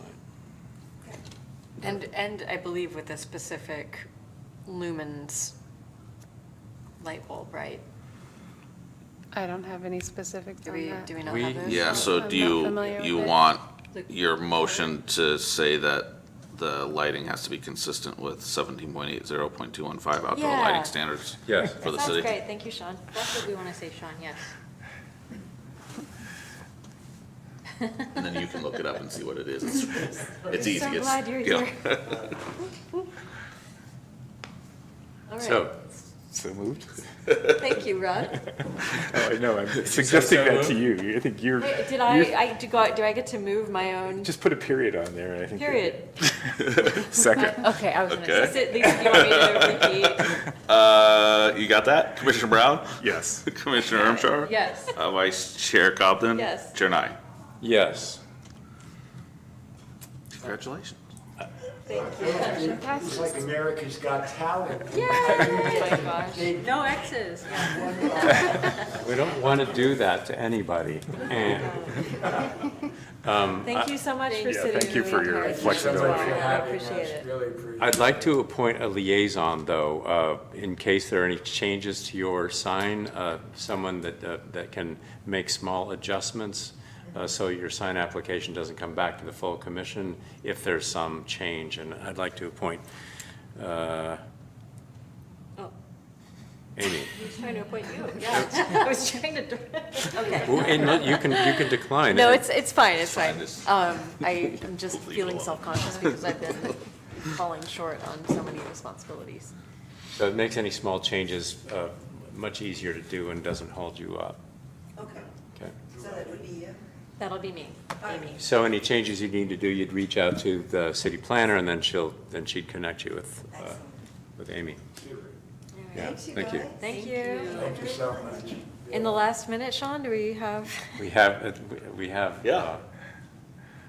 You're good. Yes, Thank you. thank you very much. Thank you so much. And thanks for your patience staying with us. Good luck to you. Thank you. Gigantic breakfast burrito one day. I couldn't eat the whole thing, yeah. Oh, excellent. Delicious, yeah. Glad you enjoyed. Thank you, guys. Thanks. Thank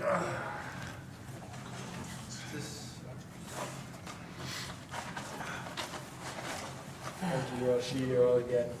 Sure. Yeah, thank you very much. It's beautiful despite the fact that they didn't, the LED is very neat. Yeah, it's cool. It's something cool. Maybe Seven Hills somewhere. That's not ours. Maybe they could make a movie marquee. So your last item, number 6. Item 6.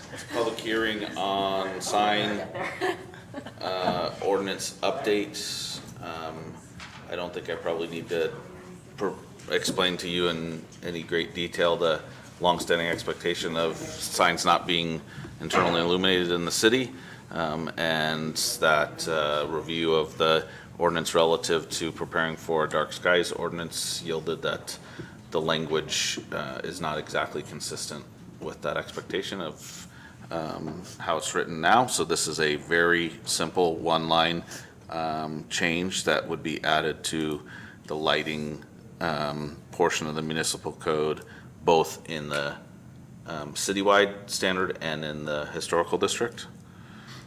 And